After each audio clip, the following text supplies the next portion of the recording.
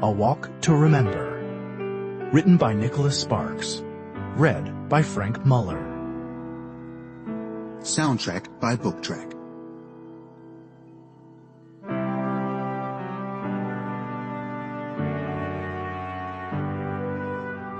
Prologue. When I was 17, my life changed forever.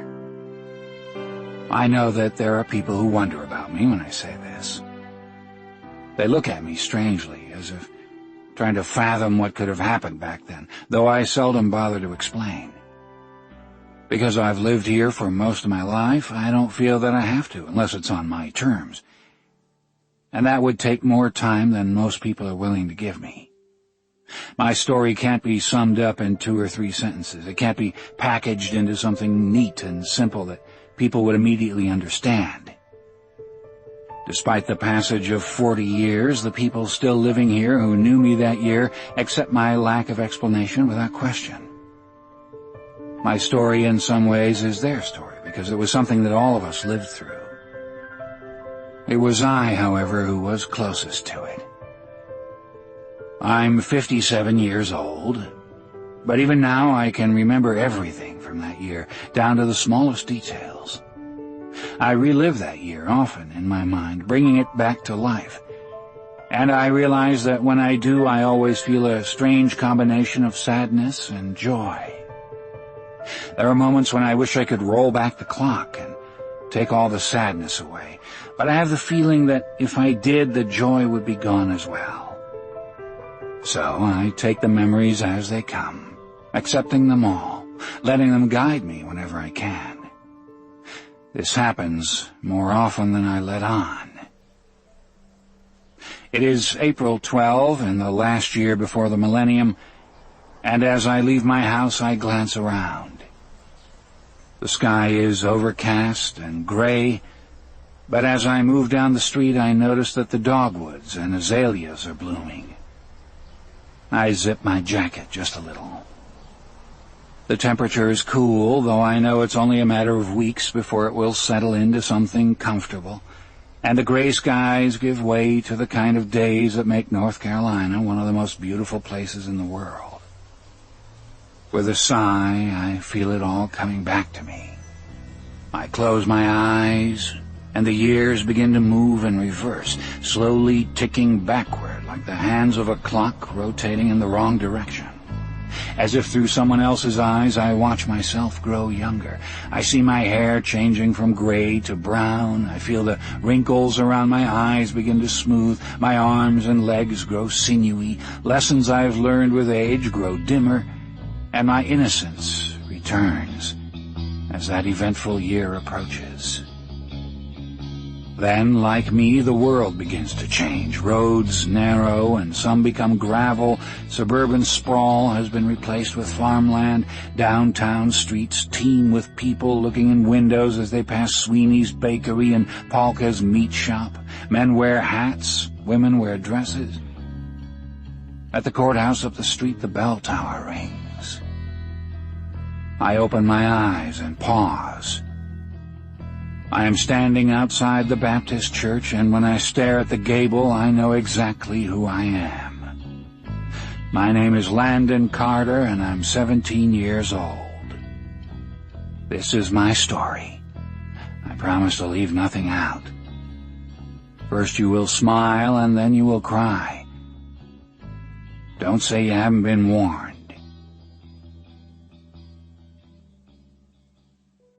Chapter 1. In 1958, Beaufort, North Carolina, which is located on the coast near Morehead City, was a place like many other small southern towns. It was the kind of place where the humidity rose so high in the summer that walking out to get the mail made a person feel as if he needed a shower, and kids walked around barefoot from April through October beneath oak trees draped in Spanish moss. People waved from their cars whenever they saw someone on the street, whether they knew him or not, and the air smelled of pine, sea, and salt, a scent unique to the Carolinas. For many of the people there, fishing in the Pamlico Sound or crabbing in the Neuse River was a way of life, and boats were moored wherever you saw the Intracoastal Waterway. Only 3 channels came in on the television, though television was never important to those of us who grew up there. Instead, our lives were centered around the churches, of which there were 18 within the town limits alone. They went by names like the Fellowship Hall Christian Church, the Church of the Forgiven People, the Church of Sunday Atonement, and then, of course, there were the Baptist churches. When I was growing up, it was far and away the most popular denomination around, and there were Baptist churches on practically every corner of town, though each considered itself superior to the others. There were Baptist churches of every type: Free Will Baptist, Southern Baptist, Congregational Baptist, Missionary Baptist, Independent Baptist. Well, you get the picture. Back then, the big event of the year was sponsored by the Baptist church downtown, Southern, if you really want to know, in conjunction with the local high school. Every year, they put on their Christmas pageant at the Beaufort Playhouse, which was actually a play that had been written by Jamie Sullivan, a minister who'd been with the church since Moses parted the Red Sea. Okay, maybe he wasn't that old, but he was old enough that you could almost see through the guy's skin. It was sort of clammy all the time and translucent. Kids would swear they actually saw the blood flowing through his veins. And his hair was as white as those bunnies you see in pet stores around Easter. Anyway, he wrote this play called The Christmas Angel because he didn't want to keep on performing that old Charles Dickens classic, A Christmas Carol. In his mind, Scrooge was a heathen who came to his redemption only because he saw ghosts, not angels. And who was to say whether they'd been sent by God anyway? And who was to say he wouldn't revert to his sinful ways if they hadn't been sent directly from heaven? The play didn't exactly tell you in the end. It sort of plays into faith and all. But Hegbert didn't trust ghosts if they weren't actually sent by God, which wasn't explained in plain language, and this was his big problem with it. A few years back, he'd changed the end of the play, sort of followed it up with his own version, complete with old man Scrooge becoming a preacher and all, heading off to Jerusalem to find the place where Jesus once taught the scribes. It didn't fly too well, not even to the congregation, who sat in the audience staring wide-eyed at the spectacle, and the newspaper said things like, though it was certainly interesting, it wasn't exactly the play we've all come to know and love. So Hegbert decided to try his hand at writing his own play. He'd written his own sermons his whole life, and some of them, we had to admit, were actually interesting, especially when he talked about the wrath of God coming down on the fornicators and all that good stuff. That really got his blood boiling, I'll tell you, when he talked about the fornicators. That was his real hot spot. When we were younger, my friends and I would hide behind the trees and shout, "Hegbert is a fornicator," when we saw him walking down the street. And we'd giggle like idiots, like we were the wittiest creatures ever to inhabit the planet. Old Hegbert, he'd stop dead in his tracks and his ears would perk up. I swear to God, they actually moved, and he'd turn this bright shade of red, like he'd just drunk gasoline, and the big green veins in his neck would start sticking out all over, like those maps of the Amazon River that you see in National Geographic. He'd peer from side to side, his eyes narrowing into slits as he searched for us, and then just as suddenly he'd start to go pale again, back to that fishy skin right before our eyes. Boy, it was something to watch, that's for sure. So we'd be hiding behind a tree, and Hegbert, what kind of parents named their kid Hegbert anyway, would stand there waiting for us to give ourselves up as if he thought we'd be that stupid. We'd put our hands over our mouths to keep from laughing out loud, but somehow he'd always zero in on us. He'd be turning from side to side, and then he'd stop, those beady eyes coming right at us, right through the tree. "I know who you are, Landon Carter," he'd say, "and the Lord knows too." He'd let that sink in for a minute or so, and then he'd finally head off again, and during the sermon that weekend, he'd stare right at us and say something like, "God is merciful to children, but the children must be worthy as well." And we'd sort of lower ourselves in the seats, not from embarrassment, but to hide a new round of giggles. Hegbert didn't understand us at all, which was really sort of strange, being that he had a kid and all. But then again, she was a girl. More on that, though, later. Anyway, like I said, Hegbert wrote The Christmas Angel one year and decided to put on that play instead.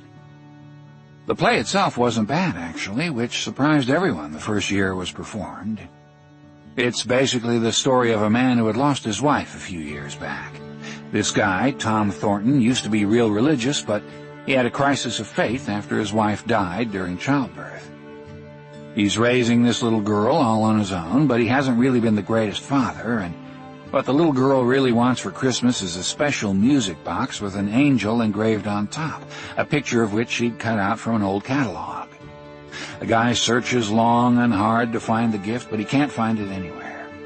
So it's Christmas Eve, and he's still searching, and while he's out looking through the stores, he comes across a strange woman he's never seen before, and she promises to help him find the gift for his daughter.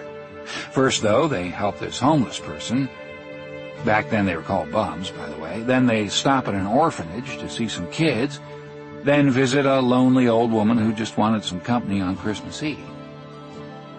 At this point, the mysterious woman asks Tom Thornton what he wants for Christmas, and he says that he wants his wife back.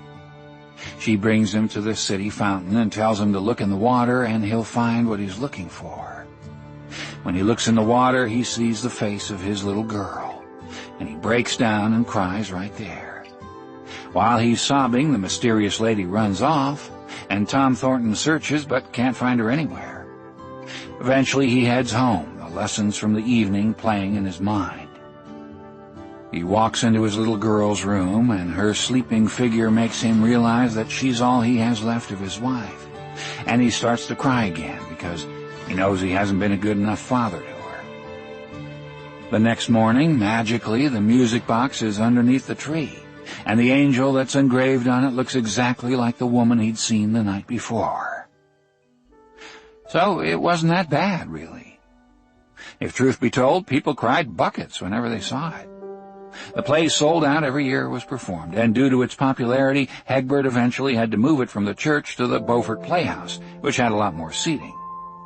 By the time I was a senior in high school, the performances ran twice to packed houses, which, considering who actually performed it, was a story in and of itself. You see, Hegbert wanted young people to perform the play, seniors in high school, not the theater group. I reckon he thought it would be a good learning experience before the seniors headed off to college and came face to face with all the fornicators. He was that kind of guy, always wanting to save us from temptation. He wanted us to know that God is out there watching you even when you're away from home, and that if you put your trust in God, you'll be all right in the end. It was a lesson that I would eventually learn in time, though it wasn't Hegbert who taught me. As I said before, Beaufort was fairly typical as far as southern towns went, though it did have an interesting history. Blackbeard the pirate once owned a house there, and his ship, Queen Anne's Revenge, is supposedly buried somewhere in the sand just offshore. Recently, some archaeologists or oceanographers or whoever looks for stuff like that said they found it, but no one's certain just yet, being that it sank over 250 years ago, and you can't exactly reach into the glove compartment and check the registration. Beaufort's come a long way since the 1950s, but it's still not exactly a major metropolis or anything. Beaufort was, and always will be, on the smaller side, but when I was growing up, it barely warranted a place on the map.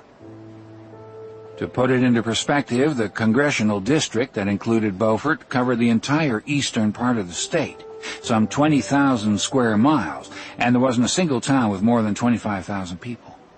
Even compared with those towns, Beaufort was regarded as being on the small side. Everything east of Raleigh and north of Wilmington, all the way to the Virginia border, was the district my father represented. I suppose you've heard of him. He's sort of a legend, even now. His name is Worth Carter, and he was a congressman for almost 30 years. His slogan every other year during the election season was, "Worth Carter represents blank," and the person was supposed to fill in the city name where he or she lived. I can remember driving on trips when me and Mom had to make our appearances to show the people he was a true family man, that we'd see those bumper stickers stenciled in with names like Otway and Chocowinity and Seven Springs.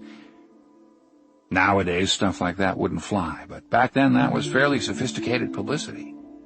I imagine if he tried to do that now, people opposing him would insert all sorts of foul language in the blank space, but we never saw it once.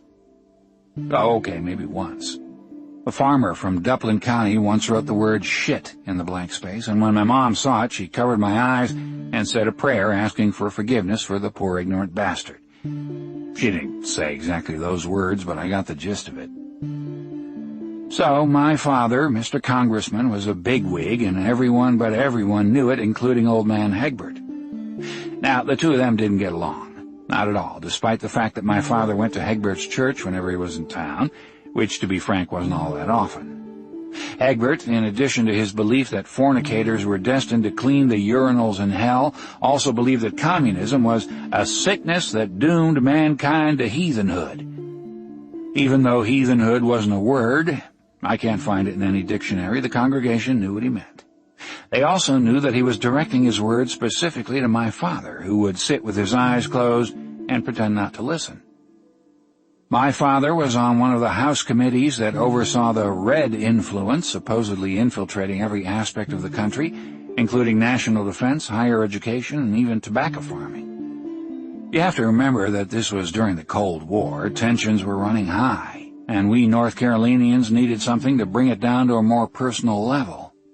My father had consistently looked for facts, which were irrelevant to people like Hegbert. Afterward, when my father would come home after the service, he'd say something like, "Reverend Sullivan was in rare form today. I hope you heard that part about the scripture where Jesus was talking about the poor." "Yeah, sure, Dad."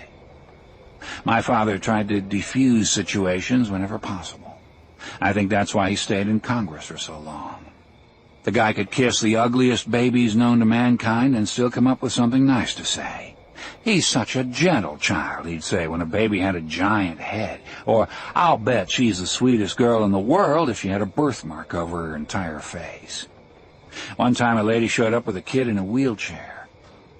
My father took one look at him and said, "I'll bet you 10 to 1 that you're the smartest kid in your class." And he was. Yeah, my father was great at stuff like that. He could fling it with the best of them, that's for sure. And he wasn't such a bad guy, not really, especially if you consider the fact that he didn't beat me or anything. But he wasn't there for me growing up. I hate to say that, because nowadays people claim that sort of stuff even if their parent was around and use it to excuse their behavior. My dad, he didn't love me, that's why I became a stripper and performed on the Jerry Springer show. I'm not using it to excuse the person I've become. I'm simply saying it as a fact. My father was gone 9 months of the year, living out of town in a Washington, D.C. apartment 300 miles away. My mother didn't go with him because both of them wanted me to grow up the same way they had. Of course, my father's father took him hunting and fishing, taught him to play ball, showed up for birthday parties, all that small stuff that adds up to quite a bit before adulthood. My father, on the other hand, was a stranger, someone I barely knew at all. For the first 5 years of my life, I thought all fathers lived somewhere else. It wasn't until my best friend, Eric Hunter, asked me in kindergarten who that guy was who showed up at my house the night before that I realized something wasn't quite right about the situation. "He's my father," I said proudly. "Oh," Eric said as he rifled through my lunchbox looking for my Milky Way, "I didn't know you had a father." Talk about something whacking you straight in the face. So I grew up under the care of my mother. Now, she was a nice lady, sweet and gentle, the kind of mother most people dream about. But she wasn't, nor could she ever be, a manly influence in my life, and that fact, coupled with my growing disillusionment with my father, made me become something of a rebel even at a young age. Not a bad one, mind you. Me and my friends might sneak out late and soap up car windows now and then, or eat boiled peanuts in the graveyard behind the church. But in the 50s, that was the kind of thing that made other parents shake their heads and whisper to their children, "You don't want to be like that Carter boy. He's on the fast track to prison."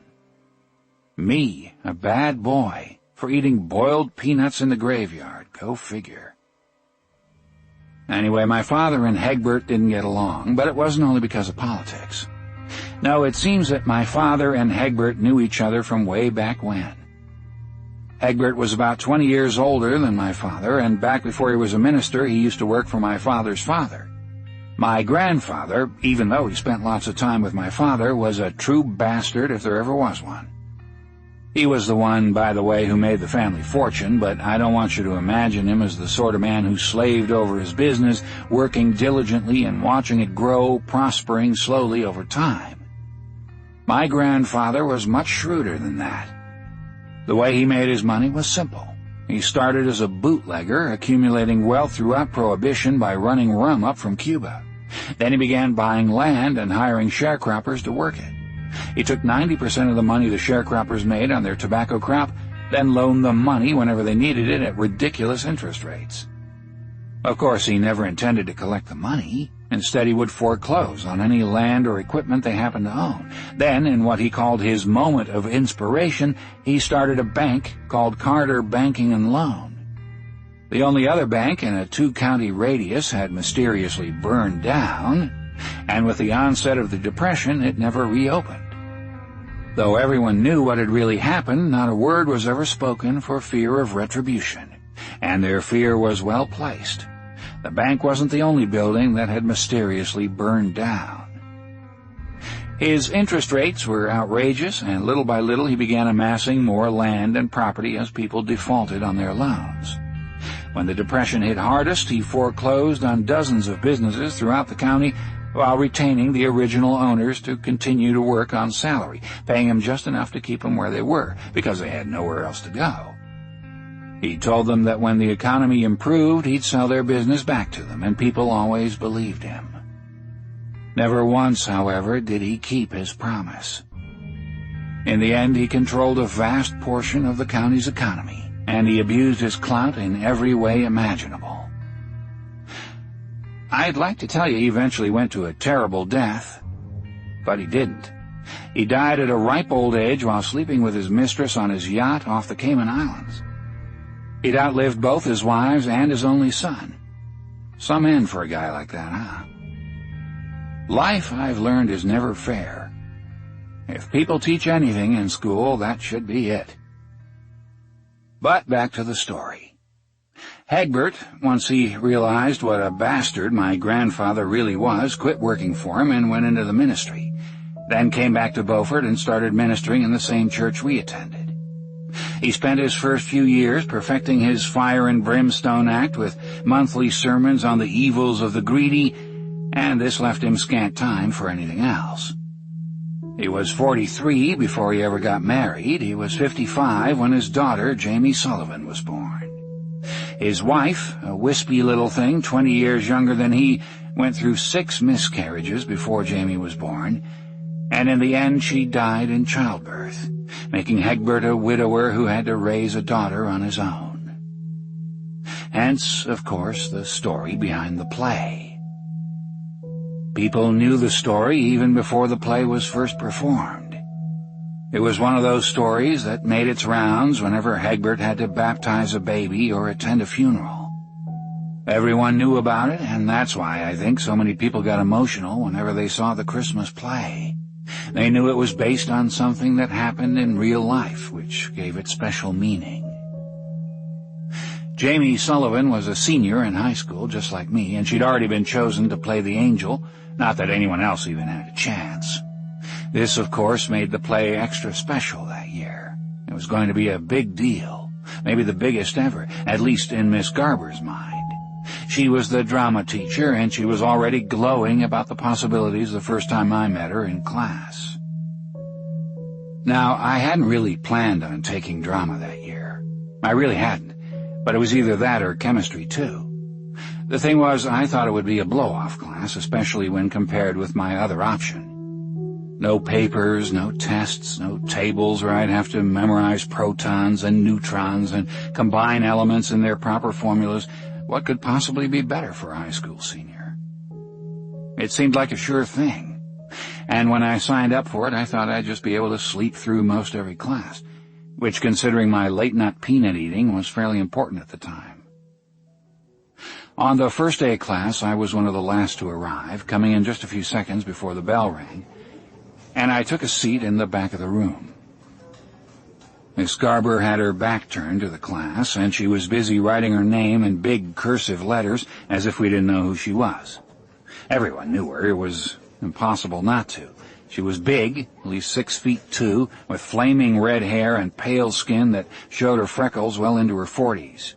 She was also overweight. I'd say honestly she pushed 250, and she had a fondness for wearing flower-patterned muumuus. She had thick, dark, horn-rimmed glasses, and she greeted everyone with, "Hello," sort of singing the last syllable. Miss Garber was one of a kind, that's for sure, and she was single, which made it even worse. A guy, no matter how old, couldn't help but feel sorry for a gal like her. Beneath her name, she wrote the goals she wanted to accomplish that year. Self-confidence was number 1, followed by self-awareness, and third, self-fulfillment. Miss Garber was big into the self stuff, which put her really ahead of the curve as far as psychotherapy is concerned, though she probably didn't realize it at the time. Miss Garber was a pioneer in that field. Maybe it had something to do with the way she looked. Maybe she was just trying to feel better about herself. But I digress. It wasn't until the class started that I noticed something unusual. Though Beaufort High School wasn't large, I knew for a fact that it was pretty much split 50-50 between males and females, which was why I was surprised when I saw that this class was at least 90% female. There was only one other male in the class, which to my thinking was a good thing, and for a moment I felt flushed with a "look out world, here I come" kind of feeling. Girls, girls, girls, I couldn't help but think. Girls and no tests in sight. Okay, so I wasn't the most forward-thinking guy on the block. So Miss Garber brings up the Christmas play and tells everyone that Jamie Sullivan is going to be the angel that year. Miss Garber started clapping right away. She was a member of the church, too, and there were a lot of people who thought she was gunning for Hegbert in a romantic sort of way. The first time I heard it, I remember thinking that it was a good thing they were too old to have children if they ever did get together. Imagine translucent with freckles. The very thought gave everyone shudders. But of course no one ever said anything about it, at least within hearing distance of Miss Garber and Hegbert. Gossip is one thing, hurtful gossip is completely another, and even in high school we weren't that mean. Miss Garber kept on clapping, all alone, for a while, until all of us finally joined in, because it was obvious that was what she wanted. "Stand up, Jamie," she said. So Jamie stood up and turned around, and Miss Garber started clapping even faster, as if she were standing in the presence of a bona fide movie star. Now, Jamie Sullivan was a nice girl. She really was. Beaufort was small enough that it had only one elementary school, so we'd been in the same classes our entire lives, and I'd be lying if I said I never talked to her. Once in second grade, she'd sat in the seat right next to me for the whole year, and we'd even had a few conversations. But it didn't mean that I spent a lot of time hanging out with her in my spare time, even back then. Who I saw in school was one thing, who I saw after school was something completely different, and Jamie had never been on my social calendar.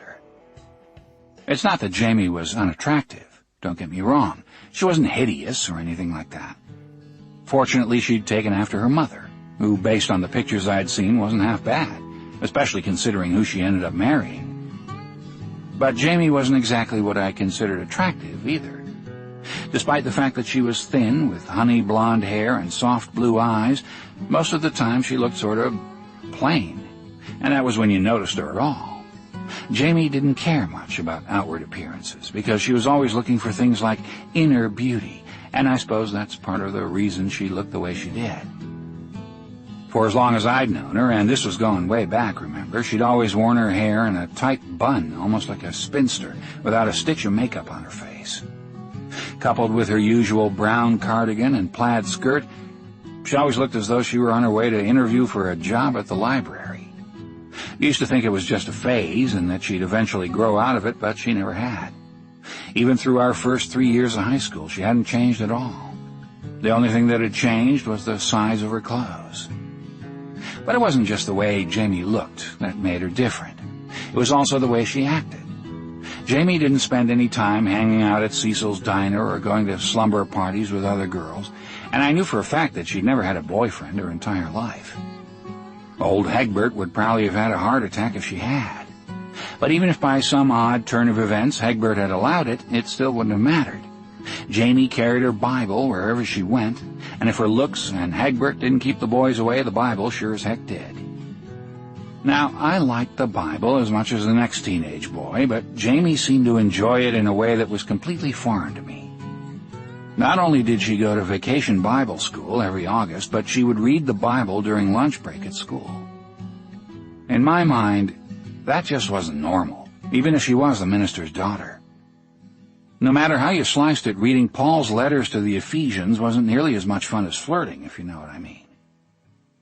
But Jamie didn't stop there. Because of all her Bible reading, or maybe because of Egbert's influence, Jamie believed it was important to help others, and helping others is exactly what she did. I knew she volunteered at the Orphanage in Morehead City, but for her that simply wasn't enough. She was always in charge of one fundraiser or another, helping everyone from the Boy Scouts to the Indian princesses. And I know that when she was 14, she spent part of her summer painting the outside of an elderly neighbor's house. Jamie was the kind of girl who would pull weeds in someone's garden without being asked, or stop traffic to help little kids cross the road. She'd save her allowance to buy a new basketball for the orphans, or she'd turn around and drop the money into the church basket on Sunday. She was, in other words, the kind of girl who made the rest of us look bad, and whenever she glanced my way, I couldn't help but feel guilty, even though I hadn't done anything wrong. Nor did Jamie limit her good deeds to people. If she ever came across a wounded animal, for instance, she'd try to help it too. Opossums, squirrels, dogs, cats, frogs, didn't matter to her. Dr. Rawlings, a vet, knew her by sight, and he'd shake his head whenever he saw her walking up to the door carrying a cardboard box with yet another critter inside. He'd take off his eyeglasses and wipe them with his handkerchief while Jamie explained how she'd found the poor creature and what had happened to it. "He was hit by a car, Dr. Rawlings. I think it was in the Lord's plan to have me find him and try to save him. You'll help me, won't you?" With Jamie, everything was in the Lord's plan. That was another thing. She always mentioned the Lord's plan whenever you talked to her, no matter what the subject. The baseball game's rained out, must be the Lord's plan to prevent something worse from happening. A surprise trigonometry quiz that everyone in class fails must be in the Lord's plan to give us challenges. Anyway, you get the picture. Then, of course, there was the whole Egbert situation, and this didn't help her at all. Being the minister's daughter couldn't have been easy, but she made it seem as if it were the most natural thing in the world, and that she was lucky to have been blessed in that way. That's how she used to say it, too. "I've been so blessed to have a father like mine." Whenever she said it, all we could do was shake our heads and wonder what planet she actually came from. Despite all these other strikes, though, the one thing that really drove me crazy about her was the fact that she was always so damn cheerful, no matter what was happening around her. I swear that girl never said a bad thing about anything or anyone, even to those of us who weren't that nice to her. She would hum to herself as she walked down the street. She would wave to strangers driving by in their cars. Sometimes ladies would come running out of their house if they saw her walking by, offering her pumpkin bread if they'd been baking all day, or lemonade if the sun was high in the sky. It seemed as if every adult in town adored her. "She's such a nice young lady," they'd say whenever Jamie's name came up. "The world would be a better place if there were more people like her." But my friends and I didn't quite see it that way. In our minds, one Jamie Sullivan was plenty. I was thinking about all this while Jamie stood in front of us on the first day of drama class, and I admit that I wasn't much interested in seeing her. But, strangely, when Jamie turned to face us, I kind of got a shock, like I was sitting on a loose wire or something. She wore a plaid skirt with a white blouse under the same brown cardigan sweater I'd seen a million times. But there were 2 new bumps on her chest that the sweater couldn't hide that I swore hadn't been there just 3 months earlier. She'd never worn makeup, and she still didn't, but she had a tan, probably from Bible school. And for the first time she looked, well, almost pretty.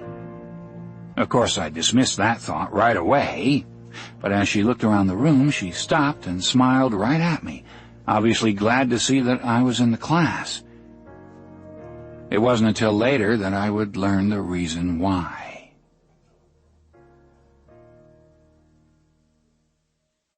Chapter 2. After high school, I planned to go to the University of North Carolina at Chapel Hill. My father wanted me to go to Harvard or Princeton, like some of the sons of other congressmen did, but with my grades it wasn't possible. Not that I was a bad student. I just didn't focus on my studies, and my grades weren't exactly up to snuff for the Ivy Leagues.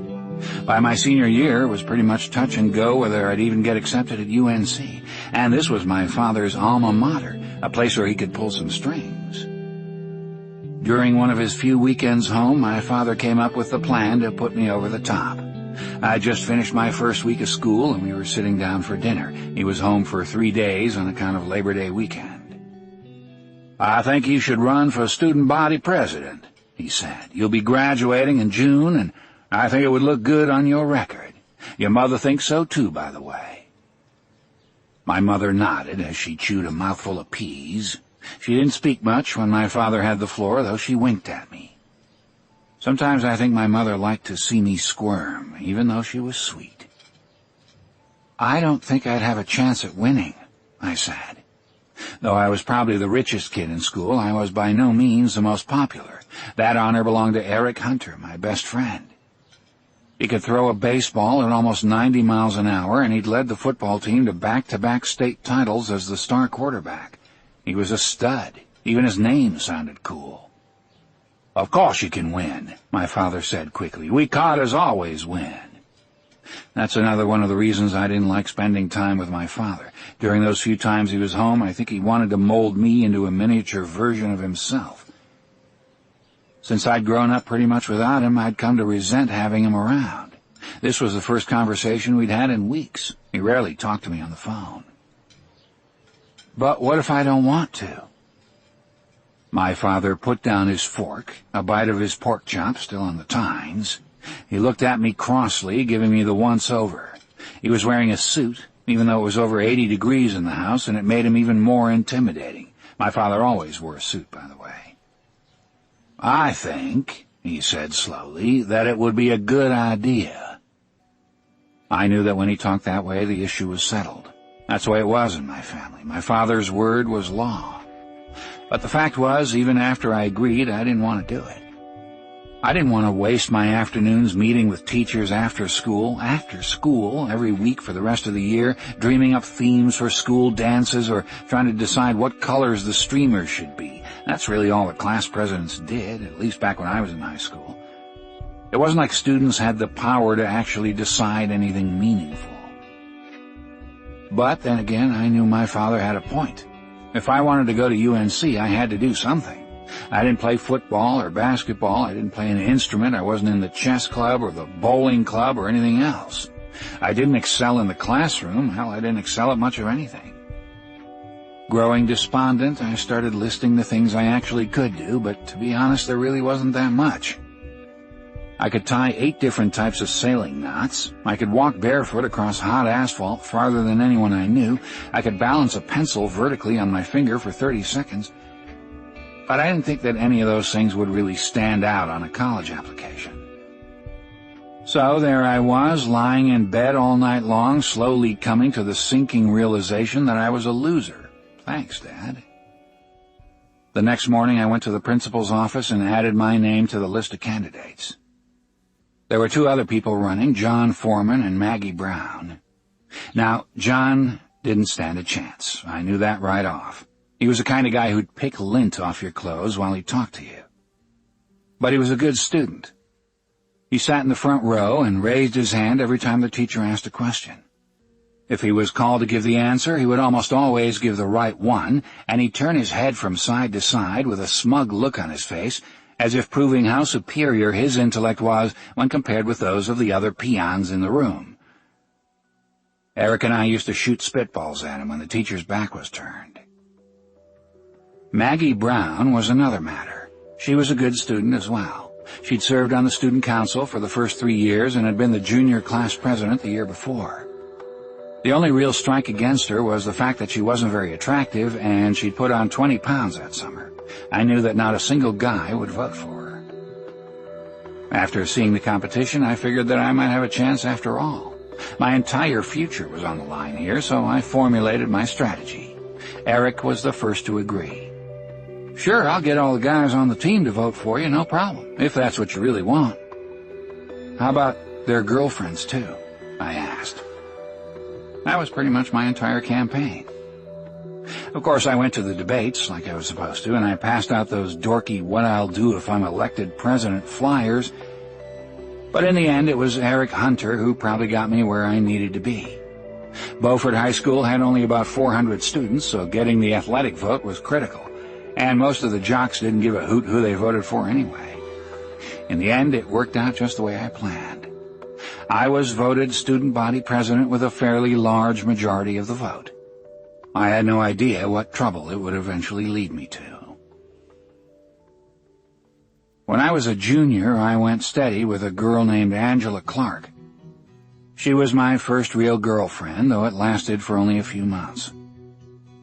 Just before school let out for the summer, she dumped me for a guy named Lou who was 20 years old and worked as a mechanic in his father's garage. His primary attribute, as far as I could tell, was that he had a really nice car. He always wore a white T-shirt with a pack of Camels folded into the sleeve, and he'd lean against the hood of his Thunderbird, looking back and forth, saying things like, "Hey, baby," whenever a girl walked by. He was a real winner, if you know what I mean. Well, anyway, the homecoming dance was coming up, and because of the whole Angela situation, I still didn't have a date. Everyone on the student council had to attend. It was mandatory. I had to help decorate the gym and clean up the next day, and besides, it was usually a pretty good time. I called a couple girls I knew, but they already had dates, so I called a few more. They had dates too. By the final week, the pickings were getting pretty slim. The pool was down to the kinds of girls who had thick glasses and talked with lisps. Beaufort was never exactly a hotbed for beauties anyway, but then again, I had to find somebody. I didn't want to go to the dance without a date. What would that look like? I'd be the only student body president ever to attend the homecoming dance alone. I'd end up being the guy scooping punch all night long or mopping up the barf in the bathroom. That's what people without dates usually did. Growing sort of panicky, I pulled out the yearbook from the year before and started flipping through the pages one by one, looking for anyone who might not have a date. First, I looked through the pages with the seniors. Though a lot of them were off at college, a few of them were still around town. Even though I didn't think I had much of a chance with them, I called anyway, and sure enough, I was proven right. I couldn't find anyone, at least not anyone who would go with me. I was getting pretty good at handling rejection, I'll tell you, though that's not the sort of thing you brag about to your grandkids. My mom knew what I was going through, and she finally came into my room and sat on the bed beside me. "If you can't get a date, I'll be happy to go with you," she said. "Thanks, Mom," I said dejectedly. When she left the room, I felt even worse than I had before. Even my mom didn't think I could find somebody. And if I showed up with her, if I lived 100 years, I'd never live that down. There was another guy in my boat, by the way. Carrie Dennison had been elected treasurer, and he still didn't have a date either. Carrie was the kind of guy no one wanted to spend time with at all, and the only reason he'd been elected was because he'd run unopposed. Even then, I think the vote was fairly close. He played the tuba in the marching band, and his body looked all out of proportion, as if he'd stopped growing halfway through puberty. He had a great big stomach and gangly arms and legs, like the Who's in Whoville, if you know what I mean. He also had a high-pitched way of talking. It's what made him such a good tuba player, I reckon, and he never stopped asking questions. "Where'd you go last weekend? Was it fun? Did you see any girls?" He wouldn't even wait for an answer, and he'd move around constantly as he asked you, so you had to keep turning your head to keep him in sight. I swear he was probably the most annoying person I'd ever met. If I didn't get a date, he'd stand off on one side with me all night long, firing questions like some deranged prosecutor. So, there I was, flipping through the pages in the junior class section, when I saw Jamie Sullivan's picture. I paused for just a second, then turned the page, cursing myself for even thinking about it. I spent the next hour searching for anyone halfway decent-looking, but I slowly came to the realization that there wasn't anyone left. In time, I finally turned back to her picture and looked again. She wasn't bad-looking, I told myself, and she's really sweet. She'd probably say yes, I thought. I closed the yearbook. Jamie Sullivan? Egbert's daughter? No way, absolutely not. My friends would roast me alive. But compared with dating your mother, or cleaning up puke, or even, God forbid, Carrie Dennison. I spent the rest of the evening debating the pros and cons of my dilemma. Believe me, I went back and forth for a while. But in the end, the choice was obvious, even to me. I had to ask Jamie to the dance, and I paced around the room thinking of the best way to ask her.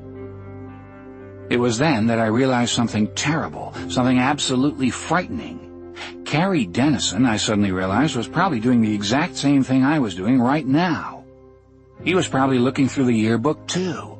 He was weird, but he wasn't the kind of guy who liked cleaning up puke either. And if you'd seen his mother, you'd know that his choice was even worse than mine. What if he asked Jamie first? Jamie wouldn't say no to him, and realistically, she was the only option he had. No one besides her would be caught dead with him. Jamie helped everyone. She was one of those equal opportunity saints. She'd probably listen to Carrie's squeaky voice, see the goodness radiating from his heart, and accept right off the bat.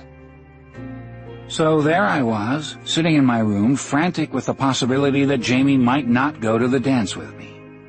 I barely slept that night, I tell you, which was just about the strangest thing I'd ever experienced. I don't think anyone ever fretted about asking Jamie out before. I planned to ask her first thing in the morning while I still had my courage, but Jamie wasn't in school. I assumed she was working with the orphans over in Moorhead City, the way she did every month. A few of us had tried to get out of school using that excuse too, but Jamie was the only one who ever got away with it. The principal knew she was reading to them or doing crafts or just sitting around playing games with them. She wasn't sneaking out to the beach or hanging out at Cecil's diner or anything. That concept was absolutely ludicrous. Got a date yet? Eric asked me in between classes. He knew very well that I didn't, but even though he was my best friend, he liked to stick it to me once in a while. Not yet, I said, but I'm working on it. Down the hall, Carrie Dennison was reaching into his locker. I swear he shot me a beady glare when he thought I wasn't looking. That's the kind of day it was. The minutes ticked by slowly during my final class. The way I figured it, if Carrie and I got out at the same time, I'd be able to get to her house first, what with those gawky legs and all. I started to psych myself up, and when the bell rang, I took off from school running at a full clip. I was flying for about 100 yards or so, and then I started to get kind of tired, and then a cramp set in. Pretty soon, all I could do was walk, but that cramp really started to get to me, and I had to bend over and hold my side while I kept moving. As I made my way down the streets of Beaufort, it looked like a wheezing version of the Hunchback of Notre Dame. Behind me, I thought I heard Carrie's high-pitched laughter. I turned around, digging my fingers into my gut to stifle the pain, but I couldn't see him. Maybe he was cutting through someone's backyard. He was a sneaky bastard, that guy. You couldn't trust him even for a minute. I started to stumble along even faster, and pretty soon I reached Jamie's street. By then I was sweating all over. My shirt was soaked right through, and I was still wheezing something fierce. Well, I reached her front door, took a second to catch my breath, and finally knocked. Despite my fevered rush to her house, my pessimistic side assumed that Carrie would be the one who opened the door for me. I imagined him smiling at me with a victorious look in his eye, one that essentially meant, "Sorry, partner, you're too late." But it wasn't Carrie who answered, it was Jamie.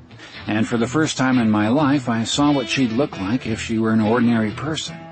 She was wearing jeans and a red blouse, and though her hair was still pulled up into a bun, she looked more casual than she usually did.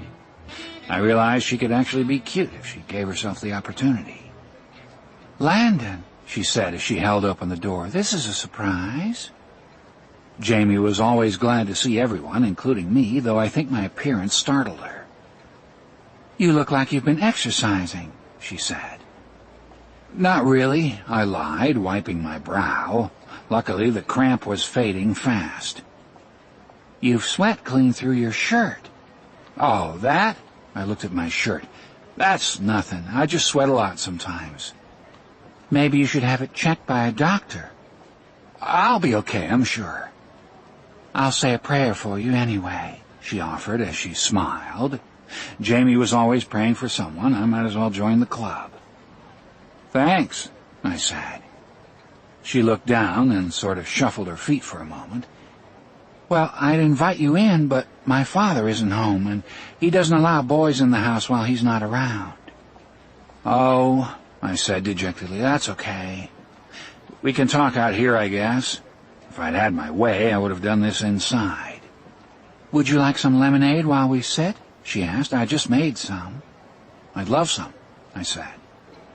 I'll be right back. She walked back into the house, but she left the door open, and I took a quick glance around. The house, I noticed, was small but tidy, with a piano against one wall and a sofa against the other. A small fan sat oscillating in the corner. On the coffee table there were books with names like Listening to Jesus and Faith is the Answer. Her Bible was there too, and it was open to the chapter on Luke. A moment later, Jamie returned with the lemonade, and we took a seat in 2 chairs near the corner of the porch. I knew she and her father sat there in the evenings, because I passed by their house now and then. As soon as we were seated, I saw Mrs. Hastings, her neighbor across the street, wave to us. Jamie waved back while I sort of scooted my chair so that Mrs. Hastings couldn't see my face. Even though I was going to ask Jamie to the dance, I didn't want anyone, even Mrs. Hastings, to see me there, on the off chance that she'd already accepted Carrie's offer. It was one thing to actually go with Jamie. It was another thing to be rejected by her in favor of a guy like Carrie. What are you doing? Jamie asked me. You're moving your chair into the sun. I like the sun, I said. She was right, though. Almost immediately I could feel the rays burning through my shirt and making me sweat again. If that's what you want, she said, smiling. So, what did you want to talk to me about? Jamie reached up and started to adjust her hair. By my reckoning, it hadn't moved at all. I took a deep breath, trying to gather myself, but I couldn't force myself to come out with it just yet. So, I said instead, you were at the orphanage today? Jamie looked at me curiously. No, my father and I were at the doctor's office. Is he okay? She smiled. Healthy as can be. I nodded and glanced across the street. Mrs. Hastings had gone back inside, and I couldn't see anyone else in the vicinity. The coast was finally clear, but I still wasn't ready. Sure is a beautiful day, I said, stalling. Yes, it is. Warm, too. That's because you're in the sun. I looked around, feeling the pressure building. Why, I'll bet there's not a single cloud in the whole sky. This time Jamie didn't respond, and we sat in silence for a few moments. Landon, she finally said, you didn't come here to talk about the weather, did you? Not really. Then why are you here? The moment of truth had arrived, and I cleared my throat. Well, I wanted to know if you were going to the homecoming dance. Oh, she said. Her tone made it seem as if she were unaware that such a thing existed. I fidgeted in my seat and waited for her answer. I really hadn't planned on going, she finally said. But if someone asked you to go, you might? It took a moment for her to answer. I'm not sure, she said, thinking carefully. I suppose I might go if I got the chance. I've never been to a homecoming dance before. They're fun, I said quickly. Not too much fun, but fun, especially when compared to my other options I didn't add. She smiled at my turn of phrase. I'd have to talk to my father, of course, but if he said it was okay, then I guess I could. In the tree beside the porch, a bird started to chirp noisily as if he knew I wasn't supposed to be here. I concentrated on the sound, trying to calm my nerves. Just 2 days ago, I couldn't have imagined myself even thinking about it, but suddenly there I was, listening to myself as I spoke the magic words. Well, would you like to go to the dance with me? I could tell she was surprised. I think she believed that the little lead up to the question probably had to do with someone else asking her. Sometimes teenagers sent their friends out to scout the terrain, so to speak, so as not to face possible rejection. Even though Jamie wasn't much like other teenagers, I'm sure she was familiar with the concept, at least in theory.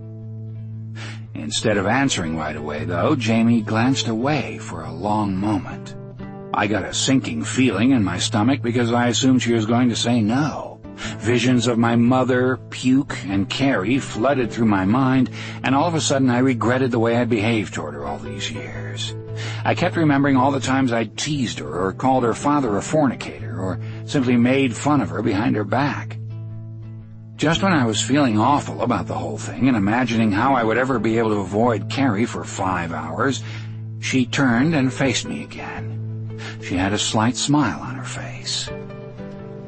"I'd love to," she finally said, "on one condition." I steadied myself, hoping it wasn't something too awful. "Yes?" "You have to promise that you won't fall in love with me."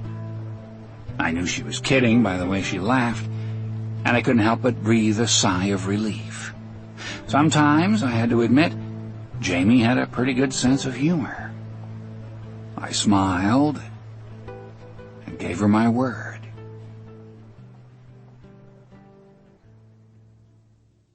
Chapter 3. As a general rule, Southern Baptists don't dance. In Beaufort, however, it wasn't a rule that was ever strictly enforced. The minister before Hegbert, don't ask me what his name was, took a sort of a lax view about school dances as long as they were chaperoned, and because of that they'd become a tradition of sorts. By the time Hegbert came along, it was too late to change things. Jamie was pretty much the only one who'd never been to a school dance, and frankly, I didn't know whether she even knew how to dance at all. I admit that I also had some concerns about what she would wear, though it wasn't something I would tell her. When Jamie went to the church socials, which were encouraged by Hegbert, she usually wore an old sweater and one of the plaid skirts we saw in school every day, but the homecoming dance was supposed to be special. Most of the girls bought new dresses, and the boys wore suits, and this year we were bringing in a photographer to take our pictures. I knew Jamie wasn't going to buy a new dress because she wasn't exactly well off. Ministering wasn't a profession where people made a lot of money. But of course ministers weren't in it for monetary gain, they were in it for the long haul, if you know what I mean. But I didn't want her to wear the same thing she wore to school every day either. Not so much for me, I'm not that cold-hearted, but because of what others might say. I didn't want people to make fun of her or anything. The good news, if there was any, was that Eric didn't rib me too bad about the whole Jamie situation because he was too busy thinking about his own date. He was taking Margaret Hayes, who was the head cheerleader at our school. She wasn't the brightest bulb on the Christmas tree, but she was nice in her own way. By nice, of course, I'm talking about her legs.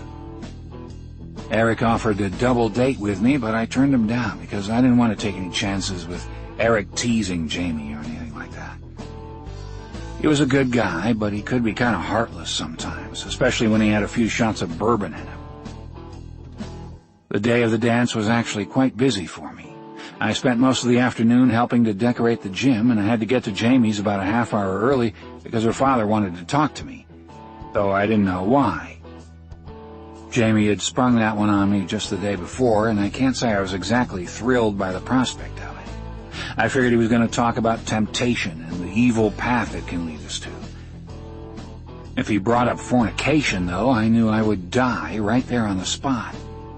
I said small prayers all day long in the hope of avoiding this conversation, but I wasn't sure if God would put my prayers on the front burner, if you know what I mean, because of the way I behaved in the past. I was pretty nervous just thinking about it.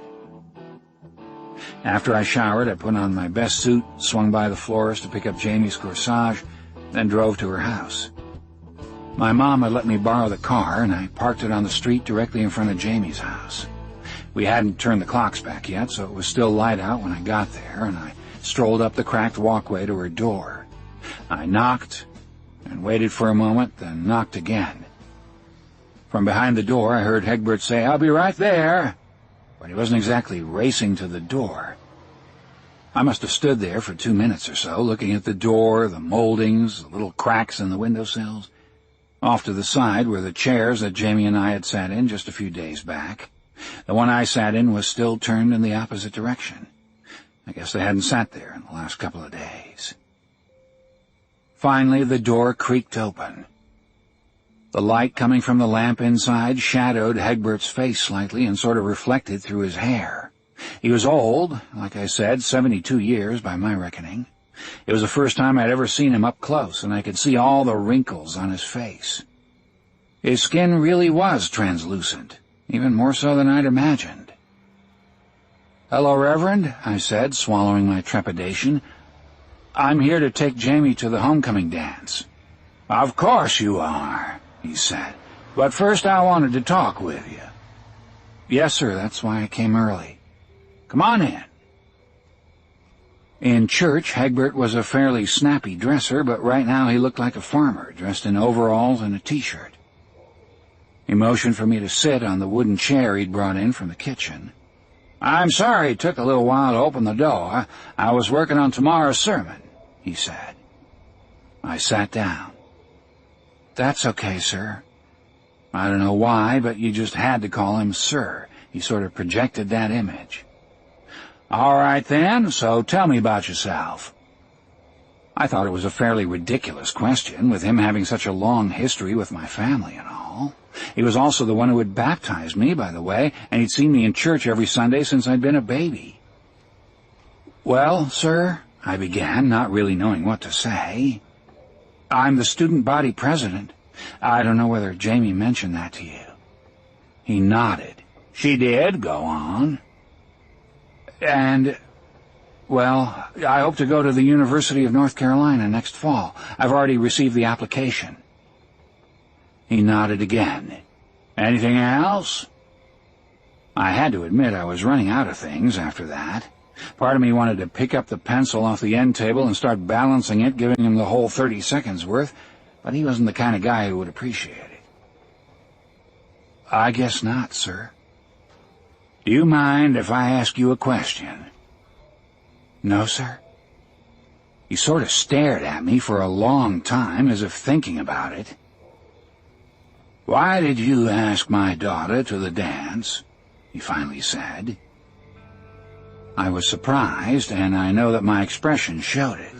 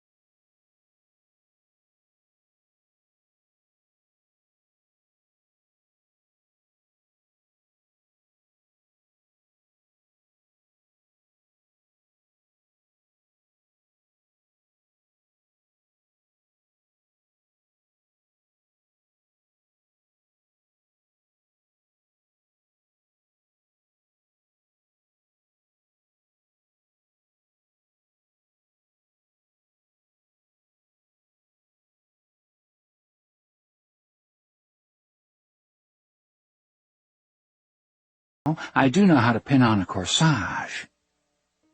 I started the car and headed toward the high school, with the conversation I just had with Hegbert running through my mind. "My father doesn't like you very much," she said, as if knowing what I was thinking. I nodded without saying anything. He thinks you're irresponsible." I nodded again. "He doesn't like your father much either." I nodded once more. "Or your family." I get the picture. "But do you know what I think?" she asked suddenly. "Not really." By then I was pretty depressed. "I think that all this was in the Lord's plan somehow. What do you think the message is?" Here we go, I thought to myself. I doubt if the evening could have been much worse, if you want to know the truth. Most of my friends kept their distance, and Jamie didn't have many friends to begin with, so we spent most of our time alone. Even worse, it turned out that my presence wasn't even required anymore. They'd changed the rule, owing to the fact that Carrie couldn't get a date, and that left me feeling pretty miserable about the whole thing as soon as I found out about it. But because of what her father had said to me, I couldn't exactly take her home early now, could I? And more than that, she was really having a good time. Even I could see that. She loved the decorations I'd helped put up. She loved the music. She loved everything about the dance. She kept telling me how wonderful everything was, and she asked me whether I might help her decorate the church someday for one of their socials. I sort of mumbled that she should call me, and even though I said it without a trace of energy, Jamie thanked me for being so considerate.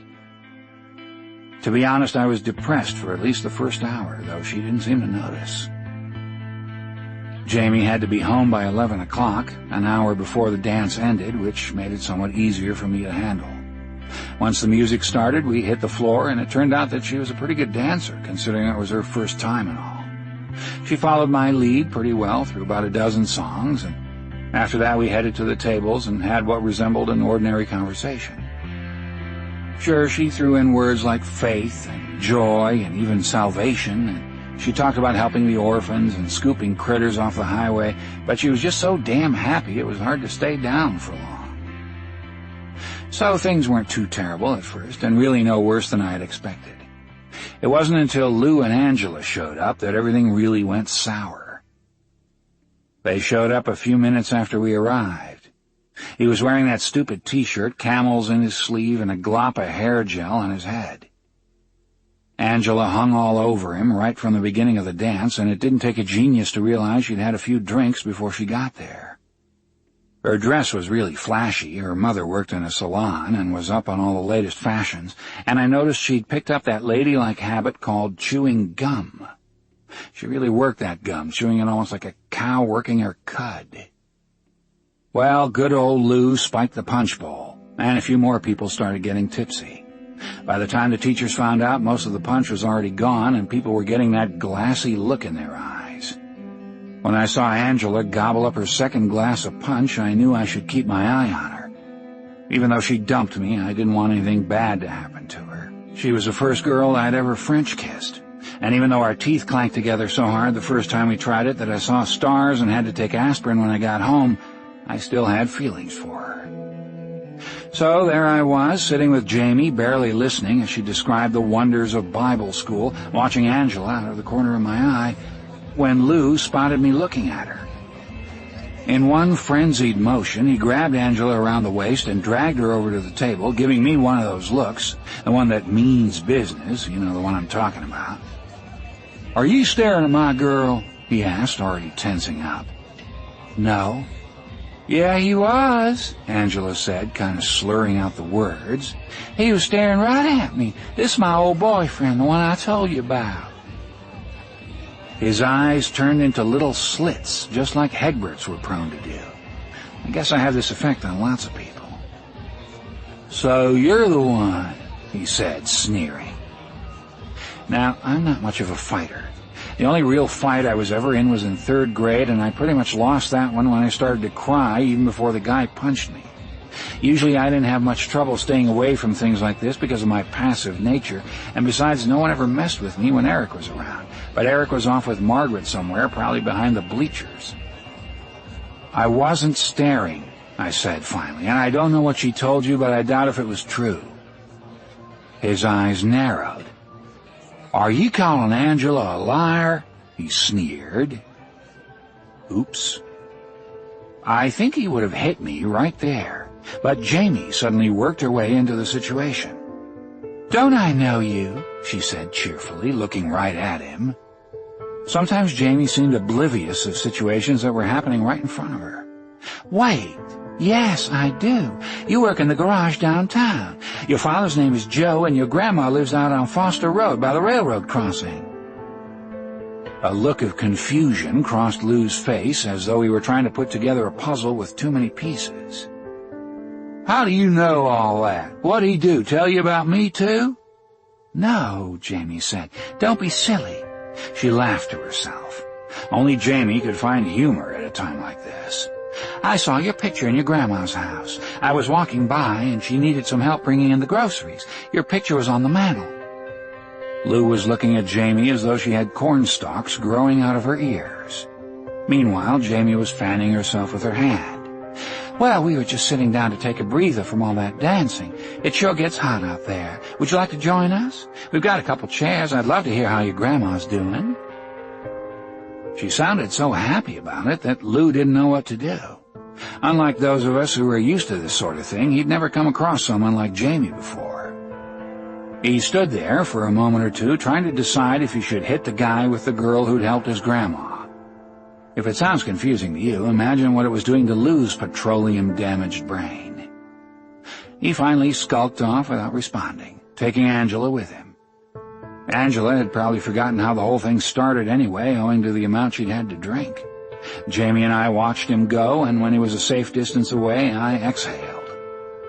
I hadn't even realized I'd been holding my breath. "Thanks," I mumbled sheepishly, realizing that Jamie was the one who'd saved me from grave bodily harm. Jamie looked at me strangely. "For what?" she asked. And when I didn't exactly spell it out for her, she went right back into her story about Bible school, as if nothing had happened at all. But this time I found myself actually listening to her, at least with one of my ears.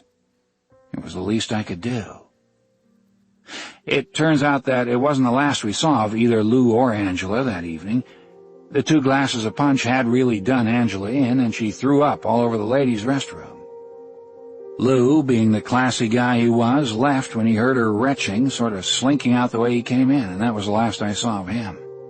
Jamie, as fate would have it, was the one who found Angela in the bathroom, and it was obvious that Angela wasn't doing too well. The only option was to clean her up and take her home before the teachers found out about it. Getting drunk was a big deal back then, and she'd be looking at suspension, maybe even expulsion, if she got caught. Jamie, bless her heart, didn't want that to happen any more than I did, though I would have thought otherwise if he'd asked me beforehand, owing to the fact that Angela was a minor and in violation of the law. She'd also broken another one of Hegbert's rules for proper behavior. Hegbert frowned on law-breaking and drinking, and though it didn't get him going like fornication, we all knew he was deadly serious, and we assumed Jamie felt the same way. And maybe she did, but her helper instinct must have taken over. She probably took one look at Angela and thought wounded critter or something like that, and took immediate charge of the situation. I went off and located Eric behind the bleachers, and he agreed to stand guard at the bathroom door while Jamie and I went in to tidy it up. Angela had done a marvelous job, I tell you. The puke was everywhere except the toilet. The walls, the floor, the sinks, even on the ceiling, though don't ask me how she did that. So there I was, perched on all fours, cleaning up puke at the homecoming dance in my best blue suit, which was exactly what I had wanted to avoid in the first place. And Jamie, my date, was on all fours too, doing exactly the same thing. I could practically hear Carrie laughing a squeaky, maniacal laugh somewhere in the distance. We ended up sneaking out the back door of the gym, keeping Angela stable by walking on either side of her. She kept asking where Lou was, but Jamie told her not to worry. She had a real soothing way of talking to Angela, though Angela was so far gone I doubt if she even knew who was speaking. We loaded Angela into the backseat of my car, where she passed out almost immediately, although not before she'd vomited once more on the floor of the car. The smell was so awful that we had to roll down the windows to keep from gagging, and the drive to Angela's house seemed extra long. Her mother answered the door, took one look at her daughter, and brought her inside without so much as a word of thanks. I think she was embarrassed, and we didn't really have much to say to her anyway. The situation pretty much spoke for itself. By the time we dropped her off, it was 10:45, and we drove straight back to Jamie's. I was really worried when we got there because of the way she looked and smelled, and I said a silent prayer hoping that Egbert wasn't awake. I didn't want to have to explain this to him. Oh, he'd probably listen to Jamie if she was the one who told him about it, but I had the sinking feeling that he'd find a way to blame me anyway. So I walked her to the door, and we stood outside under the porch light. Jamie crossed her arms and smiled a little, looking just as if she'd come in from an evening stroll where she'd contemplated the beauty of the world. "Please don't tell your father about this," I said. "I won't," she said. She kept on smiling when she finally turned my way. "I had a good time tonight. Thank you for taking me to the dance." Here she was, covered in puke, actually thanking me for the evening. Jamie Sullivan could really drive a guy crazy sometimes.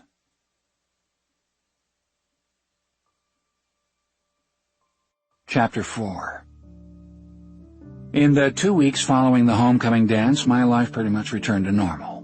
My father was back in Washington, D.C., which made things a lot more fun around my house, primarily because I could sneak out the window again and head to the graveyard for my late-night forays. I don't know what it was about the graveyard that attracted us so. Maybe it had something to do with the tombstones themselves, because as far as tombstones went, they were actually fairly comfortable to sit on. We usually sat in a small plot where the Preston family had been buried about 100 years ago. There were 8 tombstones there, all arranged in a circle, making it easy to pass the boiled peanuts back and forth between us. One time my friends and I decided to learn what we could about the Preston family, and we went to the library to find out if anything had been written about them. I mean, if you're going to sit on someone's tombstone, you might as well know something about them, right?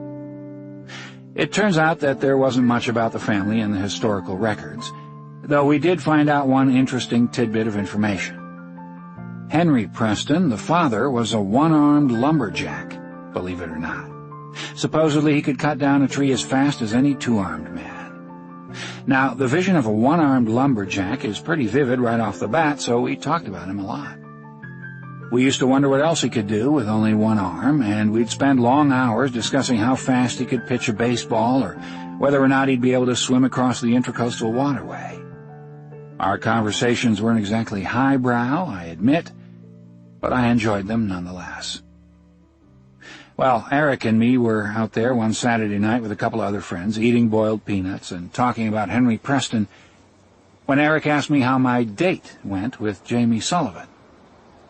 He and I hadn't seen much of each other since the homecoming dance because the football season was already in the playoffs and Eric had been out of town the past few weekends with the team. "It was okay," I said, shrugging, doing my best to play it cool. Eric playfully elbowed me in the ribs and I grunted. He outweighed me by at least 30 pounds. "Did you kiss her goodnight?" "No." He took a long drink from his can of Budweiser as I answered. I don't know how he did it, but Eric never had trouble buying beer, which was strange, being that everyone in town knew how old he was. He wiped his lips with the back of his hand, tossing me a sidelong glance. "I would have thought that after she helped you clean the bathroom, you would have at least kissed her goodnight." "Well, I didn't." "Didn't you even try?" "No." "Why not?" "She's not that kind of girl," I said. And even though we all knew it was true, it still sounded like I was defending her. Eric latched onto that like a leech. "I think you like her," he said. "You're full of crap," I answered, and he slapped my back hard enough to force the breath right out of me. Hanging out with Eric usually meant that I'd have a few bruises the following day. "Yeah, I might be full of crap," he said, winking at me, "but you're the one who's smitten with Jamie Sullivan." I knew we were treading on dangerous ground. "I was just using her to impress Margaret," I said. "And with all the love notes she's been sending me lately, I reckon it must have worked." Eric laughed aloud, slapping me on the back again. "You and Margaret, now that's funny." I knew I'd just dodged a major bullet, and I breathed a sigh of relief as the conversation spun off in a new direction. I joined in now and then, but I wasn't really listening to what they were saying. Instead, I kept hearing this little voice inside me that made me wonder about what Eric had said. The thing was, Jamie was probably the best date I could have had that night, especially considering how the evening turned out. Not many dates, heck, not many people, period, would have done what she did.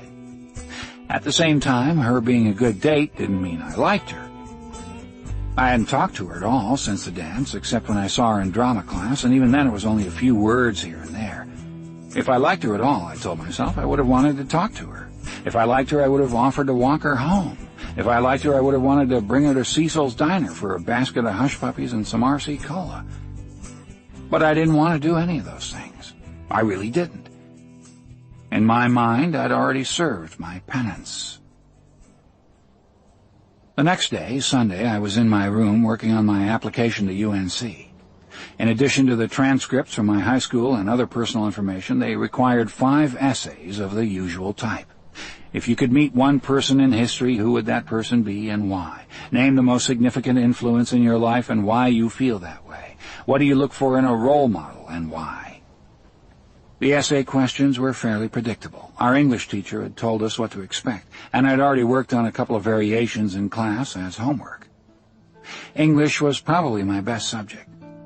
I'd never received anything lower than an A since I first started school, and I was glad the emphasis for the application process was on writing. If it had been on math, I might have been in trouble, especially if it included those algebra questions that talked about the 2 trains leaving an hour apart, traveling in opposite directions at 40 miles an hour, etc.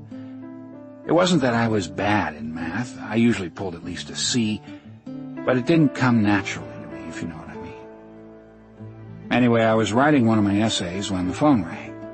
The only phone we had was located in the kitchen, and I had to run downstairs to grab the receiver. I was breathing so loudly that I couldn't make out the voice too well, though it sounded like Angela. I immediately smiled to myself. Even though she'd been sick all over the place and I'd had to clean it up, she was actually pretty fun to be around most of the time. And her dress really had been something, at least for the first hour. I figured she was probably calling to thank me or even to get together for a barbecue sandwich and hush puppies or something. Landon? Oh, hey, I said, playing it cool. What's going on? There was a short pause on the other end. How are you? It was then that I suddenly realized I wasn't speaking to Angela. Instead, it was Jamie, and I almost dropped the phone. I can't say that I was happy about hearing from her, and for a second I wondered who had given her my phone number before I realized it was probably in the church records. Landon? I'm fine, I finally blurted out, still in shock. Are you busy? She asked. Sort of. Oh, I see, she said, trailing off. She paused again. Why are you calling me? I asked. It took her a few seconds to get the words out. Well, I just wanted to know if you wouldn't mind coming by a little later this afternoon. Coming by? Yes, to my house. Your house? I didn't even try to disguise the growing surprise in my voice. Jamie ignored it and went on. There's something I want to talk to you about. I wouldn't ask if it wasn't important. Can't you just tell me over the phone? I'd rather not. Well, I'm working on my college application essays all afternoon, I said, trying to get out of it. Oh. Well, like I said, it's important, but I suppose I can talk to you Monday at school. With that, I suddenly realized that she wasn't going to let me off the hook, and that we'd end up talking one way or the other. My brain suddenly clicked through the scenarios as I tried to figure out which one I should do, talk to her where my friends would see us or talk at her house. Though neither option was particularly good, there was something in the back of my mind reminding me that she'd help me out when I'd really needed it, and the least I could do was to listen to what she had to say.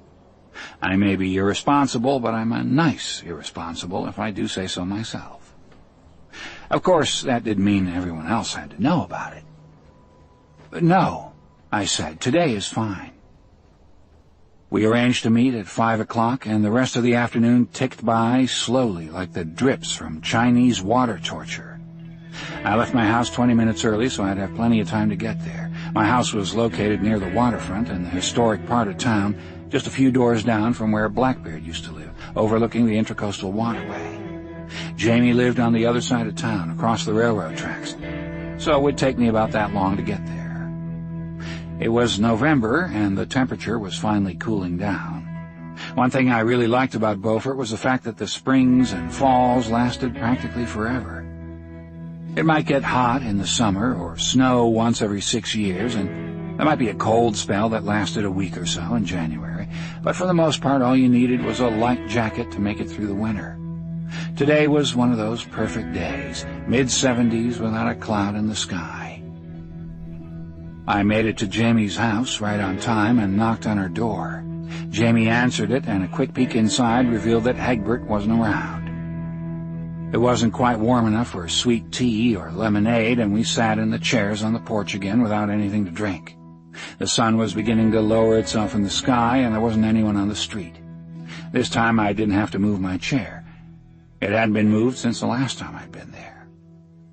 "Thank you for coming, Landon," she said. "I know you're busy, but I appreciate your taking the time to do this." "So what's so important?" I said, wanting to get this over with as quickly as possible. Jamie, for the first time since I'd known her, actually looked nervous as she sat with me. She kept bringing her hands together and pulling them apart. "I wanted to ask you a favor," she said seriously. "A favor?" She nodded. At first I thought she was going to ask me to help her decorate the church like she'd mentioned at homecoming, or maybe she needed me to use my mother's car to bring some stuff to the orphans. Jamie didn't have her license, and Egbert needed their car anyway, being that there was always a funeral or something he had to go to. But it still took a few seconds for her to get the words out. She sighed, her hands coming together again. "I'd like to ask you if you wouldn't mind playing Tom Thornton in the school play," she said. Tom Thornton, like I said before, was the man in search of the music box for his daughter, the one who meets the angel. Except for the angel, it was far and away the most important role. "Well, I don't know," I said, confused. "I thought Eddie Jones was going to be Tom. That's what Miss Garber told us." Eddie Jones was a lot like Carrie Dennison, by the way. He was really skinny, with pimples all over his face, and he usually talked to you with his eyes all squinched up. He had a nervous tic, and he couldn't help but squinch his eyes whenever he got nervous, which was practically all the time. He'd probably end up spouting his lines like a psychotic blind man if you put him in front of a crowd. To make things worse, he had a stutter, too, and it took him a long time to say anything at all. Miss Garber had given him the role because he'd been the only one who offered to do it, but even then it was obvious she didn't want him either. Teachers were human, too, but she didn't have much of an option since no one else had come forward. Miss Garber didn't say that exactly. What she said was that Eddie could have the role if no one else tried out for it. Can't someone else do it instead? But there really wasn't anyone else, and I knew it. Because of Egbert's requirement that only seniors perform, the play was in a bind that year. There were about 50 senior boys at the high school, 22 of whom were on the football team, and with the team still in the running for the state title, none of them would have the time to go to the rehearsals. Of the 30 or so who were left, more than half were in the band, and they had after-school practice as well. A quick calculation showed that there were maybe a dozen other people who could possibly do it. Now, I didn't want to do the play at all, and not only because I'd come to realize that drama was just about the most boring class ever invented. The thing was, I'd already taken Jamie to homecoming, and with her as the angel, I just couldn't bear the thought that I'd have to spend every afternoon with her for the next month or so. Being seen with her once was bad enough, but being seen with her every day? What would my friends say? But I could tell this was really important to her. The simple fact that she'd asked made that clear. Jamie never asked anyone for a favor. I think deep down she suspected that no one would ever do her a favor because of who she was. The very realization made me sad. What about Jeff Bangert? He might do it, I offered. Jamie shook her head. He can't. His father's sick, and he has to work in the store after school until his father gets back on his feet. What about Darren Woods? He broke his arm last week when he slipped on the boat. His arm is in a sling. Really? I didn't know that, I said, stalling, but Jamie knew what I was doing. I've been praying about it, Landon, she said simply, and sighed for the second time. I'd really like this play to be special this year, not for me, but because of my father. I want it to be the best production ever.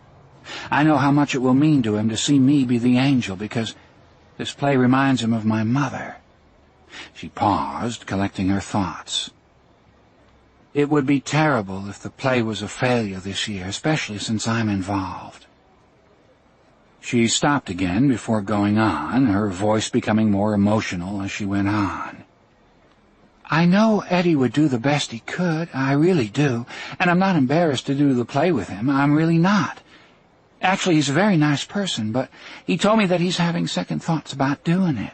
Sometimes people at school can be so cruel, and I don't want Eddie to be hurt. But—" she took a deep breath. "But the real reason I'm asking is because of my father. He's such a good man, Landon. If people make fun of his memory of my mother while I'm playing the part, well, that would break my heart. And with Eddie and me, you know what people would say." I nodded, my lips pressed together, knowing that I would have been one of those people she was talking about. In fact, I already was. Jamie and Eddie, the dynamic duo we called them after Miss Garber had announced that they'd be the ones doing the roles. The very fact that it was I who had started it up made me feel terrible, almost sick to my stomach. She straightened up a little in her seat and looked at me sadly, as if she already knew I was going to say no. I guess she didn't know how I was feeling. She went on. "I know that challenges are always part of the Lord's plan, but I don't want to believe that the Lord is cruel, especially to someone like my father. He devotes his life to God. He gives to the community. And he's already lost his wife and has had to raise me on his own. And I love him so much for it." Jamie turned away, but I could see the tears in her eyes. It was the first time I'd ever seen her cry. I think part of me wanted to cry, too. "I'm not asking you to do it for me," she said softly. "I'm really not. And if you say no, I'll still pray for you, I promise. But if you'd like to do something kind for a wonderful man who means so much to me, will you just think about it?" Her eyes looked like those of a cocker spaniel that had just messed on the rug. I looked down at my feet. "I don't have to think about it," I finally said. "I'll do it."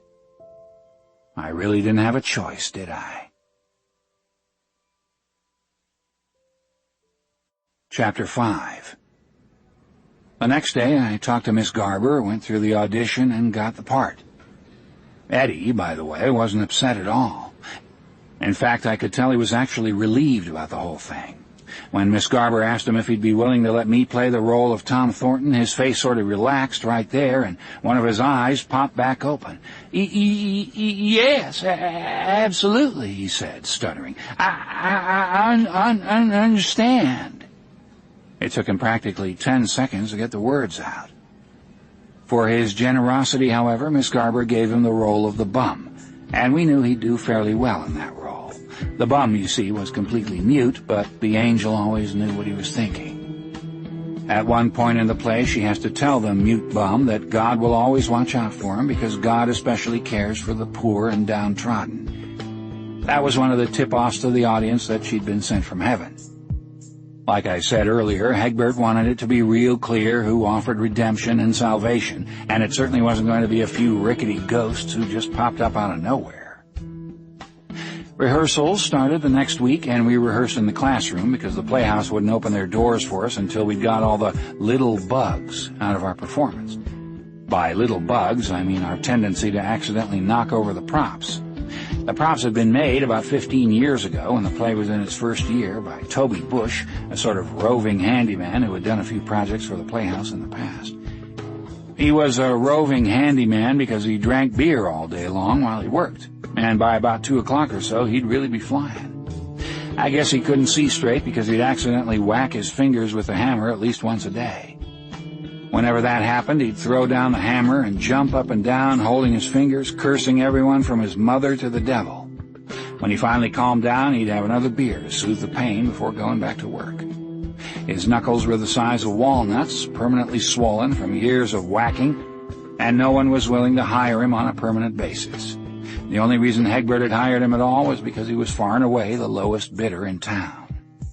But Hegbert wouldn't allow drinking or cursing, and Toby didn't really know how to work within such a strict environment. As a result, the work was kind of sloppy, though it wasn't obvious right off the bat. After a few years, the props began to fall apart, and Hegbert took it upon himself to keep the things together. But while Hegbert was good at thumping the Bible, he wasn't too good at thumping nails, and the props had bent, rusty nails sticking out all over, poking through the plywood in so many places that we had to be careful to walk exactly where we were supposed to. If we bumped them the wrong way, we'd either cut ourselves or the props would topple over, making little nail holes all over the stage floor. After a couple of years, the Playhouse stage had to be resurfaced, and though they couldn't exactly close their doors to Hegbert, they made a deal with him to be more careful in the future. That meant we had to practice in the classroom until we'd worked out the little bugs. Fortunately, Hegbert wasn't involved with the actual production of the play because of all his ministering duties. That role fell to Miss Garber, and the first thing she told us to do was to memorize our lines as quickly as possible. We didn't have as much time as was usually allotted for rehearsals because Thanksgiving came on the last possible day in November, and Hegbert didn't want the play to be performed too close to Christmas so as not to interfere with its true meaning. That left us only 3 weeks to get the play just right, which was about a week shorter than usual. The rehearsals began at 3 o'clock, and Jamie knew all her lines the first day there, which wasn't really surprising. What was surprising was that she knew all my lines, too, as well as everyone else's. We'd be going over a scene, she'd be doing it without the script, and I'd be looking down at a stack of pages trying to figure out what my next line should be, and whenever I looked up she had this real shiny look about her, as if waiting for a burning bush or something.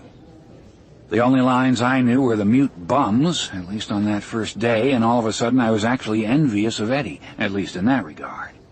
This was going to be a lot of work, not exactly what I'd expected when I'd signed up for the class. My noble feelings about doing the play had worn off by the second day of rehearsals. Even though I knew I was doing the right thing, my friends didn't understand it at all, and they'd been riding me since they'd found out. "You're doing what?" Eric asked when he learned about it. "You're doing the play with Jamie Sullivan? Are you insane or just plain stupid?" I sort of mumbled that I had a good reason, but he wouldn't let it drop, and he told everyone around us that I had a crush on her. I denied it, of course, which just made them assume it was true, and they'd laugh all the louder and tell the next person they saw. The stories kept getting wilder, too. By lunchtime, I'd heard from Sally that I was thinking of getting engaged. I actually think Sally was jealous about it. She'd had a crush on me for years, and the feeling might have been mutual, except for the fact that she had a glass eye, and that was something I just couldn't ignore. Her bad eye reminded me of something you'd see stuffed into the head of a mounted owl in a tacky antique shop, and to be honest, it sort of gave me the willies. I guess that was when I started to resent Jamie again.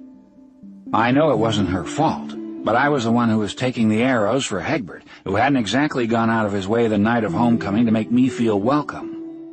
I began to stumble through my lines in class for the next few days, not really even attempting to learn them, and occasionally I'd crack a joke or two, which everyone laughed at, except for Jamie and Miss Garber.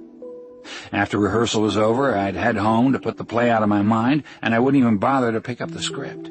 Instead, I'd joke with my friends about the weird things Jamie did and tell fibs about how it was Miss Garber who had forced me into the whole thing. Jamie, though, wasn't going to let me off that easy. No, she got me right where it hurts, right smack in the old ego. I was out with Eric on Saturday night following Beaufort's third consecutive state championship in football, about a week after rehearsals had started. We were hanging out at the waterfront outside of Cecil's Diner, eating hush puppies and watching people cruising in their cars, when I saw Jamie walking down the street. She was still 100 yards away, turning her head from side to side, wearing that old brown sweater again and carrying her Bible in one hand. Must have been 9 o'clock or so, which was late for her to be out, and it was even stranger to see her in this part of town. I turned my back to her and pulled the collar up on my jacket, but even Margaret, who had banana pudding where her brain should have been, was smart enough to figure out who she was looking for. "Landon, your girlfriend's here." "She's not my girlfriend," I said. "I don't have a girlfriend." Your fiancé, then? I guess she talked to Sally, too. I'm not engaged, I said. Now knock it off. I glanced over my shoulder to see if she'd spotted me, and I guess she had. She was walking toward us. I pretended not to notice. Here she comes, Margaret said, and giggled. I know, I said. 20 seconds later, she said it again. She's still coming. I told you she was quick. I know, I said through gritted teeth. If it wasn't for her legs, she could almost drive you as crazy as Jamie. I glanced around again, and this time Jamie knew I'd seen her, and she smiled and waved at me. I turned away, and a moment later she was standing right beside me. Hello, Landon, she said to me, oblivious of my scorn. Hello, Eric, Margaret. She went around the group. Everyone sort of mumbled, hello, and tried not to stare at the Bible. Eric was holding a beer, and he moved it behind his back so she wouldn't see it. Jamie could even make Eric feel guilty if she was close enough to him. They'd been neighbors at one time, and Eric had been on the receiving end of her talks before. Behind her back, he called her the Salvation Lady, in obvious reference to the Salvation Army. She would have been a brigadier general, he liked to say. But when she was standing right in front of him, it was another story. In his mind, she had an in with God, and he didn't want to be in her bad graces. How are you doing, Eric? I haven't seen you around much recently. She said this as if she still talked to him all the time. He shifted from one foot to the other and looked at his shoes, playing that guilty look for all it was worth. Well, I haven't been to church lately, he said. Jamie smiled that glittery smile. Well, that's okay, I suppose, as long as it doesn't become a habit or anything. It won't. Now, I've heard of confession, that thing when Catholics sit behind a screen and tell the priest all about their sins, and that's the way Eric was when he was next to Jamie. For a second, I thought he was going to call her ma'am. You want a beer? Margaret asked. I think she was trying to be funny, but no one laughed. Jamie put her hand to her hair, tugging gently at her bun. Oh, no, not really. Thank you, though. She looked directly at me with a really sweet glow, and right away I knew I was in trouble. I thought she was going to ask me off to the side or something, which, to be honest, I thought would turn out better, but I guess that wasn't in her plans. Well, you did really well this week at rehearsals, she said to me. I know you've got a lot of lines to learn, but I'm sure you're going to get them all real soon, and I just wanted to thank you for volunteering like you did. You're a real gentleman. Thanks, I said, a little knot forming in my stomach. I tried to be cool, but all my friends were looking right at me, suddenly wondering if I'd been telling them the truth about Miss Garber forcing it on me and everything. I hope they missed it. Your friends should be proud of you, Jamie added, putting that thought to rest. Oh, we are, Eric said, pouncing. Very proud. He's a good guy, that Landon, well, with his volunteering and all. Oh, no. Jamie smiled at him, then turned back to me again, her old cheerful self. I also wanted to tell you that if you need any help, you can come by any time. We can sit on the porch like we did before and go over your lines if you need to. I saw Eric mouth the words like we did before to Margaret. This really wasn't going well at all. By now the pit in my stomach was as big as Paul Bunyan's bowling ball. That's okay, I mumbled, wondering how I could squirm my way out of this. I can learn them at home. Well, sometimes it helps if someone's there to read with you, Landon, Eric offered. I told you he'd stick it to me, even though he was my friend. No, really, I said to him. I'll learn the lines on my own. Maybe, Eric said, smiling, you two should practice in front of the orphans once you got it down a little better. Sort of a dress rehearsal, you know? I'm sure they'd love to see it. You could practically see Jamie's mind start clicking at the mention of the word orphans.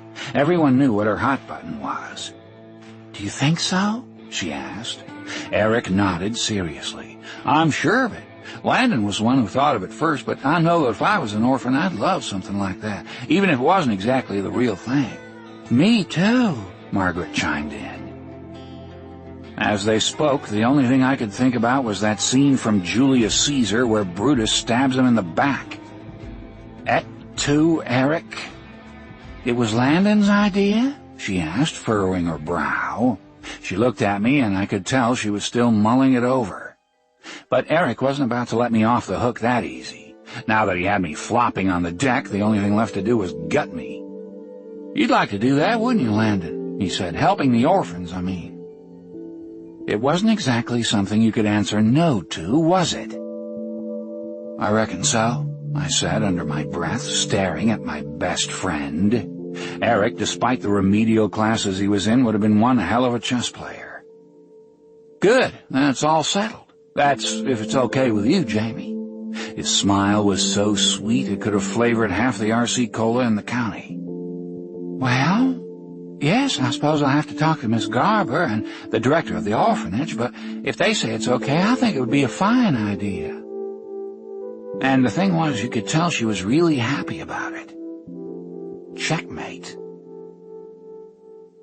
The next day I spent 14 hours memorizing my lines, cursing my friends, and wondering how my life had spun so out of control. My senior year certainly wasn't turning out the way I thought it would when it began. But if I had to perform for a bunch of orphans, I certainly didn't want to look like an idiot. Chapter 6. The first thing we did was talk to Miss Garber about our plans for the orphans, and she thought it was a marvelous idea.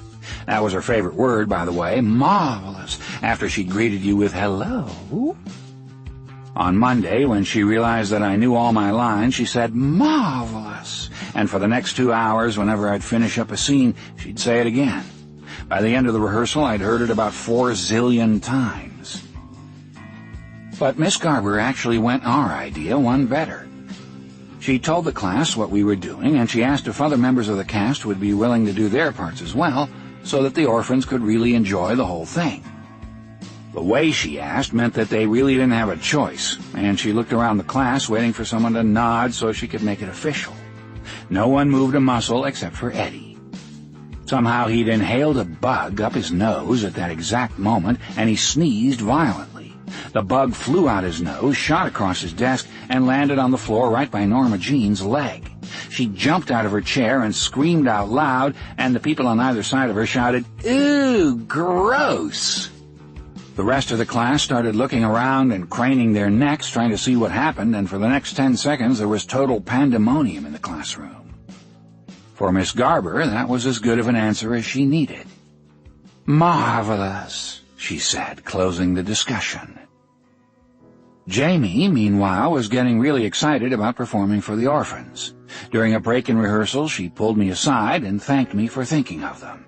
"There's no way you would know," she said, almost conspiratorially, "but I've been wondering what to do for the orphanage this year. I've been praying about it for months now because I want this Christmas to be the most special one of all." "Why is this Christmas so important?" I asked her, and she smiled patiently as if I'd asked a question that didn't really matter.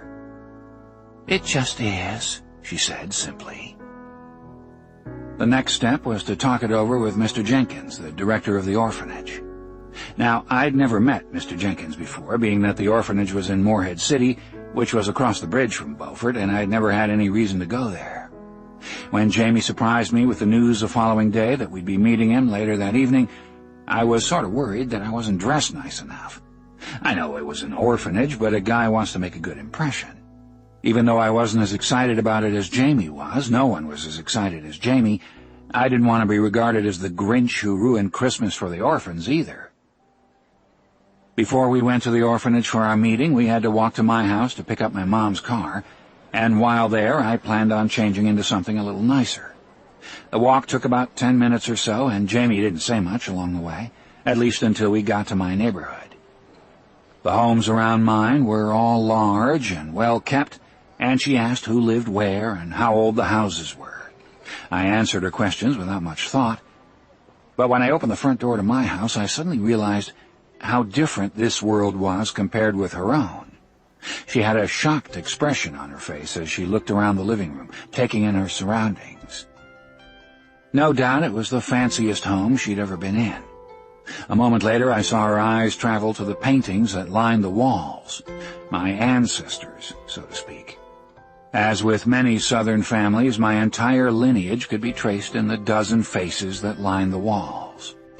She stared at them, looking for a resemblance, I think, then turned her attention to the furnishings, which still looked practically new, even after 20 years. The furniture had been handmade, assembled or carved from mahogany and cherry, and designed specifically for each room. It was nice, I had to admit, but it wasn't something I really thought about. To me, it was just a house. My favorite part of it was the window in my room that led to the porch on the upper level. That was my escape hatch. I showed her around, though, giving her a quick tour of the sitting room, the library, the den, and the family room, Jamie's eyes growing wider with each new room. My mom was out on the sun porch sipping a mint julep and reading, and heard us poking around. She came back inside to say hello. I think I told you that every adult in town adored Jamie, and that included my mom.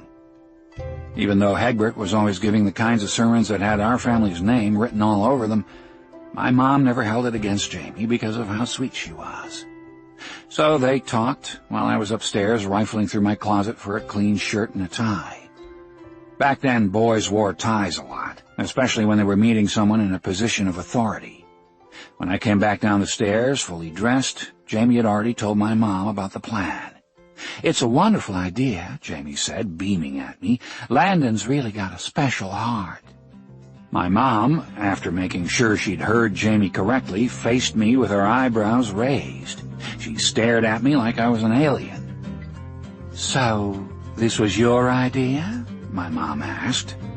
Like everyone else in town, she knew Jamie didn't lie. I cleared my throat, thinking of Eric and what I still wanted to do to him. It involved molasses and fire ants, by the way. "Kind of," I said. Amazing.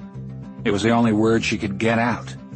She didn't know the details, but she knew I must have been boxed into a corner to do something like this. Mothers always know stuff like that, and I could see her peering closely at me and trying to figure it out. To escape her inquisitive gaze, I checked my watch, feigned surprise, and casually mentioned to Jamie that we'd better be going. My mom got the car keys from her pocketbook and handed them to me, still giving me the once-over as we headed out the door.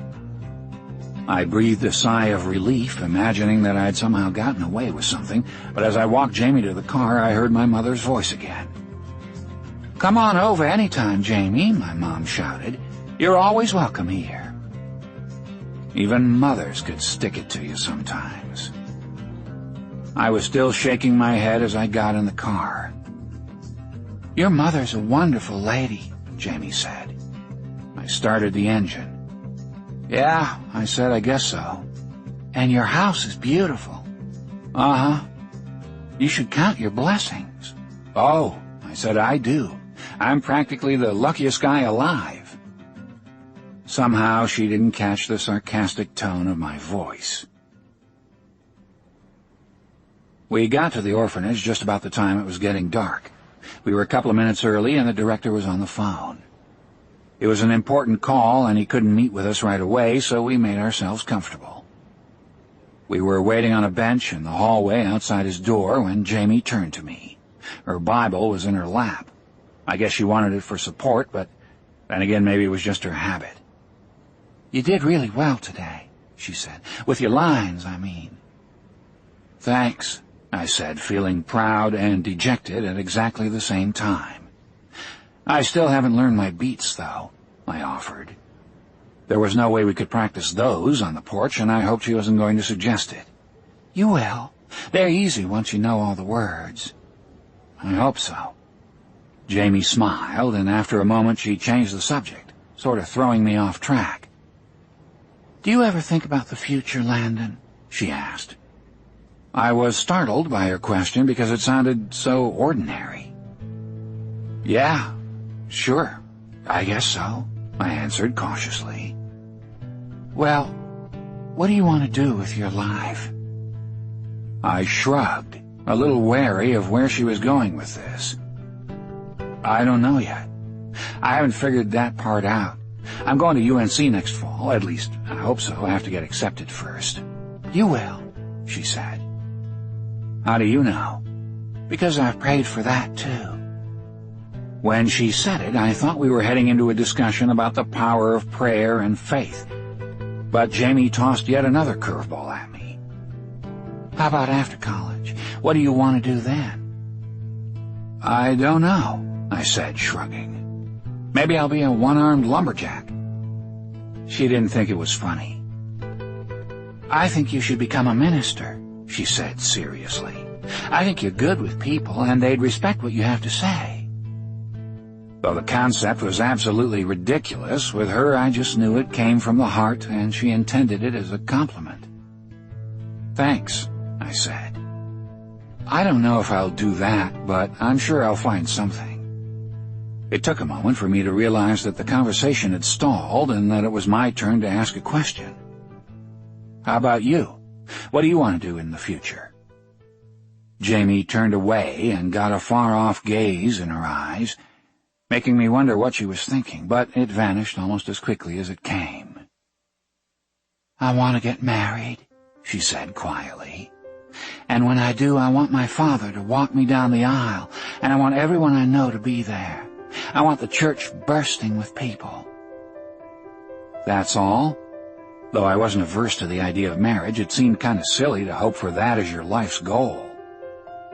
Yes, she said. That's all I want. The way she answered made me suspect that she thought she'd end up like Miss Garber. I tried to make her feel better, even though it still seemed silly to me. Well, you'll get married someday. You'll meet some guy and the two of you will hit it off and he'll ask you to marry him. And I'm sure that your father will be happy to walk you down the aisle. I didn't mention the part about having a big crowd in the church. I guess it was the one thing that even I couldn't imagine. Jamie thought carefully about my answer, really pondering the way I said it, though I didn't know why. I hope so, she said finally. I could tell she didn't want to talk about it anymore, don't ask me how, so I moved on to something new. So, how long have you been coming to the orphanage? I asked conversationally. 7 years now. I was 10 years old the first time I came. I was younger than a lot of the kids here. Do you enjoy it, or does it make you sad? Both. Some of the children here came from really horrible situations. It's enough to break your heart when you hear about it. But when they see you come in with some books from the library or a new game to play, their smiles just take all the sadness away. It's the greatest feeling in the world. She practically glowed when she spoke. Though she wasn't saying it to make me feel guilty, that was exactly the way I felt. It was one of the reasons it was so hard to put up with her, but by then I was getting fairly used to it. She could twist you every way but normal, I'd come to learn. At that moment, Mr. Jenkins opened the door and invited us in. The office looked almost like a hospital room, with black and white tiled floors, white walls and ceilings, a metal cabinet against the wall. Where the bed would normally have been, there was a metal desk that looked like it had been stamped off the assembly line. It was almost neurotically clean of anything personal. There wasn't a single picture or anything. Jamie introduced me, and I shook Mr. Jenkins' hand. After we sat down, Jamie did most of the talking. They were old friends, you could see that right off, and Mr. Jenkins had given her a big hug as soon as she'd entered. After smoothing out her skirt, Jamie explained our plan. Now, Mr. Jenkins had seen the play a few years back, and he knew exactly what she was talking about almost as soon as she started. But even though Mr. Jenkins liked Jamie a lot and knew she meant well, he didn't think it was a good idea. I don't think it's a good idea, he said. That's how I knew what he was thinking. Why not? Jamie asked, her brow furrowed. She seemed genuinely perplexed by his lack of enthusiasm. Mr. Jenkins picked up a pencil and started tapping it on his desk, obviously thinking about how to explain himself. In time, he put down the pencil and sighed. Even though it's a wonderful offer, and I know you'd like to do something special, the play is about a father who eventually comes to realize how much he loves his daughter. He let that sink in for a moment and picked up the pencil again. Christmas is hard enough around here without reminding the kids of what they're missing. I think that if the children see something like that— He didn't even have to finish. Jamie put her hands to her mouth. Oh, my, she said right away. You're right. I hadn't thought about that. Neither had I, to tell you the truth. But it was obvious right off the bat that Mr. Jenkins made sense. He thanked us anyway and chatted for a while about what he planned to do instead. "We'll have a small tree and a few gifts, something that all of them can share. You're welcome to visit Christmas Eve." After we said our goodbyes, Jamie and I walked in silence without saying anything. I could tell she was sad. The more I hung around Jamie, the more I realized she had lots of different emotions. She wasn't always cheerful and happy. Believe it or not, that was the first time I recognized that in some ways she was just like the rest of us. "I'm sorry it didn't work out," I said softly. "I am too." She had that faraway look in her eyes again, and it was a moment before she went on. "I just wanted to do something different for them this year. Something special that they would remember forever. I thought for sure this was it." She sighed. "The Lord seems to have a plan that I just don't know about yet." She was quiet for a long time, and I looked at her. Seeing Jamie feeling bad was almost worse than feeling bad because of her. Unlike Jamie, I deserved to feel bad about myself. I knew what kind of person I was. But with her... "While we're here, do you want to stop in to see the kids?" I asked into the silence. It was the only thing I could think to do that might make her feel better.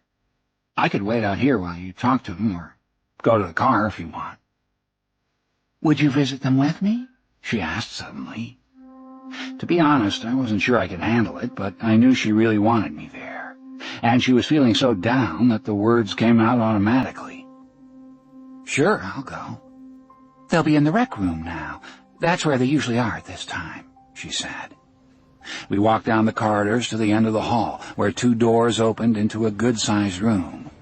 Perched in the far corner was a small television with about 30 metal folding chairs placed all around it. The kids were sitting in the chairs, crowded around it, and you could tell that only the ones in the front row had a good view of the thing. I glanced around. In the corner was an old ping-pong table. The surface was cracked and dusty, the net nowhere to be seen. A couple of empty styrofoam cups sat on top of it, and I knew it hadn't been used in months, maybe years. Along the wall next to the ping-pong table were a set of shelves with a few toys here and there, blocks and puzzles, a couple of games. There weren't too many, and the few that were there looked as if they'd been in this room for a long time. Along the near walls were small individual desks piled with newspapers scribbled on with crayons. We stood in the doorway for just a second. We hadn't been noticed yet, and I asked what the newspapers were for. "They don't have coloring books," she whispered, "so they use newspapers." She didn't look at me as she spoke. Instead, her attention was directed at the kids. She'd begun to smile again. "Are these all the toys they have?" I asked. She nodded. "Yes, except for the stuffed animals. They're allowed to keep those in their rooms. This is where the rest of the things are kept." I guess she was used to it. To me, though, the sparseness of the room made the whole thing depressing. I couldn't imagine growing up in a place like this. Jamie and I finally walked into the room, and one of the kids turned around at the sound of our steps. He was about 8 or so, with red hair and freckles, his 2 front teeth missing. "Jamie!" he shouted happily when he saw her, and all of a sudden all the other heads turned. The kids ranged in age from about 5 to 12, more boys than girls. After 12, they had to be sent to live with foster parents, I later learned. "Hey, Roger," Jamie said in response. "How are you?" With that, Roger and some of the others began to crowd around us. A few of the other kids ignored us and moved closer to the television now that there were free seats in the front row. Jamie introduced me to one of the older kids who'd come up and asked if I was her boyfriend. By his tone, I think that he had the same opinion of Jamie that most of the kids in our high school had. "He's just a friend," she said, "but he's very nice." Over the next hour, we visited with the children. I got a lot of questions about where I lived and whether my house was big or what kind of car I owned, and when we finally had to leave, Jamie promised that she'd be back soon. I noticed that she didn't promise I would be with her. While we were walking back to the car, I said, "They're a nice bunch of kids." I shrugged awkwardly. "I'm glad that you want to help them." Jamie turned to me and smiled. She knew there wasn't much to add after that, but I could tell she was still wondering what she was going to do for them that Christmas. Chapter 7. By early December, just over 2 weeks into rehearsals, the sky was winter dark before Miss Garber would let us leave, and Jamie asked me if I wouldn't mind walking her home. I don't know why she wanted me to. Beaufort wasn't exactly a hotbed of criminal activity back then. The only murder I'd ever heard about had occurred 6 years earlier when a guy was stabbed outside of Maurice's Tavern, which was a hangout for people like Lou, by the way. For an hour or so, it caused quite a stir, and phone lines buzzed all over town while nervous women wondered about the possibility of a crazed lunatic wandering the streets preying on innocent victims. Doors were locked, guns were loaded, men sat by the front windows looking for anyone out of the ordinary who might be creeping down the street. But the whole thing was over before the night was through when the guy walked into the police station to give himself up, explaining that it was a bar fight that got out of hand. Evidently the victim had welched on a bet. The guy was charged with second-degree murder and got 6 years in the state penitentiary. The policemen in our town had the most boring jobs in the world, but they still liked to strut around with a swagger or sit in coffee shops while they talked about the big crime as if they'd cracked the case of the Lindbergh baby. But Jamie's house was on the way to mine, and I couldn't say no without hurting her feelings. It wasn't that I liked her or anything, don't get the wrong idea. But when you've had to spend a few hours a day with someone and you're going to continue doing that for at least another week, you don't want to do anything that might make the next day miserable for either of you. The play was going to be performed that Friday and Saturday, and lots of people were already talking about it. Miss Garber had been so impressed by Jamie and me that she kept telling everyone it was going to be the best play the school had ever done. She had a real flair for promotion, too, we found out. We had one radio station in town, and they interviewed her over the air not once but twice. "It's going to be marvelous," she pronounced. "Absolutely marvelous." She'd also called the newspaper, and they'd agreed to write an article about it, primarily because of the Jamie Egbert connection, even though everyone in town already knew about it. But Miss Garber was relentless, and just that day she'd told us the playhouse was going to bring in extra seats to accommodate the extra-large crowd expected. The class sort of oohed and ahed like it was a big deal or something, but then I guess it was to some of them. Remember, we had guys like Eddie in class. He probably thought that this would be the only time in his life when someone might be interested in him. The sad thing was, he was probably right. You might think I'd be getting excited about it too, but I really wasn't. My friends were still teasing me at school, and I hadn't had an afternoon off in what seemed like forever. The only thing that kept me going was the fact that I was doing the right thing. I know it's not much, but frankly it was all I had. Occasionally I even felt sort of good about it too, though I never admitted it to anyone. I could practically imagine the angels in heaven standing around and staring wistfully down at me with little tears filling the corners of their eyes, talking about how wonderful I was for all my sacrifices. So I was walking her home that first night thinking about this stuff when Jamie asked me a question. "Is it true you and your friends sometimes go to the graveyard at night?" Part of me was surprised that she was even interested. Though it wasn't exactly a secret, it didn't seem like the sort of thing she'd care about at all. "Yeah," I said, shrugging, "sometimes." "What do you do there besides eat peanuts?" I guess she knew about that too. "I don't know," I said, "talk, joke around. It's just a place we like to go." "Does it ever scare you?" "No," I answered. "Why? Would it scare you?" "I don't know," she said. "It might." "Why?" "Because I'd worry that I might do something wrong." "We don't do anything bad there. I mean, we don't knock over the tombstones or leave our trash around," I said. I didn't want to tell her about our conversations about Henry Preston because I knew that wasn't the sort of thing Jamie would want to hear about. Last week, Eric had wondered aloud how fast a guy like that could lie in bed and, well, you know. "Do you ever just sit around and listen to the sounds?"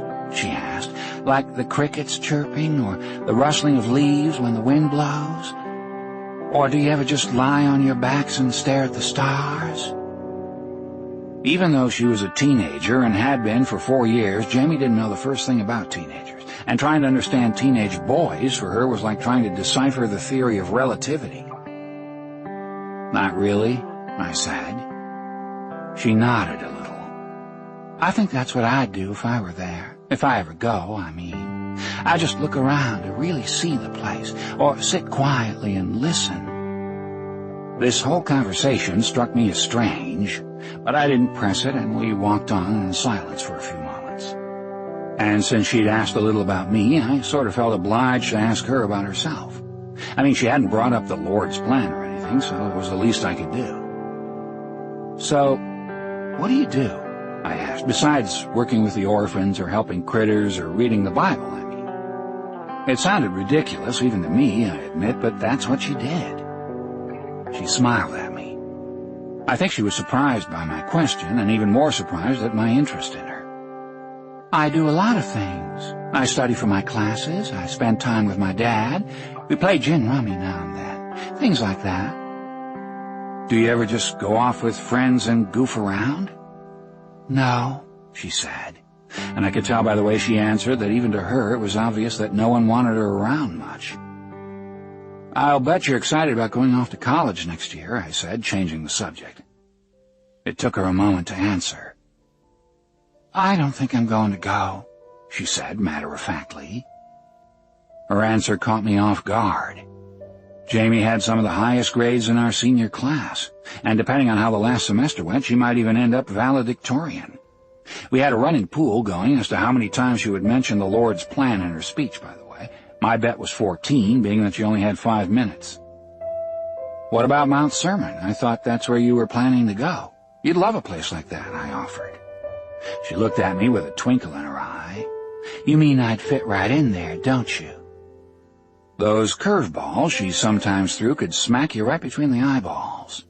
"I didn't mean it that way," I said quickly. "I just meant that I'd heard about how excited you were to be going there next year." She shrugged without really answering me, and to be honest, I didn't know what to make of it. By then we'd reached the front of her house, and we stopped on the sidewalk out front. From where I was standing, I could make out Hegbert's shadow in the living room through the curtains. The lamp was on, and he was sitting on the sofa by the window. His head was bowed like he was reading something. I assumed it was the Bible. "Thank you for walking me home, Landon," she said, and she glanced up at me for a moment before finally starting up the walk. As I watched her go, I couldn't help but think that of all the times I'd ever talked to her, this was the strangest conversation we'd ever had. Despite the oddness of some of her answers, she seemed practically normal. The next night, as I was walking her home, she asked me about my father. "He's all right, I reckon," I said, "but he's not around much." "Do you miss that, not growing up with him around?" "Sometimes." "I miss my mom, too," she said, "even though I never even knew her." It was the first time I had ever considered that Jamie and I might have something in common. I let that sink in for a while. "It must be hard for you," I said sincerely. "Even though my father's a stranger to me, at least he's still around." She looked up at me as we walked, and faced forward again. She tugged gently at her hair again. I was beginning to notice that she did this whenever she was nervous or wasn't sure what to say. "It is, sometimes. Don't get me wrong, I love my father with all my heart. But there are times when I wonder what it would have been like to have a mother around. I think she and I would have been able to talk about things in a way that my father and I can't." I assumed she was talking about boys. It wasn't until later that I learned how wrong I was. "What's it like, living with your father? Is he like how he is in church?" "No. He's actually got a pretty good sense of humor." "Hegbert?" I blurted out. I couldn't even imagine it. I think she was shocked to hear me call him by his first name, but she let me off the hook and didn't respond to my comment. Instead, she said, "Don't look so surprised. You'll like him once you get to know him." "I doubt if I'll ever get to know him." "You never know, Landon," she said, smiling, "what the Lord's plan is." I hated when she said things like that. With her, you just knew she talked to the Lord every day, and you never knew what the big guy upstairs had told her. She might even have a direct ticket into heaven, if you know what I mean, being as how good a person she was. How would I get to know him? I asked. She didn't answer, but she smiled to herself, as if she knew some secret that she was keeping from me. Like I said, I hated it when she did that. The next night, we talked about her Bible. "Why do you always carry it with you?" I asked. Now, I assumed she carried the Bible around simply because she was the minister's daughter. It wasn't that big of an assumption, given how Egbert felt about Scripture and all, but the Bible she carried was old, and the cover was kind of ratty-looking, and I figured that she'd be the kind of person who would buy a new one every year or so just to help out the Bible publishing industry or to show her renewed dedication to the Lord or something. She walked a few steps before answering. "It was my mother's," she said simply. "Oh." I said it like I'd stepped on someone's pet turtle, squashing it under my shoe. She looked at me. "It's okay, Landon. How could you have known?" "I'm sorry I asked." "Don't be. You didn't mean anything by it." She paused. "My mother and father were given this Bible for their wedding, but my mom was the one who claimed it first. She read it all the time, especially whenever she was going through a hard time in her life." I thought about the miscarriages. Jamie went on. "She loved to read it at night before she went to sleep, and she had it with her in the hospital when I was born. When my father found out that she had died, he carried the Bible and me out of the hospital at the same time." "I'm sorry," I said again. Whenever someone tells you something sad, it's the only thing you can think to say, even if you've already said it before. "It just gives me a way to be a part of her. Can you understand that?" She wasn't saying it sadly, just more to let me know the answer to my question. Somehow that made it worse. After she told me the story, I thought of her growing up with Egbert again, and I didn't really know what to say. As I was thinking about my answer, though, I heard a car blare its horn from behind us, and both Jamie and I stopped and turned around at the same time as we heard it pulling over to the side.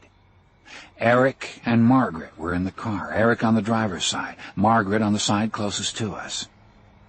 "Well, looky who we have here," Eric said as he leaned over the steering wheel so that I could see his face.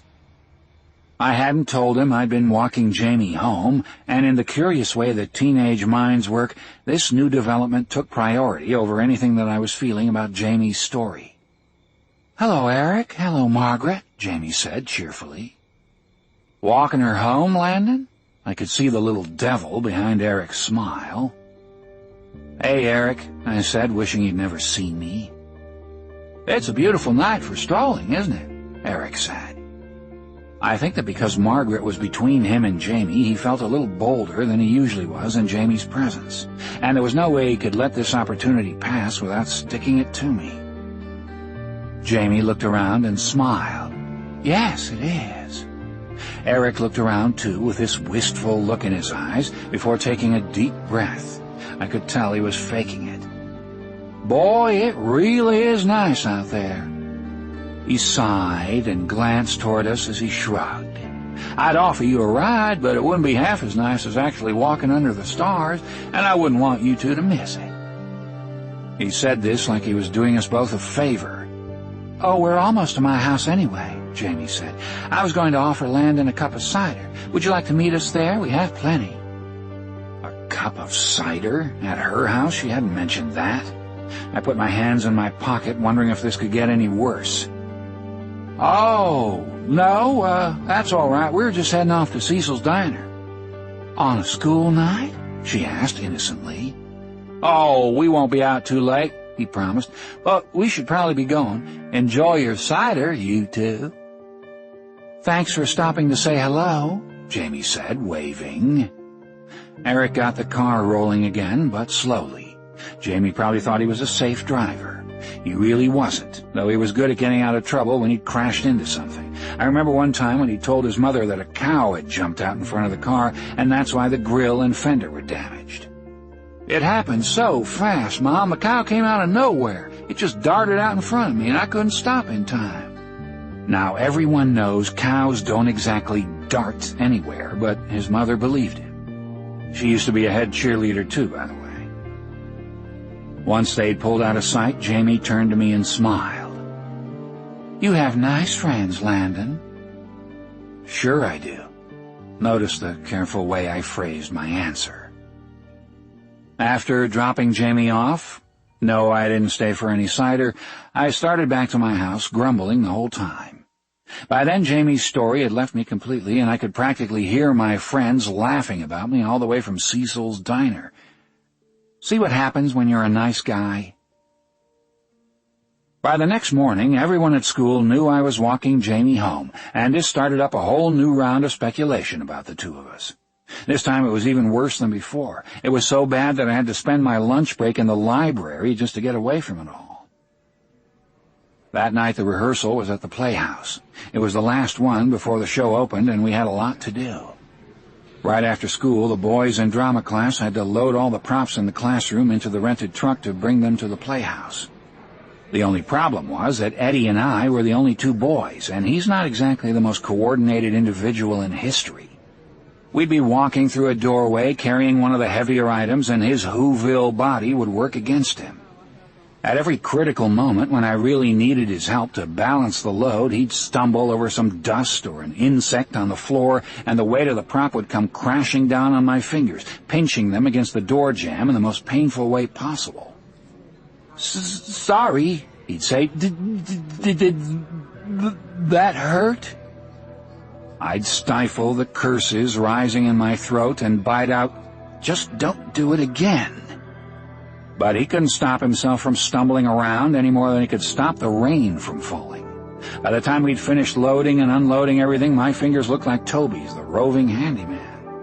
And the worst thing was, I didn't even get a chance to eat before rehearsal started. Moving the props had taken 3 hours, and we didn't finish setting them up until a few minutes before everyone else arrived to begin. With everything else that had happened that day, suffice it to say I was in a pretty bad mood. I ran through my lines without even thinking about them, and Miss Garber didn't say the word marvelous all night long. She had this concerned look in her eyes afterward, but Jamie simply smiled and told her not to worry, that everything was going to be all right. I knew Jamie was just trying to make things better for me, but when she asked me to walk her home, I told her no. The Playhouse was in the middle of town, and to walk her home I'd have to walk a good distance out of my way. Besides, I didn't want to be seen again doing it. But Miss Garber had overheard Jamie's request, and she said very firmly that I'd be glad to do it. "You two can talk about the play," she said. "Maybe you can work out the kinks." By kinks, of course, she meant me specifically. So, once more, I ended up walking Jamie home, but she could tell I wasn't really in the mood to talk because I walked a little bit in front of her, my hands in my pockets, without even really turning back to see whether she was following. It went this way for the first few minutes, and I hadn't said a word to her. "You're not in a very good mood, are you?" she finally asked. "You didn't even try tonight." "You don't miss a thing, do you?" I said sarcastically without looking at her. "Maybe I can help," she offered. She said it kind of happily, which made me even a little angrier. "I doubt it," I snapped. "Maybe if you told me what was wrong." I didn't let her finish. "Look," I said, stopping, turning to face her. "I've just spent all day hauling crap. I haven't eaten since lunch, and now I have to trek a mile out of my way to make sure you get home when we both know you don't even need me to do it." It was the first time I'd ever raised my voice to her. To tell you the truth, it felt kind of good. It had been building up for a long time. Jamie was too surprised to respond, and I went on. "And the only reason I'm doing this is because of your father, who doesn't even like me. This whole thing is dumb, and I wish I'd never agreed to do it." "You're just saying this because you're nervous about the play," I cut her off with a shake of my head. Once I got on a roll, it was sometimes hard for me to stop. I could take her optimism and cheerfulness only so long, and today wasn't the day to push me too far. "Don't you get it?" I said, exasperated. "I'm not nervous about the play. I just don't want to be here. I don't want to walk you home. I don't want my friends to keep talking about me, and I don't want to spend time with you. You keep acting like we're friends, but we're not. We're not anything. I just want the whole thing to be over so I can go back to my normal life." She looked hurt by my outburst, and to be honest, I couldn't blame her. "I see," was all she said. I waited for her to raise her voice at me, to defend herself, to make her case again, but she didn't. All she did was look toward the ground. I think part of her wanted to cry, but she didn't, and I finally stalked away, leaving her standing by herself. A moment later, though, I heard her start moving too. She was about 5 yards behind me the rest of the way to her house, and she didn't try to talk to me again until she started up the walkway. I was already moving down the sidewalk when I heard her voice. "Thank you for walking me home, Landon," she called out. I winced as soon as she said it. Even when I was mean to her face and said the most spiteful things, she could find some reason to thank me. She was just that kind of girl, and I think I actually hated her for it. Or rather, I think I hated myself.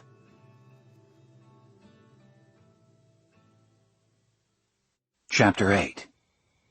The night of the play was cool and crisp, the sky absolutely clear without a hint of clouds. We had to arrive an hour early, and I'd been feeling pretty bad all day about the way I'd talked to Jamie the night before. She'd never been anything but nice to me, and I knew that I'd been a jerk. I saw her in the hallways between classes, and I wanted to go up to apologize to her for what I'd said, but she'd sort of slipped back into the crowd before I got the chance. She was already at the playhouse by the time I finally arrived, and I saw her talking to Miss Garber and Hegbert off to one side over by the curtains. Everyone was in motion, working off nervous energy, but she seemed strangely lethargic. She hadn't put on her costume yet. She was supposed to wear a white, flowing dress to give that angelic appearance, and she was still wearing the same sweater she'd worn at school. Despite my trepidation at how she might react, I walked up to the three of them. "Hey, Jamie," I said. "Hello, Reverend, Miss Garber." Jamie turned to me. "Hello, Landon," she said quietly. I could tell she'd been thinking about the night before, too, because she didn't smile at me like she always did when she saw me. I asked if I could talk to her alone, and the two of us excused ourselves. I could see Hegbert and Miss Garber watching us as we took a few steps off to the side, out of hearing distance. I glanced around the stage nervously. "I'm sorry about those things I said last night," I began. "I know they probably hurt your feelings, and I was wrong to have said them." She looked at me as if wondering whether to believe me. "Did you mean those things you said?" she finally asked. "I was just in a bad mood, that's all. I get sort of wound up sometimes." I knew I hadn't really answered her question. "I see," she said. She said it as she had the night before, then turned toward the empty seats in the audience. Again she had that sad look in her eyes. "Look," I said, reaching for her hand, "I promise to make it up to you." Don't ask me why I said it. It just seemed like the right thing to do at the moment. For the first time that night, she began to smile. "Thank you," she said, turning to face me. "Jamie?" Jamie turned. "Yes, Miss Garber? I think we're about ready for you." Miss Garber was motioning with her hand. "I've got to go," she said to me. "I know." "Break a leg?" I said. Wishing someone luck before a play is supposed to be bad luck. That's why everyone tells you to break a leg. I let go of her hand. "We both will. I promise." After that we had to get ready, and we went our separate ways. I headed toward the men's dressing room. The playhouse was fairly sophisticated, considering that it was located in Beaufort, with separate dressing rooms that made us feel as if we were actual actors, as opposed to students. My costume, which was kept at the playhouse, was already in the dressing room. Earlier in the rehearsals, we'd had our measurements taken so that they could be altered, and I was getting dressed when Eric walked in the door unannounced. Eddie was still in the dressing room, putting on his mute bum's costume, and when he saw Eric, he got a look of terror in his eyes. At least once a week, Eric gave him a wedgie, and Eddie kind of hightailed it out of there as fast as he could, pulling one leg up on his costume on the way out the door. Eric ignored him and sat on the dressing table in front of the mirror. "So," Eric said with a mischievous grin on his face, "what are you going to do?" I looked at him curiously. "What do you mean?" I asked. About the play, stupid. You gonna flub up your lines or something? I shook my head. No. You gonna knock the props over? Everyone knew about the props. I hadn't planned on it, I answered stoically. You mean you're gonna do this thing straight up? I nodded. Thinking otherwise hadn't even occurred to me.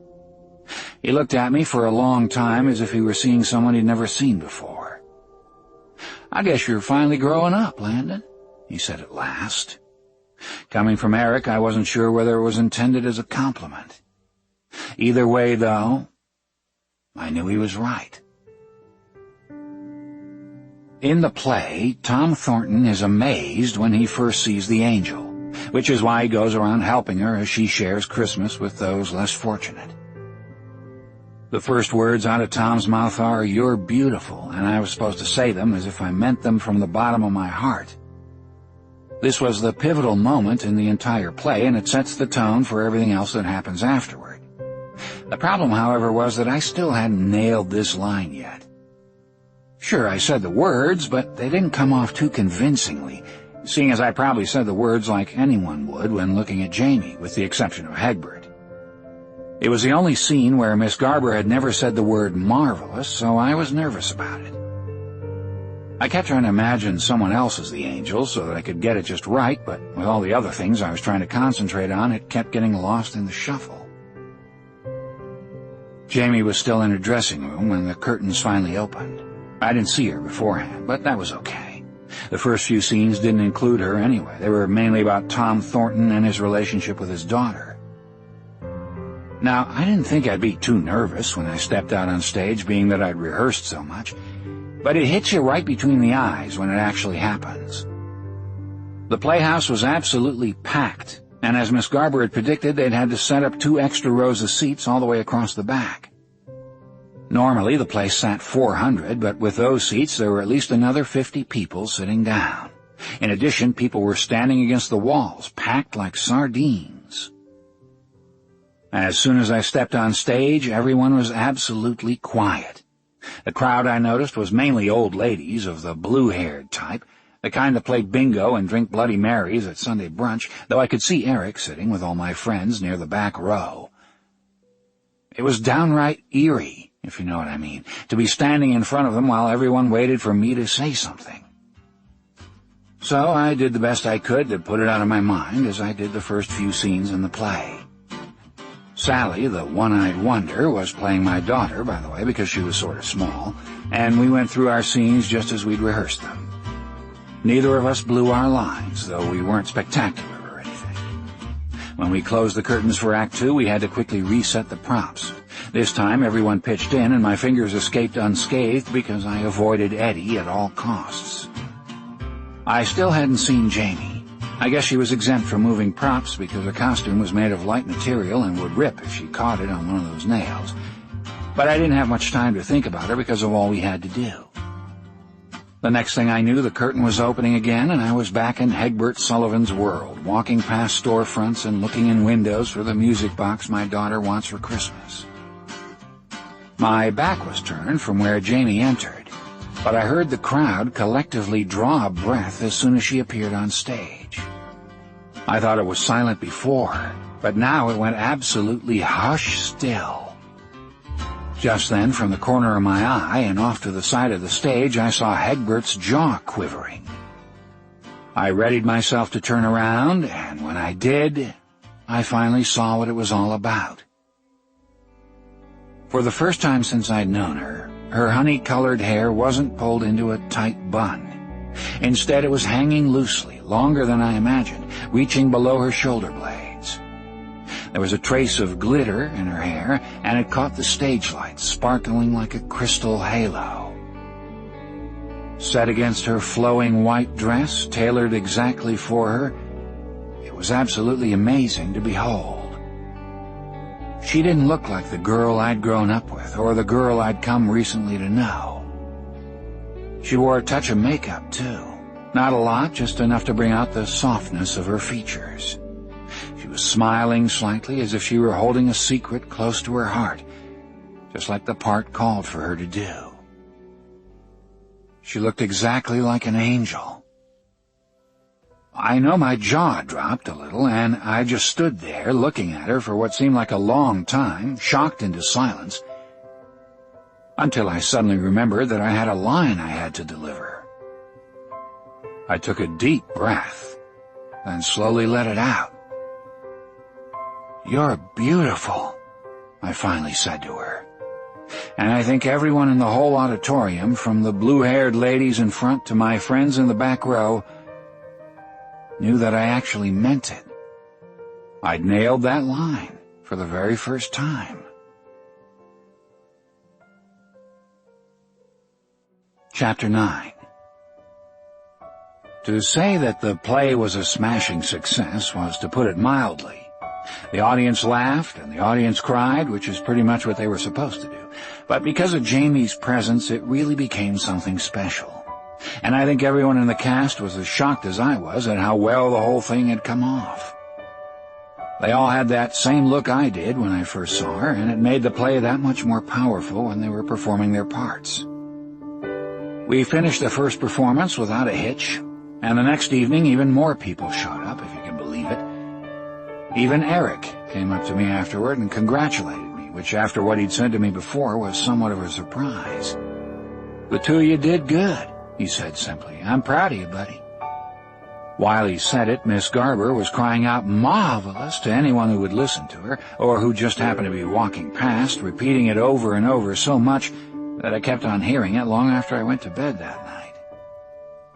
I looked for Jamie after we'd pulled the curtains closed for the final time, and spotted her off to the side with her father. He had tears in his eyes. It was the first time I'd ever seen him cry, and Jamie went into his arms, and they held each other for a long time. He was stroking her hair and whispering "my angel" to her while her eyes were closed, and even I felt myself choking up.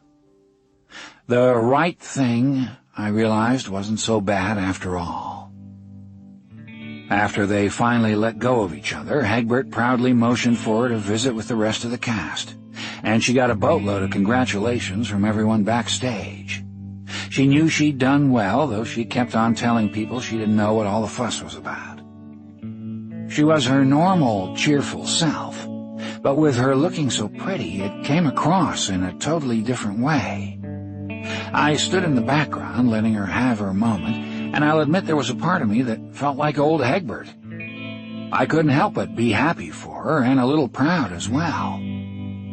When she finally saw me standing off to one side, she excused herself from the others and walked over, finally stopping when she was close. Looking up at me, she smiled. "Thank you, Landon, for what you did. You made my father very happy." "You're welcome," I said, meaning it. The strange thing was, when she said it, I realized that Egbert would be driving her home, and for once I wished that I would have had the opportunity to walk her there.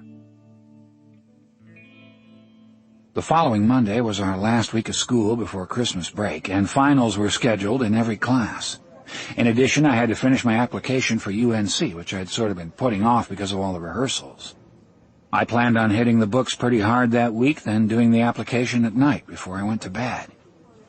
Even so, I couldn't help but think about Jamie.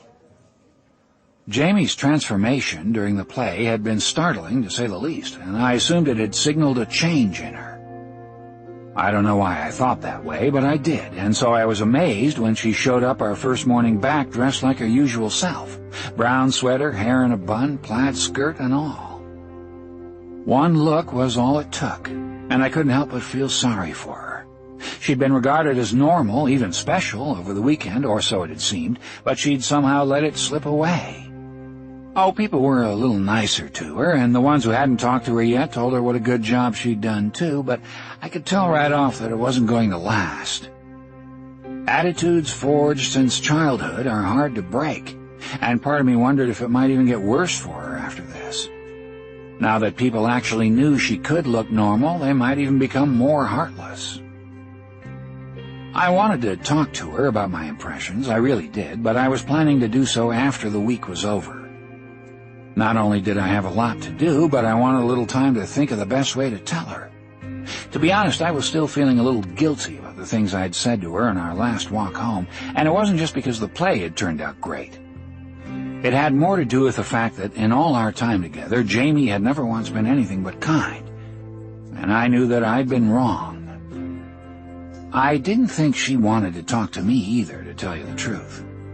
I knew she could see me hanging out with my friends at lunch while she sat off in the corner reading her Bible, but she never made a move toward us. But as I was leaving school that day, I heard her voice behind me, asking me if I wouldn't mind walking her home. Even though I wasn't ready to tell her yet about my thoughts, I agreed. For old time's sake, you see. A minute later, Jamie got down to business. "Do you remember those things you said on our last walk home?" she asked. I nodded, wishing she hadn't brought it up. "You promised to make it up to me," she said. For a moment I was confused. I thought I'd done that already with my performance in the play. Jamie went on. "Well, I've been thinking about what you could do," she continued, without letting me get a word in edgewise, "and this is what I've come up with." She asked if I wouldn't mind gathering the pickle jars and coffee cans she'd set out in businesses all over town early in the year. They sat on the counters, usually near the cash register, so that people could drop their loose change in. The money was to go to the orphans. Jamie never wanted to ask people straight out for the money. She wanted them to give voluntarily. That, in her mind, was the Christian thing to do. I remembered seeing the containers in places like Cecil's Diner and the Crown Theater. My friends and I used to toss paper clips and slugs in there when the cashiers weren't looking, since they sounded sort of like a coin being dropped inside. Then we'd chuckle to ourselves about how we were putting something over on Jamie. We used to joke about how she'd open one of her cans expecting something good because of the weight, and she'd dump it out and find nothing but slugs and paper clips. Sometimes when you remember the things you used to do, it makes you wince. And that's exactly what I did. Jamie saw the look on my face. "You don't have to do it," she said, obviously disappointed. "I was just thinking that since Christmas is coming up so quickly and I don't have a car, it'll simply take me too long to collect them all." "No," I said, cutting her off. "I'll do it. I don't have much to do anyway." So that's what I did, starting Wednesday, even though I had tests to study for, even with that application needing to be finished. Jamie had given me a list of every place she'd placed a can, and I borrowed my mom's car and started at the far end of town the following day. She'd put out about 60 cans in all, and I figured that it would take only a day to collect them all. Compared to putting them out, it would be a piece of cake. It had taken Jamie almost 6 weeks to do, because she'd first had to find 60 empty jars and cans, and then she could put out only 2 or 3 a day since she didn't have a car and could carry only so many at a time. When I started out, I felt sort of funny about being the one who picked up the cans and jars, being that it was Jamie's project, but I kept telling myself that Jamie had asked me to help. I went from business to business, collecting the cans and jars, and by the end of the first day I realized it was going to take a little longer than I'd thought. I'd picked up only about 20 containers or so, because I'd forgotten one simple fact of life in Beaufort. In a small town like this, it was impossible to simply run inside and grab the can without chatting with the proprietor or saying hello to someone else you might recognize. It just wasn't done. So I'd sit there while some guy would be talking about the marlin he'd hooked last fall, or they'd ask me how school was going and mention that they needed a hand unloading a few boxes in the back, or maybe they wanted my opinion on whether they should move the magazine rack over to the other side of the store. Jamie, I knew, would have been good at this, and I tried to act like I thought she would want me to. It was her project, after all. To keep things moving, I didn't stop to check the take in between the businesses. I just dumped one jar or can into the next, combining them as I went along. By the end of the first day, all the change was packed in 2 large jars, and I carried them up to my room. I saw a few bills through the glass, not too many, but I wasn't actually nervous until I emptied the contents onto my floor and saw that the change consisted primarily of pennies. Though there weren't nearly as many slugs or paper clips as I thought there might be, I was still disheartened when I counted up the money. There was $20.32. Even in 1958, that wasn't a lot of money, especially when divided among 30 kids. I didn't get discouraged, though. Thinking that it was a mistake, I went out the next day, hauled a few dozen boxes, and chatted with another 20 proprietors while I collected cans and jars. The take? $23.89. The third day was even worse. After counting up the money, even I couldn't believe it. There was only $11.52. Those were from the businesses down by the waterfront where the tourists and teenagers like me hung out. We were really something, I couldn't help but think. Seeing how little had been collected in all, $55.73, made me feel awful, especially considering that the jars had been out for almost a whole year and that I myself had seen them countless times. That night I was supposed to call Jamie to tell her the amount I'd collected, but I just couldn't do it. She'd told me how she'd wanted something extra special this year, and this wasn't going to do it. Even I knew that. Instead, I lied to her and told her that I wasn't going to count the total until the two of us could do it together, because it was her project, not mine. It was just too depressing. I promised to bring over the money the following afternoon after school let out. The next day was December 21, the shortest day of the year. Christmas was only 4 days away. "Landon," she said to me after counting it up, "this is a miracle." "How much is there?" I asked. I knew exactly how much it was. "There's almost $247 here." She was absolutely joyous as she looked up at me. Since Egbert was home, I was allowed to sit in the living room, and that's where Jamie had counted the money. It was stacked in neat little piles all over the floor, almost all quarters and dimes. Egbert was in the kitchen at the table writing his sermon, and even he turned his head when he heard the sound of her voice. "Do you think that's enough?" I asked innocently. Little tears were coming down her cheeks as she looked around the room, still not believing what she was seeing right in front of her. Even after the play, she hadn't been nearly this happy.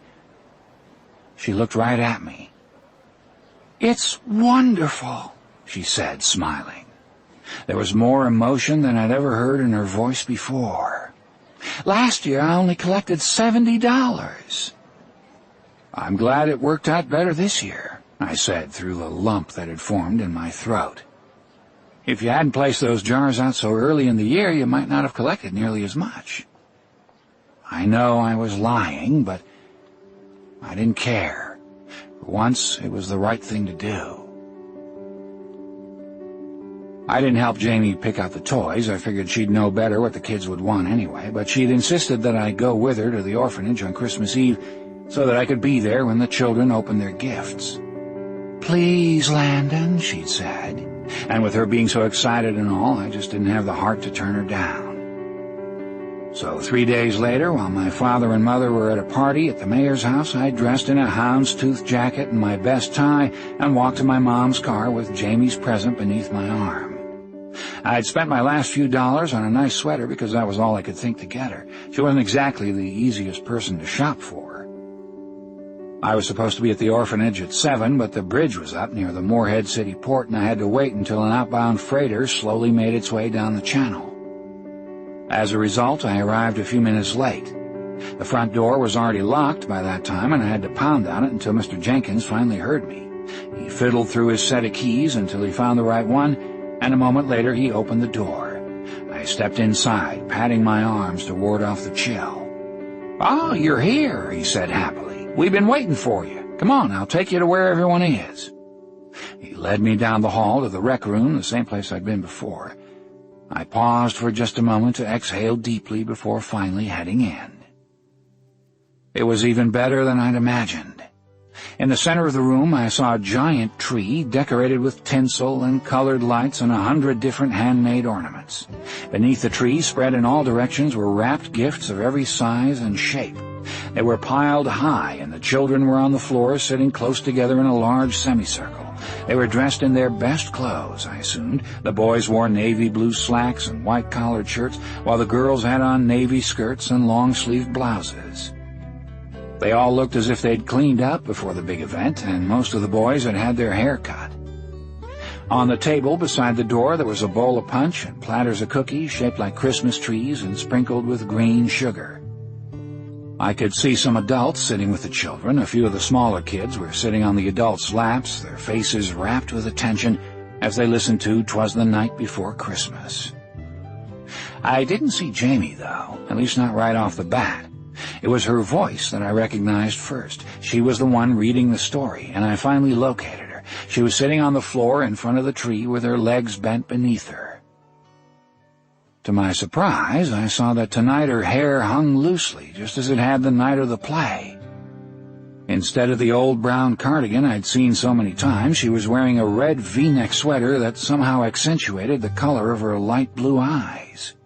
Even without the sparkles in her hair or a long white flowing dress, the sight of her was arresting. Without even noticing it, I'd been holding my breath, and I could see Mr. Jenkins smiling at me. I exhaled and smiled, trying to regain control. Jamie paused only once to look up from the story. She noticed me standing in the doorway, then went back to reading to the children. It took her another minute or so to finish, and when she did, she stood up and smoothed her skirt, then walked around the children to make her way toward me. Not knowing where she wanted me to go, I stayed where I was. By then, Mr. Jenkins had slipped away. "I'm sorry we started without you," she said when she finally reached me, "but the kids were just so excited." "It's okay," I said, smiling, thinking how nice she looked. "I'm so glad you could come." "So am I." Jamie smiled and reached for my hand to lead the way. "Come on with me," she said. "Help me hand out the gifts." We spent the next hour doing just that, and we watched as the children opened them one by one. Jamie had shopped all over town, picking up a few things for each child in the room, individual gifts that they'd never received before. The gifts that Jamie bought weren't the only ones the children received, however. Both the orphanage and the people who worked there had bought some things as well. As paper was tossed around the room in excited frenzy, there were squeals of delight everywhere. To me, at least, it seemed that all of the children had received far more than they'd expected, and they kept thanking Jamie over and over. By the time the dust had finally settled and all the children's gifts were opened, the atmosphere began to calm down. The room was tidied up by Mr. Jenkins and a woman I'd never met, and some of the smaller children were beginning to fall asleep beneath the tree. Some of the older ones had already gone back to their rooms with their gifts, and they dimmed the overhead lights on the way out the door. The tree lights cast an ethereal glow as Silent Night played softly on a phonograph that had been set up in the corner. I was still sitting on the floor next to Jamie, who was holding a young girl who'd fallen asleep in her lap. Because of all the commotion, we hadn't really had a chance to talk, not that either of us had minded. We were both gazing up at the lights on the tree, and I wondered what Jamie was thinking. If truth be told, I didn't know, but she had a tender look about her. I knew she was pleased with how the evening had gone, and deep down, so was I. To this point, it was the best Christmas Eve I'd ever spent. I glanced at her. With the lights glowing on her face, she looked as pretty as anyone I'd ever seen. "I bought you something," I finally said to her. "A gift, I mean." I spoke softly so I wouldn't wake the little girl, and I hoped it would hide the nervousness in my voice. She turned from the tree to face me, smiling softly. "You didn't have to do that." She kept her voice low, too, and it sounded almost musical. "I know," I said, "but I wanted to." I had kept the gift off to one side, and I reached for it, handing the gift-wrapped package to her. "Could you open it for me? My hands are kind of full right now." She looked down at the little girl, then back to me. "You don't have to open it now if you'd rather not," I said, shrugging. "It's really not that big of a deal." "Don't be silly," she said. "I would only open it in front of you." To clear my mind, I looked at the gift and started opening it, picking at the tape so that it wouldn't make much noise, then unwrapping the paper until I reached the box. After setting the paper off to the side, I lifted the cover and pulled out the sweater, holding it up to show her. It was brown, like the one she usually wore, but I figured she could use a new one. Compared with the joy I'd seen earlier, I didn't expect much of a reaction. "See, that's all. I told you it wasn't much," I said. I hoped she wasn't disappointed in it. "It's beautiful, Landon," she said earnestly. "I'll wear it the next time I see you. Thank you." We sat quietly for a moment, and once again I began to look at the lights. "I brought you something, too," Jamie finally whispered. She looked toward the tree, and my eyes followed her gaze. Her gift was still beneath the tree, partially hidden by the stand, and I reached for it. It was rectangular, flexible, and a little heavy. I brought it to my lap and held it there without even trying to open it. "Open it," she said, looking right at me. "You can't give this to me," I said breathlessly. I already knew what was inside, and I couldn't believe what she had done. My hands began to tremble. "Please," she said to me with the kindest voice I'd ever heard. "Open it. I want you to have it." Reluctantly, I slowly unwrapped the package. When it was finally free of the paper, I held it gently, afraid to damage it.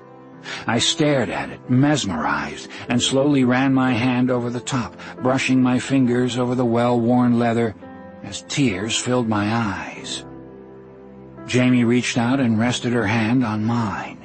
It was warm and soft. I glanced at her, not knowing what to say. Jamie had given me her Bible. "Thank you for doing what you did," she whispered to me. "It was the best Christmas I've ever had." I turned away without responding and reached off to the side where I'd set my glass of punch. The chorus of Silent Night was still playing, and the music filled the room. I took a sip of the punch, trying to soothe the sudden dryness in my throat. As I drank, all the times I'd spent with Jamie came flooding into my mind. I thought about the homecoming dance and what she'd done for me that night. I thought about the play and how angelic she'd looked. I thought about the times I'd walked her home and how I'd helped collect jars and cans filled with pennies for the orphans. As these images were going through my head, my breathing suddenly went still. I looked at Jamie, then up to the ceiling and around the room, doing my best to keep my composure, then back to Jamie again. She smiled at me, and I smiled at her, and all I could do was wonder how I'd ever fallen in love with a girl like Jamie Sullivan.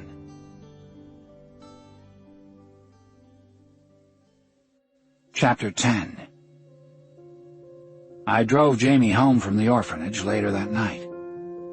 At first I wasn't sure whether I should pull the old yawn move and put my arm around her shoulder, but to be honest, I didn't know exactly how she was feeling about me. Granted, she'd given me the most wonderful gift I'd ever received, and even though I'd probably never open it and read it like she did, I knew it was like giving a piece of herself away. But Jamie was the type of person who would donate a kidney to a stranger she met walking down the street if he really needed one, so I wasn't exactly sure what to make of it. Jamie had told me once that she wasn't a dimwit, and I guess I finally came to the conclusion that she wasn't. She may have been, well, different, but she'd figured out what I'd done for the orphans.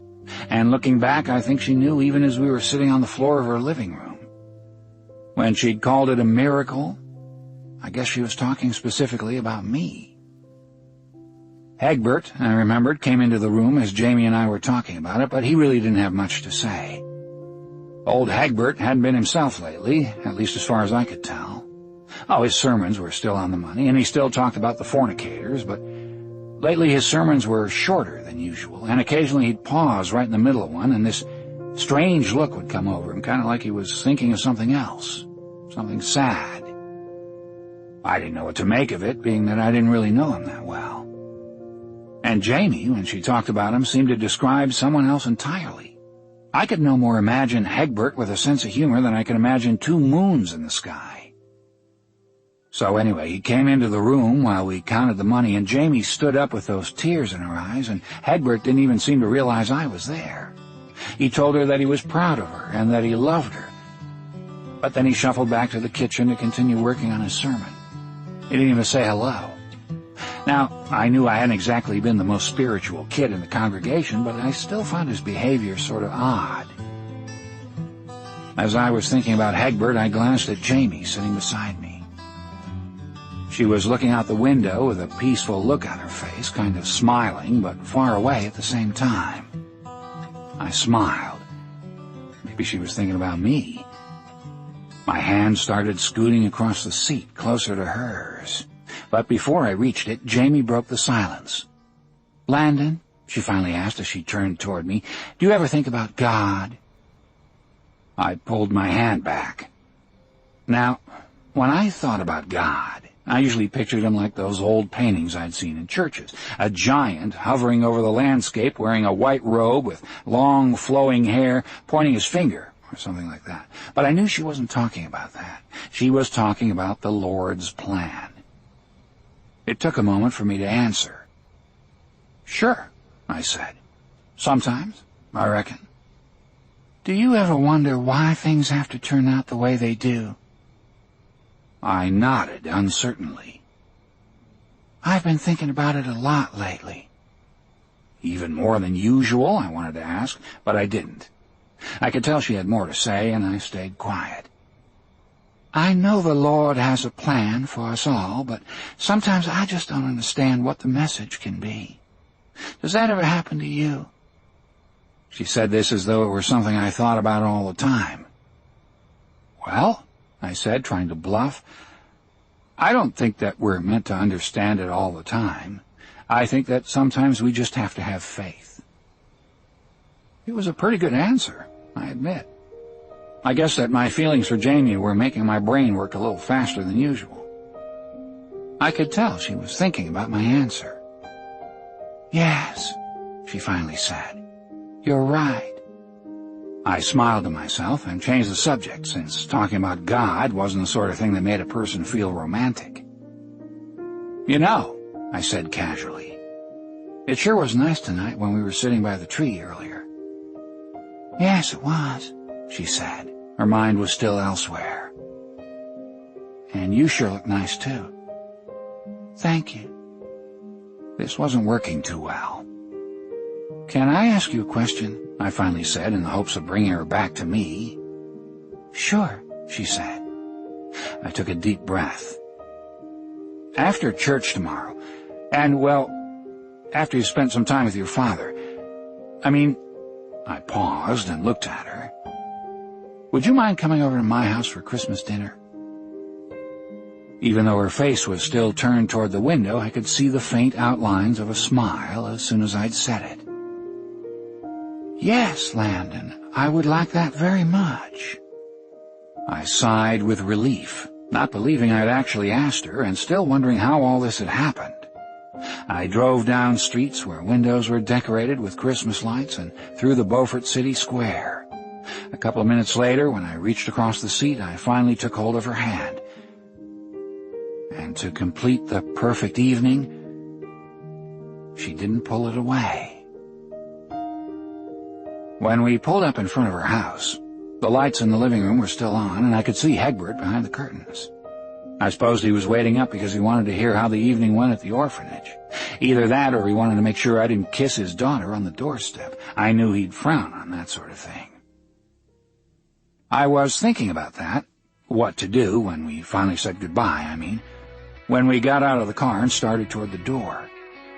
Jamie was quiet and content at the same time, and I think she was happy that I'd asked her to come over the next day. Since she'd been smart enough to figure out what I'd done for the orphans, I figured that maybe she'd been smart enough to figure out the homecoming situation as well. In her mind, I think even she realized that this was the first time I'd actually asked her to join me of my own volition. Just as we got to her steps, I saw Egbert peek out from behind the curtains and pull his face back.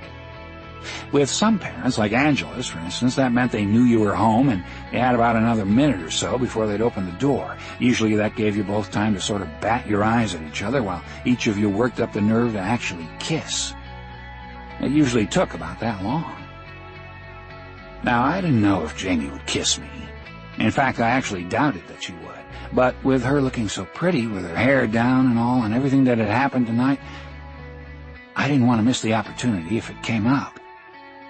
I could feel the little butterflies already starting to form in my stomach when Egbert opened the door. "Well, I heard you pull up," he said quietly. His skin was that sallow color as usual, but he looked tired. "Hello, Reverend Sullivan," I said dejectedly. "Hi, Daddy," Jamie said happily a second later. "I wish you could have come tonight. It was wonderful." I'm so glad for you." He seemed to gather himself then and cleared his throat. "I'll give you a bit to say good night. I'll leave the door open for you." He turned around and went back into the living room. From where he sat down, I knew he could still see us. He pretended to be reading, though I couldn't see what was in his hands. "I had a wonderful time tonight, Landon," Jamie said. "So did I answered, feeling Egbert's eyes on me. I wondered if he knew I'd been holding her hand during the car ride home. "What time should I come over tomorrow?" she asked. Egbert's eyebrow raised just a little. "I'll come over to get you. Is 5 o'clock okay?" She looked over her shoulder. "Daddy, would you mind if I visited with Landon and his parents tomorrow?" Egbert brought his hand to his eyes and started rubbing them. He sighed. "If it's important to you, you can," he said. Not the most stirring vote of confidence I'd ever heard, but it was good enough for me. "What should I bring?" she asked. In the South, it was tradition to always ask that question. "You don't need to bring anything," I answered. "I'll pick you up at 4:45. We stood there for a moment without saying anything else, and I could tell Egbert was growing a little impatient. He hadn't turned a page of the book since we'd been standing there. "I'll see you tomorrow," she said finally. "Okay," I said. She glanced down at her feet for a moment, then back up at me. "Thank you for driving me home," she said. With that, she turned around and walked inside. I could barely see the slight smile playing gently across her lips as she peeked around the door, just as it was about to close. The next day, I picked her up right on schedule and was pleased to see that her hair was down once more. She was wearing the sweater I'd given her, just like she'd promised. Both my mom and Dad were a little surprised when I'd asked if it would be all right if Jamie came by for dinner. It wasn't a big deal. Whenever my dad was around, my mom would have Helen, our cook, make enough food for a small army. I guess I didn't mention that earlier. About the cook, I mean. In our house, we had a maid and a cook, not only because my family could afford them, but also because my mom wasn't the greatest homemaker in the world. She was all right at making sandwiches for my lunch now and then, but there had been times when the mustard would stain her nails, and it would take her at least 3 or 4 days to get over it. Without Helen, I would have grown up eating burned mashed potatoes and crunchy steak. My father, luckily, had realized this as soon as they married, and both the cook and the maid had been with us since before I was born. Though our house was larger than most, it wasn't a palace or anything, and neither the cook nor the maid lived with us because we didn't have separate living quarters or anything like that. My father had bought the home because of its historical value. Though it wasn't the house where Blackbeard had once lived, which would have been more interesting to someone like me, it had been owned by Richard Dobbs Spate, who'd signed the Constitution. Spate had also owned a farm outside of Newbern, which was about 40 miles up the road, and that was where he was buried. Our house might not have been as famous as the one where Dobbs Spate was buried, but it still afforded my father some bragging rights in the halls of Congress, and whenever he walked around the garden, I could see him dreaming about the legacy he wanted to leave. In a way, it made me sad, because no matter what he did, he'd never top old Richard Dobbs Spate. Historical events like signing the Constitution come along only once every few hundred years, and no matter how you sliced it, debating farm subsidies for tobacco farmers or talking about the red influence was never going to cut it. Even someone like me knew that. The house was in the National Historic Registry, still is, I suppose. And though Jamie had been there once before, she was still kind of awed when she walked inside. My mother and father were both dressed very nicely, as was I, and my mother kissed Jamie hello on the cheek. My mother, I couldn't help but think as I watched her do it, had scored before I did. We had a nice dinner, fairly formal, with 4 courses, though it wasn't stuffy or anything like that. My parents and Jamie carried on the most marvelous conversation, think Miss Garber here, and though I tried to inject my own brand of humor, it didn't really go over too well, at least as far as my parents were concerned.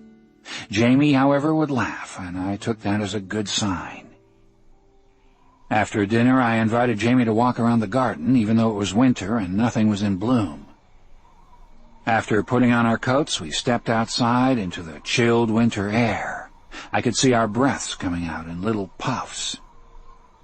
"Your parents are wonderful people," she said to me. I guess she hadn't taken Egbert's sermons to heart. "They're nice," I responded, "in their own way. My mom's especially sweet." I said this not only because it was true, but also because it was the same thing that kids said about Jamie. I hoped she would get the hint. She stopped to look at the rose bushes. They looked like gnarled sticks, and I didn't see what her interest was in them. "Is it true about your grandfather?" she asked me, "the stories that people tell?" I guess she didn't get my hint. "Yes," I said, trying not to show my disappointment. "That's sad," she said simply. "There's more to life than money." "I know." She looked at me. "Do you?" I didn't meet her eyes as I answered. Don't ask me why. "I know that what my grandfather did was wrong." "But you don't want to give it back, do you?" "I've never really thought about it, to tell you the truth." "Would you, though?" I didn't answer right away, and Jamie turned from me. She was staring at the rose bushes with their gnarled sticks again, and I suddenly realized that she'd wanted me to say yes. It's what she would have done without thinking twice about it. "Why do you do things like that?" I blurted out before I could stop myself, blood rushing into my cheeks. "Making me feel guilty, I mean. I wasn't the one who did it. I just happened to be born into this family." She reached out and touched a branch. "That doesn't mean you can't undo it," she said gently, "when you get the opportunity." Her point was clear, even to me, and deep down I knew she was right. But that decision, if it ever came, was a long way off. To my way of thinking, I had more important things on my mind. I changed the subject back to something I could relate to better. "Does your father like me?" I asked. I wanted to know if Egbert would allow me to see her again. It took a moment for her to answer. "My father," she said slowly, "worries about me." "Don't all parents?" I asked. She looked at her feet, then off to the side again, before turning back to me. "I think that with him it's different from most. But my father does like you, and he knows that it makes me happy to see you. That's why he let me come over to your house for dinner tonight." "I'm glad he did," I said, meaning it. "So am I." We looked at each other under the light of a waxing crescent moon, and I almost kissed her right then. But she turned away a moment too soon, and said something that sort of threw me. "My father worries about you too, Landon." The way she said it was soft and sad at the same time, let me know that it wasn't simply because he thought I was irresponsible, or that I used to hide behind the trees and call him names, or even that I was a member of the Carter family. "Why?" I asked. "For the same reason that I do," she said. She didn't elaborate any further, and I knew right then that she was holding something back, something that she couldn't tell me, something that made her sad as well. But it wasn't until later that I learned her secret. Being in love with a girl like Jamie Sullivan was without a doubt the strangest thing I'd ever been through. Not only was she a girl that I'd never thought about before this year, even though we'd grown up together, but there was something different in the whole way my feelings for her had unfolded. This wasn't like being with Angela, whom I'd kissed the first time I was ever alone with her. I still hadn't kissed Jamie. I hadn't even hugged her or taken her to Cecil's Diner or even to a movie. I hadn't done any of the things that I normally did with girls, yet somehow I'd fallen in love. The problem was I still didn't know how she felt about me. Oh, sure, there were some indications, and I hadn't missed them. The Bible was, of course, the biggie, but there was also the way she'd looked at me when she'd closed the door on Christmas Eve, and she'd let me hold her hand on the ride home from the orphanage. To my way of thinking, there was definitely something there. I just wasn't exactly sure of how to take the next step. When I'd finally taken her home after Christmas dinner, I'd asked if it would be okay if I came by from time to time, and she'd said it would be fine. That's exactly how she said it, too. That would be fine. I didn't take the lack of enthusiasm personally. Jamie had a tendency to talk like an adult, and I think that's why she got along with older people so well. The following day I walked to her house, and the first thing I noticed was that Hegbert's car wasn't in the driveway. When she answered the door, I knew enough not to ask her if I could come in. "Hello, Landon," she said, as she always did, as if it were a surprise to see me. Again, her hair was down, and I took this as a positive sign. "Hey, Jamie," I said casually. She motioned to the chairs. "My father's not home, but we can sit on the porch if you'd like." Don't even ask me how it happened, because I still can't explain it. One second I was standing there in front of her expecting to walk to the side of the porch, and in the next second I wasn't. Instead of moving toward the chairs, I took a step closer to her and found myself reaching for her hand. I took it in mine and looked right at her, moving just a little closer.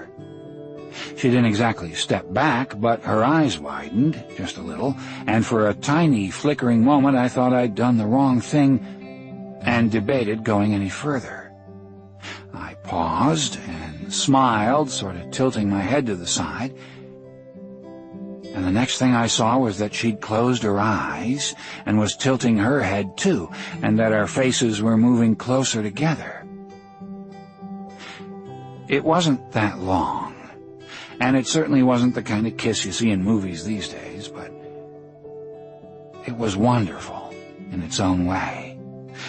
And all I can remember about the moment is that when our lips first touched, I knew the memory would last forever.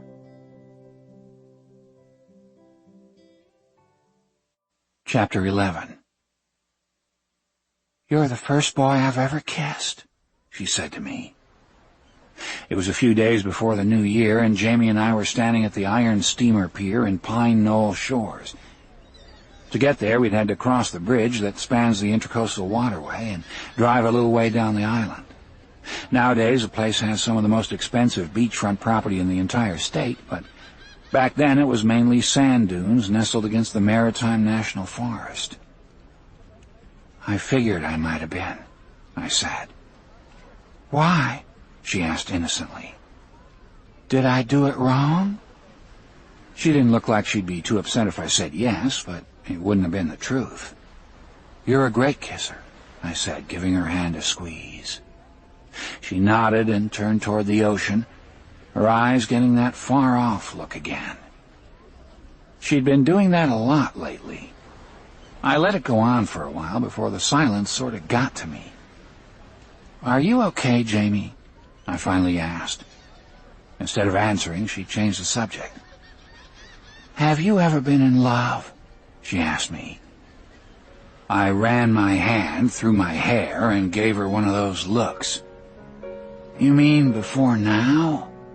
I said it like James Dean would have, the way Eric had told me to say it if a girl ever asked me that question. Eric was pretty slick with girls. "I'm serious, Landon," she said, tossing me a sidelong glance. I guess Jamie had seen those movies too. With Jamie, I'd come to realize I always seem to be going from high to low and back to high again in less time than it takes to swat a mosquito. I wasn't quite sure if I liked that part of our relationship yet, though to be honest, it kept me on my toes. I was still feeling off balance as I thought about her question. "Actually, I have," I said finally. Her eyes were still fixed on the ocean. I think she thought I was talking about Angela, but looking back I'd realized that what I'd felt for Angela was totally different from what I was feeling right now. "How did you know it was love?" she asked me. I watched the breeze gently moving her hair, and I knew that it was no time to pretend I was something that I actually wasn't. "Well," I said seriously, "you know it's love when, all you want to do is spend time with the other person, and you sort of know that the other person feels the same way. Jamie thought about my answer before smiling faintly. "I see," she said softly. I waited for her to add something else, but she didn't, and I came to another sudden realization. Jamie may not have been all that experienced with boys, but to tell you the truth, she was playing me like a harp. During the next 2 days, for instance, she wore her hair in a bun again. On New Year's Eve, I took Jamie out to dinner. It was the very first real date she'd ever been on, and we went to a small waterfront restaurant in Moorhead City, a place called Flauvin's. Flauvin's was a kind of restaurant with tablecloths and candles and 5 different pieces of silverware per setting. The waiters wore black and white like butlers, and when you looked out the giant windows that completely lined the wall, you could watch moonlight reflecting off the slowly moving water. There was a pianist and a singer, too, not every night or even every weekend, but on holidays when they thought the place would be full. I had to make reservations, and the first time I called, they said they were filled. But I had my mom call them, and the next thing you knew, something had opened up. I guess the owner needed a favor from my father or something. Or maybe he just didn't want to make him angry, knowing that my grandfather was still alive and all. It was actually my mom's idea to take Jamie out someplace special. A couple of days before, on one of those days Jamie was wearing her hair in a bun, I talked to my mom about the things I was going through. "She's all I think about, Mom," I confessed. "I mean, I know she likes me, but I don't know if she feels the same way that I do." "Does she mean that much to you?" she asked. "Yes," I said quietly. "Well, what have you tried so far?" "What do you mean?" My mom smiled. "I mean that young girls, even Jamie, like to be made to feel special." I thought about that for a moment, a little confused. Wasn't that what I was trying to do? "Well, I've been going to her house every day to visit," I said. My mom put her hand on my knee. Even though she wasn't a great homemaker and sometimes stuck it to me, like I said earlier, she really was a sweet lady. "Going to her house is a nice thing to do, but it's not the most romantic thing there is. You should do something that will really let her know how you feel about her." My mom suggested buying some perfume, and although I knew that Jamie would probably be happy to receive it, it didn't sound right to me. For one thing, since Hegbert didn't allow her to wear makeup, with the single exception being the Christmas play, I was sure she couldn't wear perfume. I told my mom as much, and that was when she'd suggested taking her out to dinner. "I don't have any money left," I said to her dejectedly. Though my family was wealthy and gave me an allowance, they never gave me more if I ran through it too quickly. "It builds responsibility," my father said, explaining it once. "What happened to your money in the bank?" I sighed, and my mom sat in silence while I explained what I had done. When I finished, a look of quiet satisfaction crossed her face, as if she too knew I was finally growing up. "Let me worry about that," she said softly. "You just find out if she'd like to go and if Reverend Sullivan will allow it. If she can, we'll find a way to make it happen. I promise." The following day, I went to the church. I knew that Hegbert would be in his office.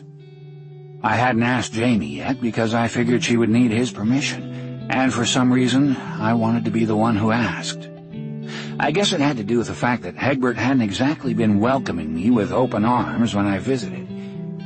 Whenever he'd see me coming up the walkway, like Jamie, he had a sixth sense about it. He'd peek out the curtains, then quickly pull his head back behind them, thinking that I hadn't seen him. When I knocked, it would take a long time for him to answer the door, as if he had to come from the kitchen. He'd look at me for a long moment, then sigh deeply and shake his head before finally saying hello. His door was partially open, and I saw him sitting behind his desk, spectacles propped on his nose. He was looking over some papers. They looked almost financial, and I figured he was trying to figure out the church budget for the following year. Even ministers had bills to pay. I knocked at the door, and he looked up with interest as if he expected another member of the congregation, then furrowed his brow when he saw that it was me. "Hello, Reverend Sullivan," I said politely. "Do you have a moment?" He looked even more tired than usual, and I assumed he wasn't feeling well.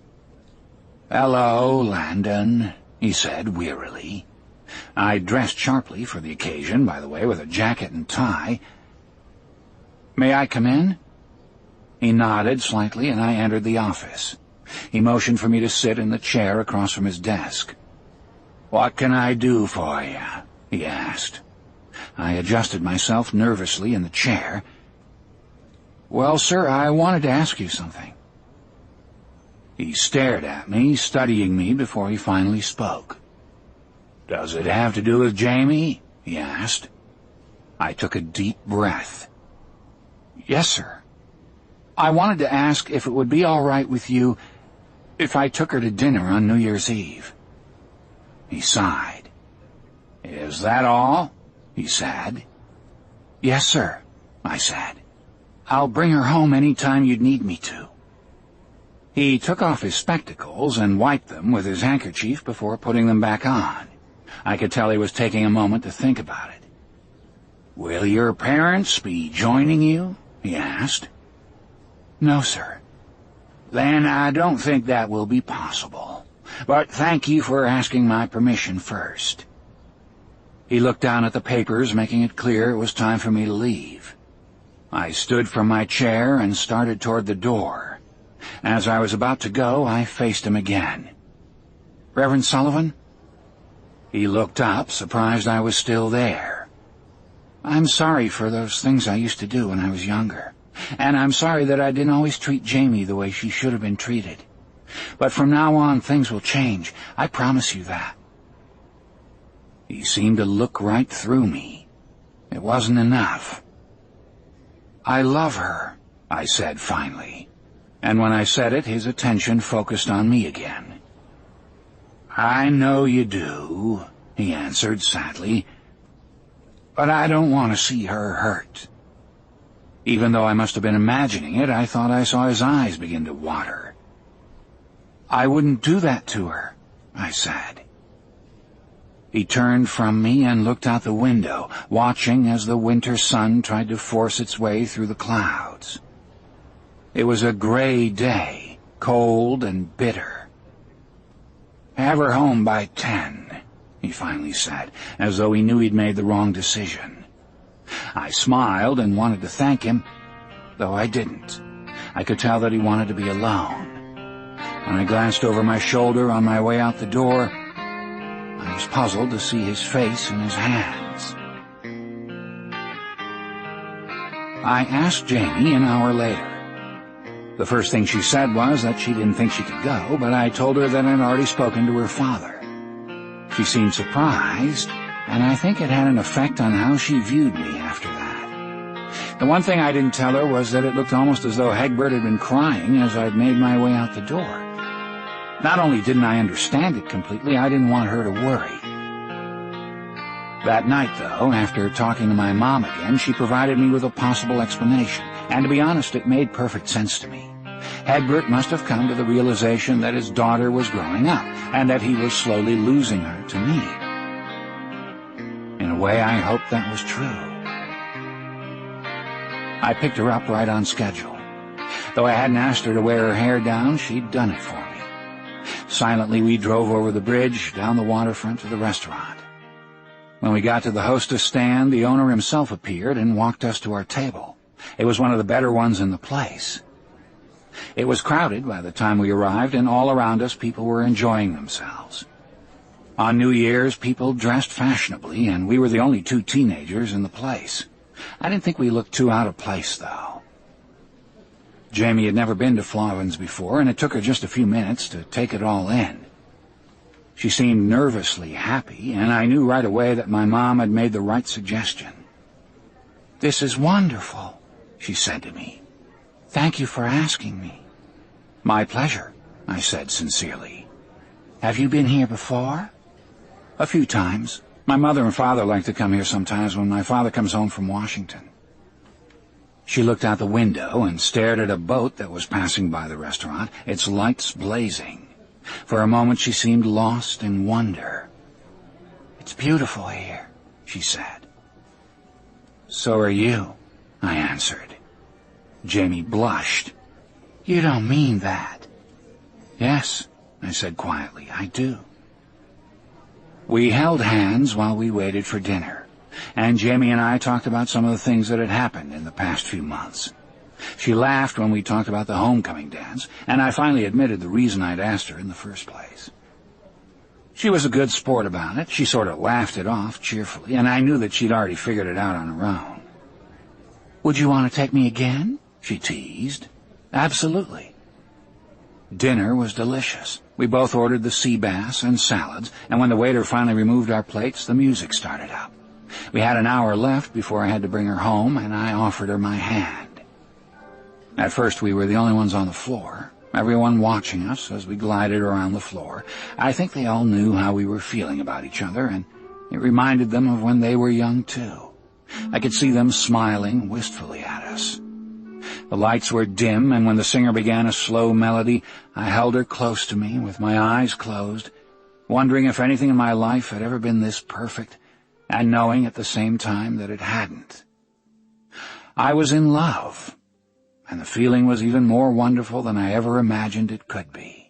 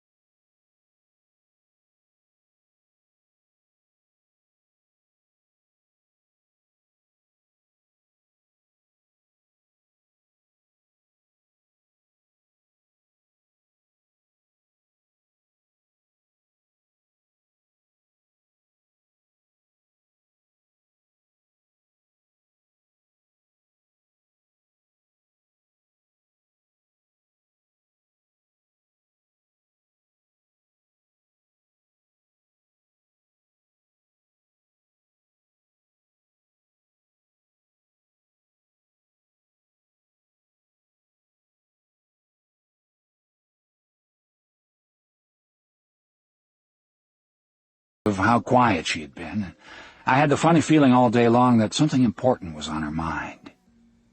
I was walking her home from Cecil's Diner on the Saturday before school started up again, a day blustery with a fierce, biting wind. A nor'easter had been blowing in since the previous morning, and while we walked, we'd had to stand close to each other to stay warm.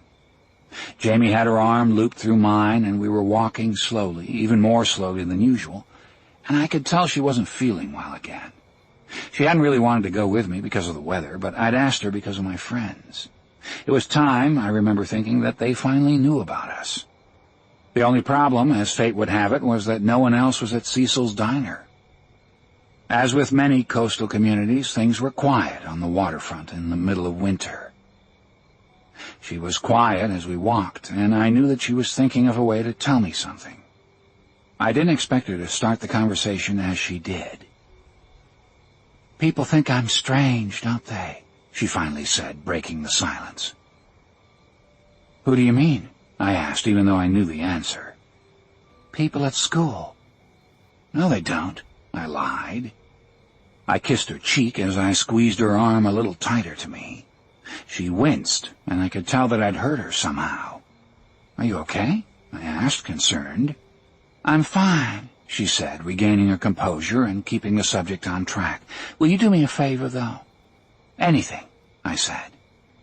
Will you promise to tell me the truth from now on? I mean, always." "Sure," I said. She stopped me suddenly and looked right at me. "Are you lying to me right now?" "No," I said defensively, wondering where this was going. "I promise that from now on I'll always tell you the truth." Somehow, when I said it, I knew that I'd come to regret it. We started walking again. As we moved down the street, I glanced at her hand, which was looped through mine, and I saw a large bruise just below her ring finger. I had no idea where it had come from, since it hadn't been there the day before. For a second I thought it might have been caused by me, but then I realized that I hadn't even touched her there. "People think I'm strange, don't they?" she asked again. My breath was coming out in little puffs. "Yes," I finally answered. It hurt me to say it. "Why?" She looked almost despondent. I thought about it. "People have different reasons," I said vaguely, doing my best not to go any further. "But why, exactly? Is it because of my father, or is it because I try to be nice to people?" I didn't want anything to do with this. "I suppose," was all I could say. I felt a little queasy. Jamie seemed disheartened, and we walked a little farther in silence. "Do you think I'm strange, too?" she asked me.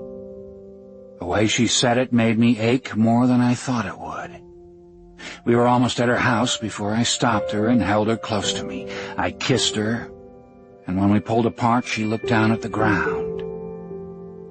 I put my finger beneath her chin, lifting her head up and making her look at me again. "You're a wonderful person, Jamie. You're beautiful, you're kind, you're gentle. You're everything that I'd like to be. If people don't like you or they think you're strange, then that's their problem." In the grayish glow of a cold winter day, I could see her lower lip begin to tremble. Mine was doing the same thing, and I suddenly realized that my heart was speeding up as well.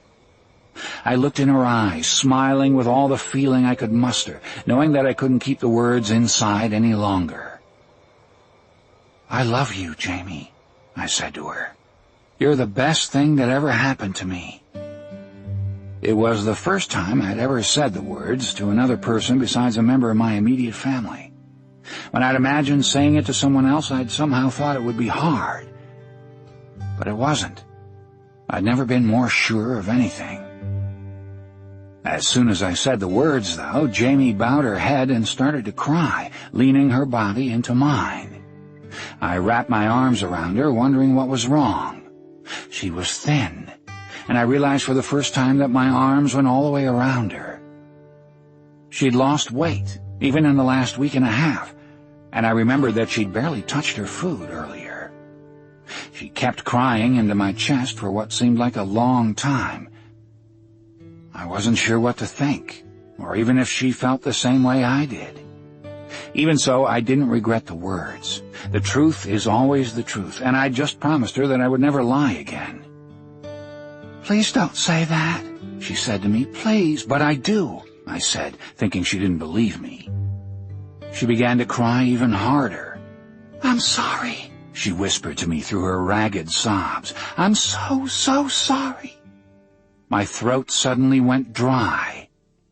"Why are you sorry?" I asked, suddenly desperate to understand what was bothering her. "Is it because of my friends and what they'll say? I don't care anymore. I really don't."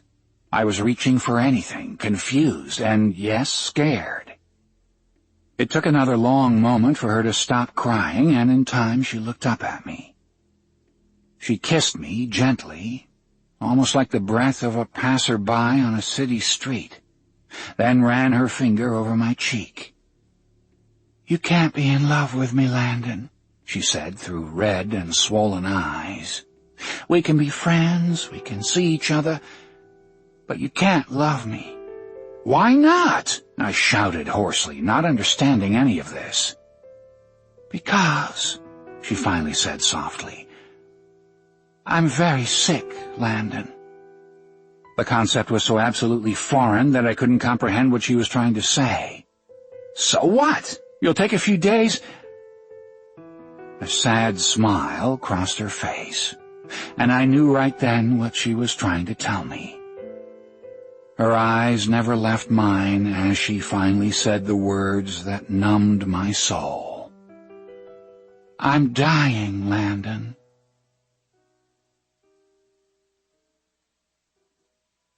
Chapter 12. She had leukemia. She'd known it since last summer. The moment she told me, the blood drained from my face, and a sheaf of dizzying images fluttered through my mind. It was as though in that brief moment time had suddenly stopped, and I understood everything that had happened between us. I understood why she'd wanted me to do the play. I understood why, after we'd performed that first night, Hegbert had whispered to her with tears in his eyes, calling her his angel.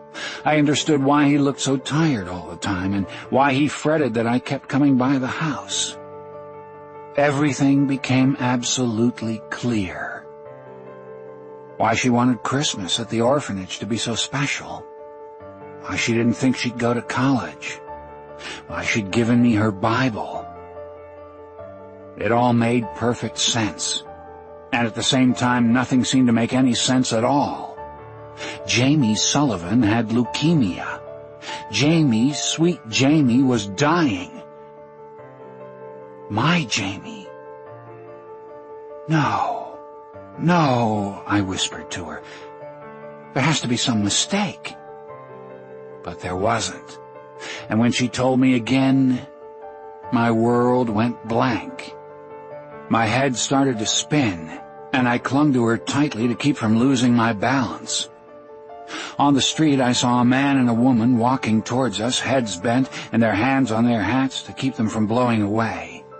A dog trotted across the road and stopped to smell some bushes. A neighbor across the way was standing on a stepladder taking down his Christmas lights. Normal scenes from everyday life, things I would never have noticed before, suddenly making me feel angry. I closed my eyes, wanting the whole thing to go away. "I'm so sorry, Landon," she kept saying over and over. It was I who should have been saying it, however. I know that now, but my confusion kept me from saying anything. Deep down, I knew it wouldn't go away. I held her again, not knowing what else to do, tears filling my eyes, trying and failing to be the rock I think she needed. We cried together on the street for a long time, just a little way down the road from her house. We cried some more when Hegbert opened the door and saw our faces, knowing immediately that their secret was out. We cried when we told my mother later that afternoon, and my mother held us both to her bosom and sobbed so loudly that both the maid and the cook wanted to call the doctor because they thought something had happened to my father. On Sunday, Hegbert made the announcement to his congregation, his face a mask of anguish and fear, and he had to be helped back to his seat before he'd even finished. Everyone in the congregation stared in silent disbelief at the words they just heard, as if they were waiting for a punchline to some horrible joke that none of them could believe had been told. Then all at once the wailing began. We sat with Hegbert the day she told me, and Jamie patiently answered my questions. She didn't know how long she had left, she told me. No, there wasn't anything the doctors could do. It was a rare form of the disease, they'd said, one that didn't respond to available treatment. Yes, when the school year had started, she'd felt fine. It wasn't until the last few weeks that she'd started to feel its effects. That's how it progresses, she said. You feel fine, and then when your body can't keep fighting, you don't. Stifling my tears, I couldn't help but think about the play. But all those rehearsals, those long days, maybe you shouldn't have, maybe, she said, reaching for my hand and cutting me off. Doing the play was the thing that kept me healthy for so long. Later, she told me that 7 months had passed since she'd been diagnosed. The doctors had given her a year, maybe less. These days, it might have been different. These days, they could have treated her. These days, Jamie would probably live. But This was happening 40 years ago, and I knew what that meant. Only a miracle could save her. Why didn't you tell me? This was the one question I hadn't asked her, the one that I'd been thinking about. I hadn't slept that night, and my eyes were still swollen. I'd gone from shock to denial to sadness to anger and back again all night long, wishing it weren't so and praying that the whole thing had been some terrible nightmare. We were in her living room the following day, the day that Hegbert had made the announcement to the congregation. It was January 10, 1959. Jamie didn't look as depressed as I thought she would. But then again, she'd been living with this for 7 months already. She and Hegbert had been the only ones to know, and neither of them had trusted even me.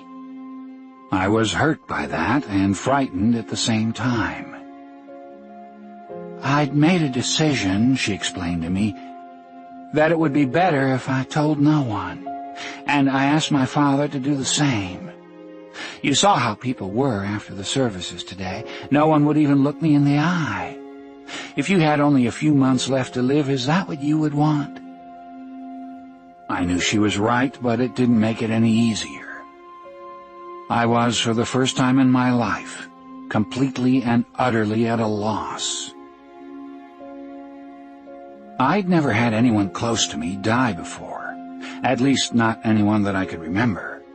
My grandmother had died when I was 3, and I don't remember a single thing about her, or the services that had followed, or even the next few years after her passing. I'd heard stories, of course, from both my father and my grandfather, but to me that's exactly what they were. It was the same as hearing stories I might otherwise read in a newspaper about some woman I never really knew. Though my father would bring me with him when he put flowers on her grave, I never had any feelings associated with her. I felt only for the people she'd left behind. No one in my family or my circle of friends had ever had to confront something like this. Jamie was 17, a child on the verge of womanhood, dying and still very much alive at the same time. I was afraid, more afraid than I'd ever been, not only for her but for me as well.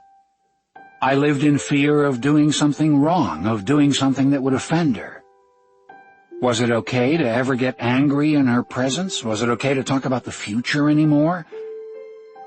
My fear made talking to her difficult, though she was patient with me. My fear, however, made me realize something else, something that made it all worse.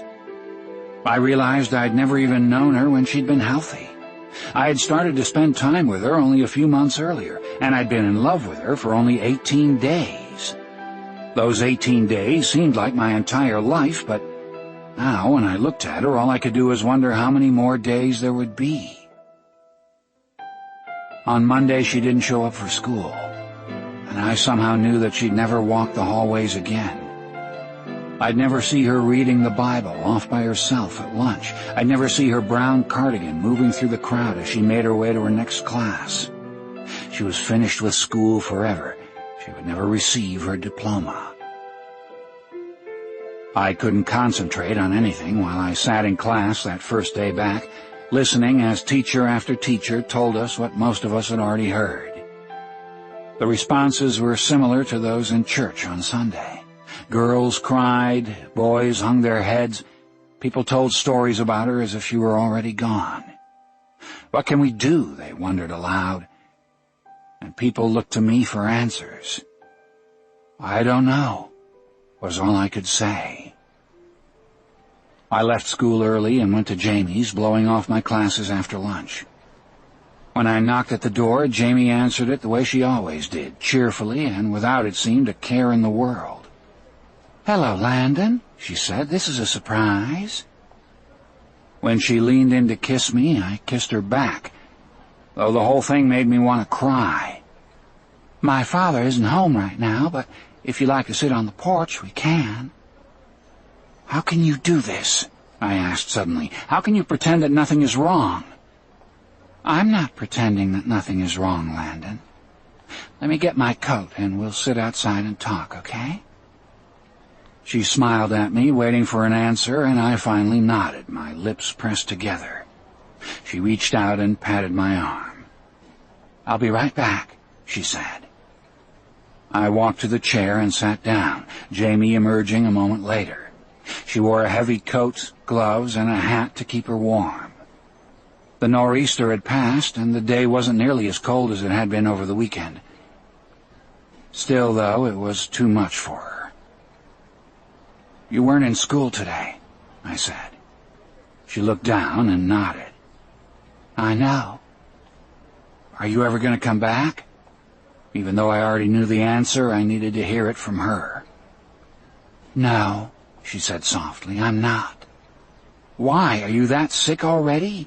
I started to tear up, and she reached out and took my hand. "No. Today I feel pretty good, actually. It's just that I want to be home in the mornings before my father has to go to the office. I want to spend as much time with him as I can. Before I die," she meant to say, but didn't. I felt nauseated and couldn't respond. "When the doctors first told us," she went on, "they said that I should try to lead as normal a life as possible for as long as I could. They said it would help me keep my strength up." "There's nothing normal about this," I said bitterly. "I know." "Aren't you frightened?" Somehow I expected her to say no, to say something wise like a grown-up would, or to explain to me that we can't presume to understand the Lord's plan. She looked away. "Yes," she finally said. "I'm frightened all the time." "Then why don't you act like it?" "I do. I just do it in private." "Because you don't trust me?" "No," she said. "Because I know you're frightened too." I began to pray for a miracle. They supposedly happen all the time, and I'd read about them in newspapers. People regaining use of their limbs after being told they'd never walk again, or somehow surviving a terrible accident when all hope was lost. Every now and then a traveling preacher's tent would be set up outside of Beaufort, and people would go there to watch as people were healed. I'd been to a couple, and though I assumed that most of the healing was no more than a slick magic show, since I never recognized the people who were healed, there were occasionally things that even I couldn't explain. Old man Sweeney, the baker here in town, had been in the Great War, fighting with an artillery unit behind the trenches, and months of shelling the enemy had left him deaf in one ear. It wasn't an act. He really couldn't hear a single thing, and there'd been times when we were kids that we'd been able to sneak off with a cinnamon roll because of it. But the preacher started praying feverishly and finally laid his hand upon the side of Sweeney's head. Sweeney screamed out loud, making people practically jump out of their seats. He had a terrified look on his face, as if the guy had touched him with a white-hot poker, but then he shook his head and looked around, uttering the words, "I can hear again." Even he couldn't believe it. "The Lord," the preacher had said as Sweeney made his way back to his seat, "can do anything. The Lord listens to our prayers." So that night I opened the Bible that Jamie had given me for Christmas and began to read. Now, I'd heard all about Bible in Sunday school or at church, but to be frank, I just remembered the highlights. The Lord sending the 7 plagues so the Israelites could leave Egypt, Jonah being swallowed by a whale, Jesus walking across the water, or raising Lazarus from the dead. There were other biggies, too. I knew that practically every chapter of the Bible has the Lord doing something spectacular, but I hadn't learned them all. As Christians, we leaned heavily on teachings of the New Testament, and I didn't know the first things about books like Joshua or Ruth or Joel. The first night I read through Genesis. The second night I read through Exodus. Leviticus was next, followed by Numbers and then Deuteronomy. The going got a little slow during certain parts, especially as all the laws were being explained. Yet I couldn't put it down. It was a compulsion that I didn't fully understand. It was late one night, and I was tired by the time I eventually reached Psalms, but somehow I knew this was what I was looking for. Everyone has heard the 23rd Psalm, which starts, "The Lord is my shepherd, I shall not want," but I wanted to read the others since none of them were supposed to be more important than the others. After an hour, I came across an underlined section that I assumed Jamie had noted because it meant something to her. This is what it said. I cry to you, my Lord, my rock. Do not be deaf to me, for if you are silent, I shall go down to the pit like the rest. Hear my voice in petition as I cry to you for help, as I raise my hands, my Lord, toward your Holy of Holies. I closed the Bible with tears in my eyes, unable to finish the psalm. Somehow I knew she'd underlined it for me. I don't know what to do, I said numbly, staring into the dim light of my bedroom lamp. My mom and I were sitting on my bed. It was coming up on the end of January, the most difficult month of my life, and I knew that in February things would only get worse. I know this is hard for you, she murmured, but there's nothing you can do. I don't mean about Jamie being sick. I know there's nothing I can do about that. I mean about Jamie and me. My mother looked at me sympathetically. She was worried about Jamie, but she was also worried about me. I went on. It's hard for me to talk to her. All I can do when I look at her is think about the day when I won't be able to. So I spend all my time at school thinking about her, wishing I could see her right then, but when I get to her house, I don't know what to say.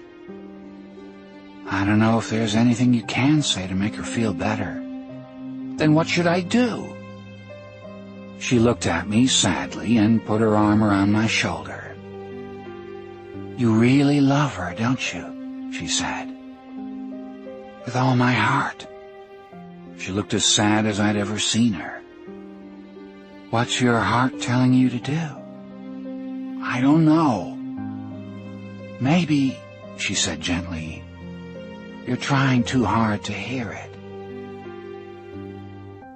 The next day I was better with Jamie, though not much.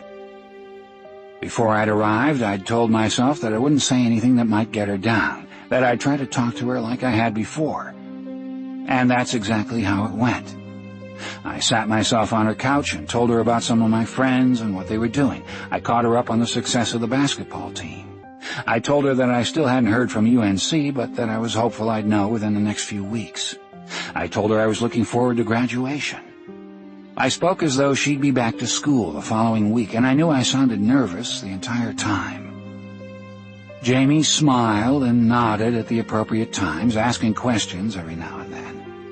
But I think we both knew by the time I finished talking that it was the last time I would do it. It didn't feel right to either of us. My heart was telling me exactly the same thing. I turned to the Bible again in the hope that it would guide me. How are you feeling? I asked a couple of days later. By now, Jamie had lost more weight. Her skin was beginning to take on a slightly grayish tint, and the bones in her hands were starting to show through her skin. Again, I saw bruises. We were inside her house in the living room. The cold was too much for her to bear. Despite all this, she still looked beautiful. I'm doing okay, she said, smiling valiantly. The doctors have given me some medicine for the pain, and it seems to help a little. I'd been coming by every day. Time seemed to be slowing down and speeding up at exactly the same time. Can I get anything for you? No, thank you. I'm doing fine. I looked around the room, then back at her. I've been reading the Bible, I finally said. You have? Her face lit up, reminding me of the angel I'd seen in the play. I couldn't believe that only 6 weeks had gone by. I wanted you to know. I'm glad you told me. I read the book of Job last night, I said, where God stuck it to Job to test his faith. She smiled and reached out to pat my arm, her hands soft on my skin. It felt nice. You should read something else. That's not about God in one of his better moments. Why would he have done that to him? I don't know, she said. Do you ever feel like Job?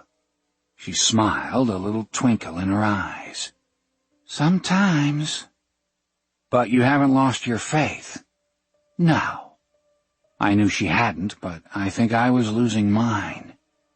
"Is it because you think you might get better?" "No," she said.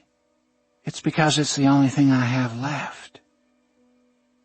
After that, we started reading the Bible together. It somehow seemed like the right thing to do, but my heart was nonetheless telling me that there still might be something more. At night, I lay awake, wondering about it. Reading the Bible gave us something to focus on, and all of a sudden everything started to get better between us. Maybe because I wasn't as worried about doing something to offend her. What could be more right than reading the Bible? Though I didn't know nearly as much as she did about it, I think she appreciated the gesture, and occasionally when we read, she'd put her hand on my knee and simply listen as my voice filled the room. Other times I'd be sitting beside her on the couch, looking at the Bible and watching Jamie out of the corner of my eye at the same time, and we'd come across a passage or a psalm, maybe even a proverb, and I'd ask her what she thought about it. She always had an answer, and I'd nod, thinking about it. Sometimes she asked me what I thought, and I did my best, too, though there were moments when I was bluffing, and I was sure that she could tell. "Is that what it really means to you?" she'd ask, and I'd rub my chin and think about it before trying again. Sometimes, though, it was her fault when I couldn't concentrate, what with that hand on my knee and all. One Friday night, I brought her over for dinner at my house. My mom joined us for the main course, then left the table and sat in the den so that we could be alone. It was nice there, sitting with Jamie, and I knew she felt the same way. She hadn't been leaving her house much, and this was a good change for her. Since she'd told me about her illness, Jamie had stopped wearing her hair in a bun, and it was still as stunning as it had been the first time I'd seen her wear it down. She was looking at the china cabinet — my mom had one of those cabinets with the lights inside — when I reached across the table and took her hand. "Thank you for coming over tonight," I said. She turned her attention back to me. "Thanks for inviting me." I paused. "How's your father holding up?" Jamie sighed. "Not too well. I worry about him a lot." "He loves you dearly, you know." "I know." "So do I," I said. And when I did, she looked away. Hearing me say this seemed to frighten her again. "Will you keep coming over to my house?" she asked. "Even later, you know, when—" I squeezed her hand, not hard, but enough to let her know that I meant what I said. "As long as you want me to come, I'll be there. We don't have to read the Bible anymore if you don't want to." "Yes," I said softly, "I think we do." She smiled. "You're a good friend, Landon. I don't know what I'd do without you." She squeezed my hand, returning the favor. Sitting across from me, she looked radiant. "I love you, Jamie," I said again. But this time she wasn't frightened. Instead, our eyes met across the table, and I watched as hers began to shine. She sighed and looked away, running her hand through her hair, then turned to me again. I kissed her hand, smiling in return. "I love you too," she finally whispered.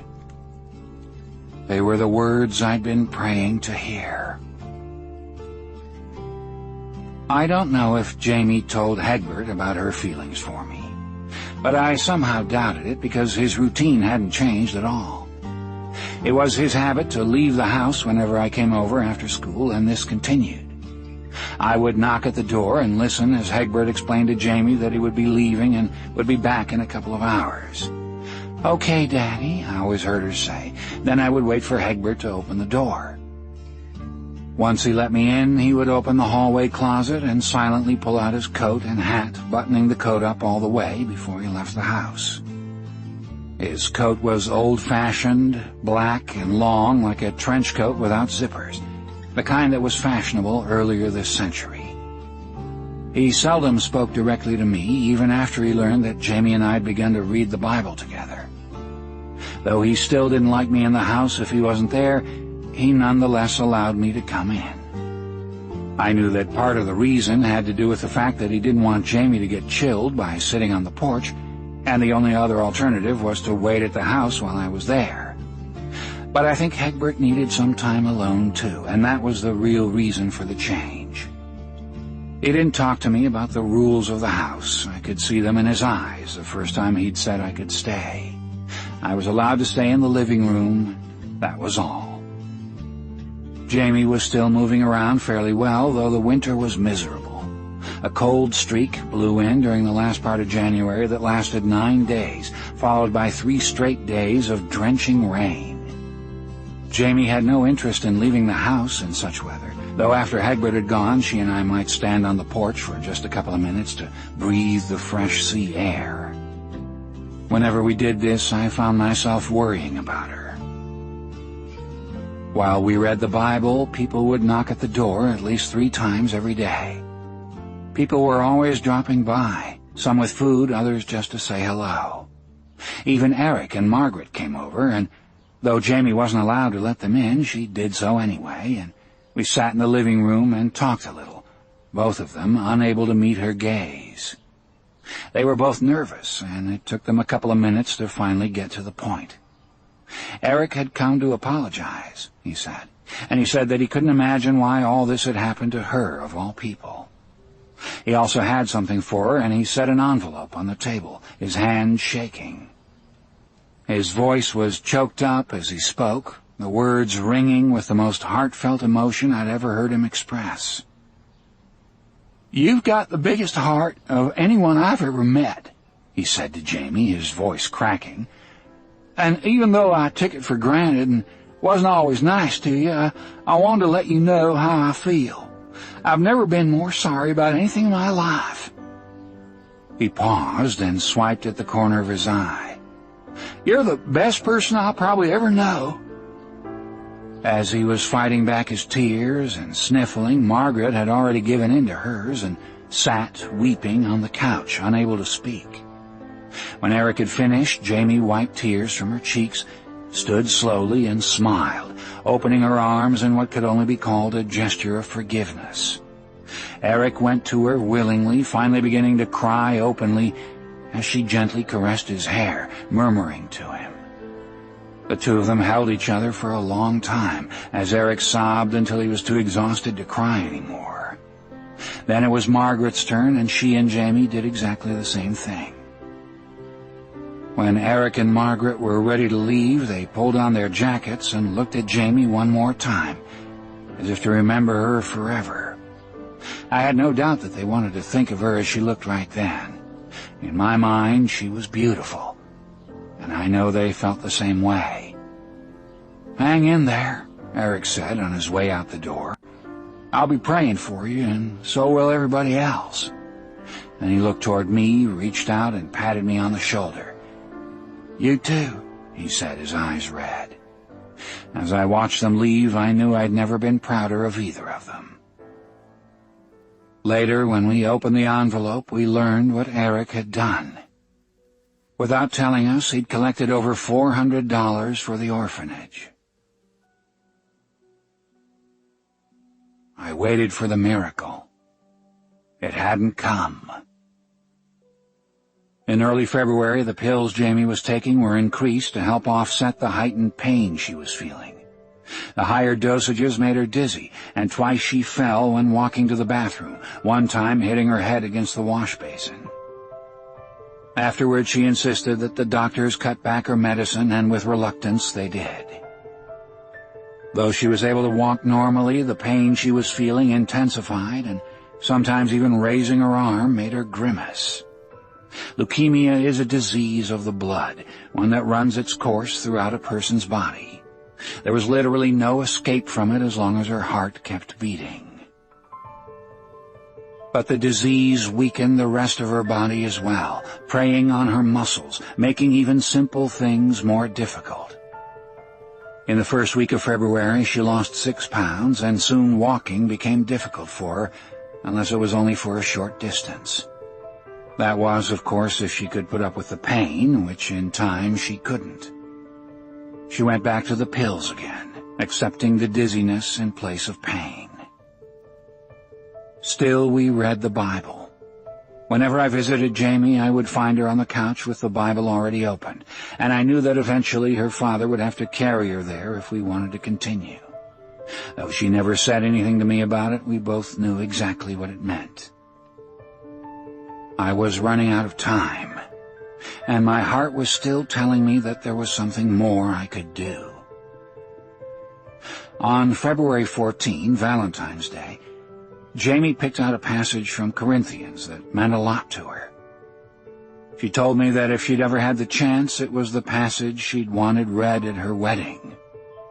This is what it said. Love is always patient and kind. It is never jealous. Love is never boastful or conceited. It is never rude nor selfish. It does not take offense and is not resentful. Love takes no pleasure in other people's sins, but delights in the truth. It is always ready to excuse, to trust, to hope, and to endure whatever comes. Jamie was the truest essence of that very description. 3 days later, when the temperature slightly warmed, I showed her something wonderful. Something I doubted she'd ever seen before, something I knew she would want to see. Eastern North Carolina is a beautiful and special part of the country, blessed with temperate weather and, for the most part, wonderful geography. Nowhere is this more evident than Bogue Banks, an island right off the coast near the place we grew up. 24 miles long and nearly a mile wide, this island is a fluke of nature, running from east to west, hugging the coastline a half-mile offshore. Those who live there can witness spectacular sunrises and sunsets every day of the year, both taking place over the expanse of the mighty Atlantic Ocean. Jamie was bundled up heavily, standing beside me on the edge of the iron steamer pier as this perfect southern evening descended. I pointed off into the distance and told her to wait. I could see our breaths, 2 of hers to every one of mine. I had to support Jamie as we stood there. She seemed lighter than the leaves of a tree that had fallen in autumn, but I knew that it would be worth it. In time, the glowing, cratered moon began its seeming rise from the sea, casting a prism of light across the slowly darkening water, splitting itself into 1,000 different parts, each more beautiful than the last. At exactly the same moment, the sun was meeting the horizon in the opposite direction, turning the sky red and orange and yellow, as if heaven above had suddenly opened its gates and let all its beauty escape its holy confines. The ocean turned golden silver as the shifting colors reflected off it, waters rippling and sparkling with the changing light, the vision glorious, almost like the beginning of time. The sun continued to lower itself, casting its glow as far as the eye could see, before finally, slowly vanishing beneath the waves. The moon continued its slow drift upward, shimmering as it turned 1,000 different shades of yellow, each paler than the last, before finally becoming the color of the stars. Jamie watched all this in silence, my arm tight around her, her breathing shallow and weak. As the sky was finally turning to black, and the first twinkling lights began to appear in the distant southern sky, I took her in my arms. I gently kissed both her cheeks, and then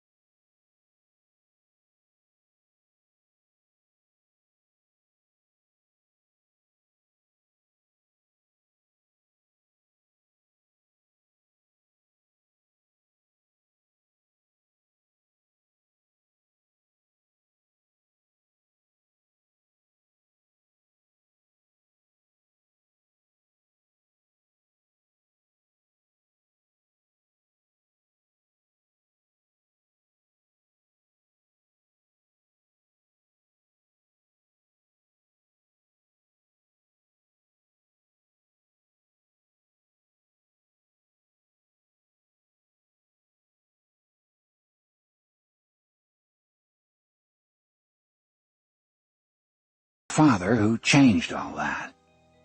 My father had driven home from Washington, hurriedly leaving, although Congress was still in session. Apparently, my mother had called him and told him that if he didn't come home immediately, he might as well stay in Washington forever. When my mother told him what was happening, my father said that Hegbert would never accept his help, that the wounds were too deep, that it was too late to do anything. "This isn't about your family, or even about Reverend Sullivan, or anything that happened in the past," she said to him, refusing to accept his answer. "This is about our son who happens to be in love with a little girl who needs our help, and you're going to find a way to help her." I don't know what my father said to Hegbert, or what promises he had to make, or how much the whole thing eventually cost. All I know is that Jamie was soon surrounded by expensive equipment, was supplied with all the medicine she needed, and was watched by 2 full-time nurses while a doctor peeked in on her several times a day. Jamie would be able to stay at home. That night I cried on my father's shoulder for the first time in my life. "Do you have any regrets?" I asked her. She was in her bed under the covers, a tube in her arm feeding her the medication she needed. Her face was pale, her body feather-light. She could barely walk, and when she did, she now had to be supported by someone else. "We all have regrets, Landon," she said, "but I've led a wonderful life." "How can you say that?" I cried out, unable to hide my anguish. "With all that's happening to you." She squeezed my hand, her grip weak, smiling tenderly at me. "This," she admitted as she looked around her room, "could be better." Despite my tears, I laughed, then immediately felt guilty for doing so. I was supposed to be supporting her, not the other way around. Jamie went on. "But other than that, I've been happy, Landon. I really have. I've had a special father who taught me about God. I can look back and know that I couldn't have tried to help other people any more than I did." She paused and met my eyes. "I've even fallen in love and had someone love me back." I kissed her hand when she said it, then held it against my cheek. "It's not fair," I said. She didn't answer. "Are you still afraid?" I asked. "Yes." "I'm afraid too," I said. "I know, and I'm sorry." "What can I do?" I asked desperately. "I don't know what I'm supposed to do anymore." "Will you read to me?" I nodded, though I didn't know whether I'd be able to make it through the next page without breaking down. "Please, Lord, tell me what to do." "Mom," I said later that night. "Yes?" We were sitting on the sofa in the den, the fire blazing before us. Earlier in the day, Jamie had fallen asleep while I read to her, and knowing she needed a rest, I slipped out of her room. But before I did, I kissed her gently on the cheek. It was harmless, but Hegbert had walked in as I'd done so, and I had seen the conflicting emotions in his eyes. He looked at me, knowing that I loved his daughter, but also knowing that I'd broken one of the rules of his house, even an unspoken one. Had she been well, I know he would never have allowed me back inside. As it was, I showed myself to the door. I couldn't blame him, not really. I found that spending time with Jamie sapped me of the energy to feel hurt by his demeanor. If Jamie had taught me anything over these last few months, she'd shown me that actions, not thoughts or intentions, were the way to judge others, and I knew that Hegbert would allow me in the following day. I was thinking about all this as I sat next to my mother on the sofa. "Do you think we have a purpose in life?" I asked. It was the first time I had asked her such a question, but these were unusual times. "I'm not sure I understand what you're asking," she said, frowning. "I mean, how do you know what you're supposed to do?" "Are you asking me about spending time with Jamie?" I nodded, though I was still confused. "Sort of. I know I'm doing the right thing, but something's missing. I spend time with her, and we talk and read the Bible, but... I paused, and my mother finished my thought for me. You think you should be doing more? I nodded. I don't know that there's anything more you can do, sweetheart, she said gently. Then why do I feel the way I do? She moved a little closer on the sofa, and we watched the flames together. I think it's because you're frightened and you feel helpless. And even though you're trying, things continue to get harder and harder for the both of you. And the more you try, the more hopeless things seem. Is there any way to stop feeling this way? She put her arm around me and pulled me closer. No, she said softly. There isn't. The next day, Jamie couldn't get out of bed. Because she was too weak now to walk even with support, we read the Bible in her room. She fell asleep within minutes. Another week went by, and Jamie grew steadily worse, her body weakening. Bedridden, she looked smaller, almost like a little girl again. Jamie, I pleaded, what can I do for you? Jamie, my sweet Jamie, was sleeping for hours at a time now, even as I talked to her. She didn't move at the sound of my voice. Her breaths were rapid and weak. I sat beside the bed and watched her for a long time, thinking how much I loved her. I held her hand close to my heart, feeling the boniness of her fingers. Part of me wanted to cry right then, but instead I laid her hand back down and turned to face the window. Why, I wondered, had my world suddenly unraveled as it had? Why had all this happened to someone like her? I wondered if there was a greater lesson in what was happening. Was it all, as Jamie would say, simply part of the Lord's plan? Did the Lord want me to fall in love with her, or was that something of my own volition? The longer Jamie slept, the more I felt her presence beside me, yet the answers to these questions were no clearer than they had been before. Outside, the last of the morning rain had passed. It had been a gloomy day, but now the late afternoon sunlight was breaking through the clouds. In the cool spring air, I saw the first signs of nature coming back to life. The trees outside were budding, the leaves waiting for just the right moment to uncoil and open themselves to yet another summer season. On the nightstand by her bed, I saw the collection of items that Jamie held close to her heart. There were photographs of her father holding Jamie as a young child and standing outside of school on her first day of kindergarten. There was a collection of cards that children of the orphanage had sent. Sighing, I reached for them and opened the card on top of the stack. Written in crayon, it said simply, "Please get better soon. I miss you." It was signed by Lydia, the girl who'd fallen asleep in Jamie's lap on Christmas Eve. The second card expressed the same sentiments, but what really caught my eye was the picture that the child Roger had drawn. He'd drawn a bird, soaring above a rainbow. Choking up, I closed the card. I couldn't bear to look any further, and as I put the stack back where it had been before, I noticed a newspaper clipping next to her water glass. I reached for the article and saw that it was about the play, published in the Sunday paper the day after we'd finished. In the photograph above the text, I saw the only picture that had ever been taken of the two of us. It seemed so long ago. I brought the article nearer to my face. As I stared, I remembered the way I felt when I had seen her that night. Peering closely at her image, I searched for any sign that she suspected what would come to pass. I knew she did, but her expression that night betrayed none of it. Instead, I saw only a radiant happiness. In time, I sighed and set aside the clipping. The Bible still lay open where I had left off, and although Jamie was sleeping, I felt the need to read some more. Eventually, I came across another passage. This is what it said.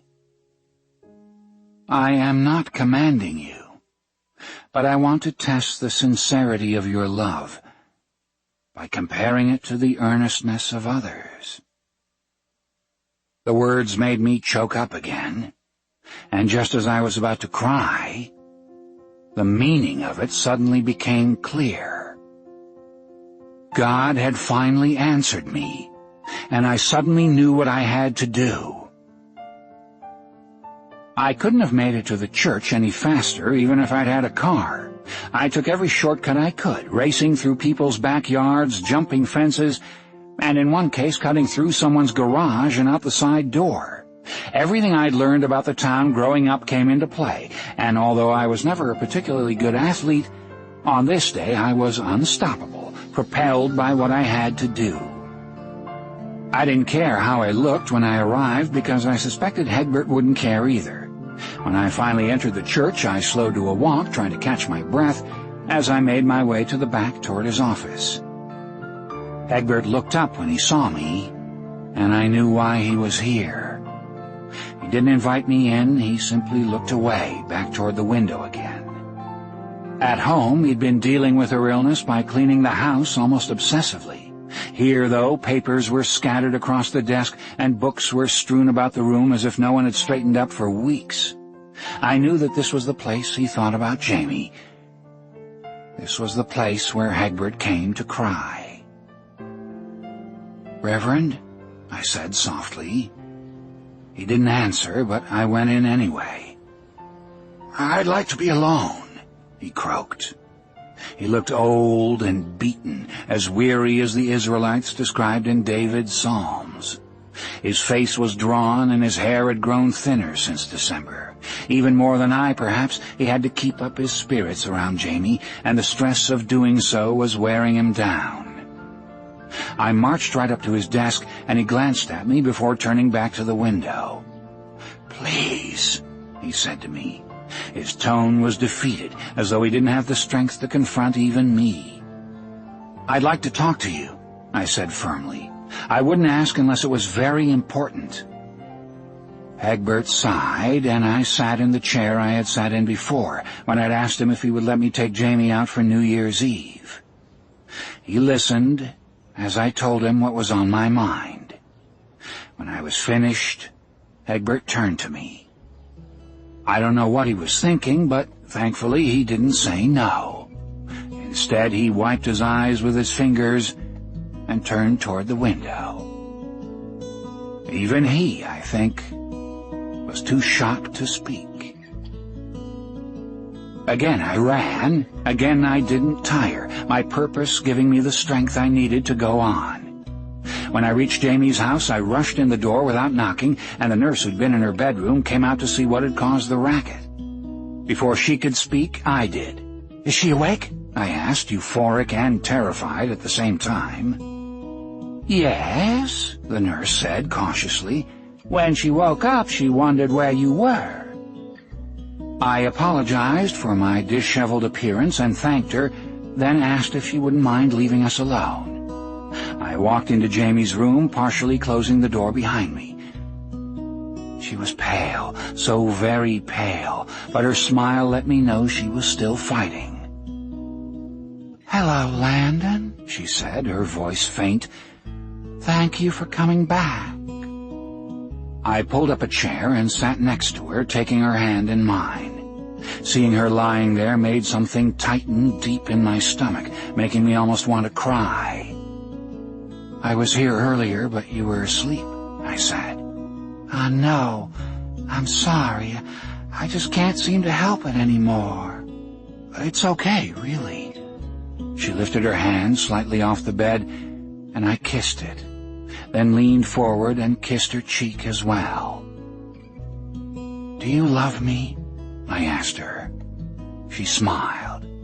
"Yes." "Do you want me to be happy?" As I asked her this, I felt my heart beginning to race. "Of course I do." "Will you do something for me then?" She looked away, sadness crossing her features. "I don't know if I can anymore," she said.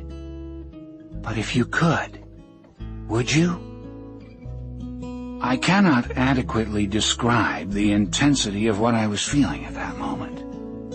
Love, anger, sadness, hope, and fear whirling together, sharpened by the nervousness I was feeling. Jamie looked at me curiously, and my breaths became shallower. Suddenly I knew that I'd never felt as strongly for another person as I did at that moment. As I returned her gaze, this simple realization made me wish for the millionth time that I could make all this go away. Had it been possible, I would have traded my life for hers. I wanted to tell her my thoughts, but the sound of her voice suddenly silenced the emotions inside me. "Yes," she finally said, her voice weak yet somehow still full of promise. "I would." Finally getting control of myself, I kissed her again, then brought my hand to her face, gently running my fingers over her cheek. I marveled at the softness of her skin, the gentleness I saw in her eyes. Even now she was perfect. My throat began to tighten again, but as I said, I knew what I had to do. Since I had to accept that it was not within my power to cure her, what I wanted to do was give her something that she'd always wanted. It was what my heart had been telling me to do all along. Jamie, I understood then, had already given me the answer I'd been searching for, the one my heart had needed to find. She'd told me the answer as we'd sat outside Mr. Jenkins' office, the night we'd asked him about doing the play. I smiled softly, and she returned my affection with a slight squeeze of my hand, as if trusting me in what I was about to do. Encouraged, I leaned closer and took a deep breath. When I exhaled, these were the words that flowed with my breath. "Will you marry me?"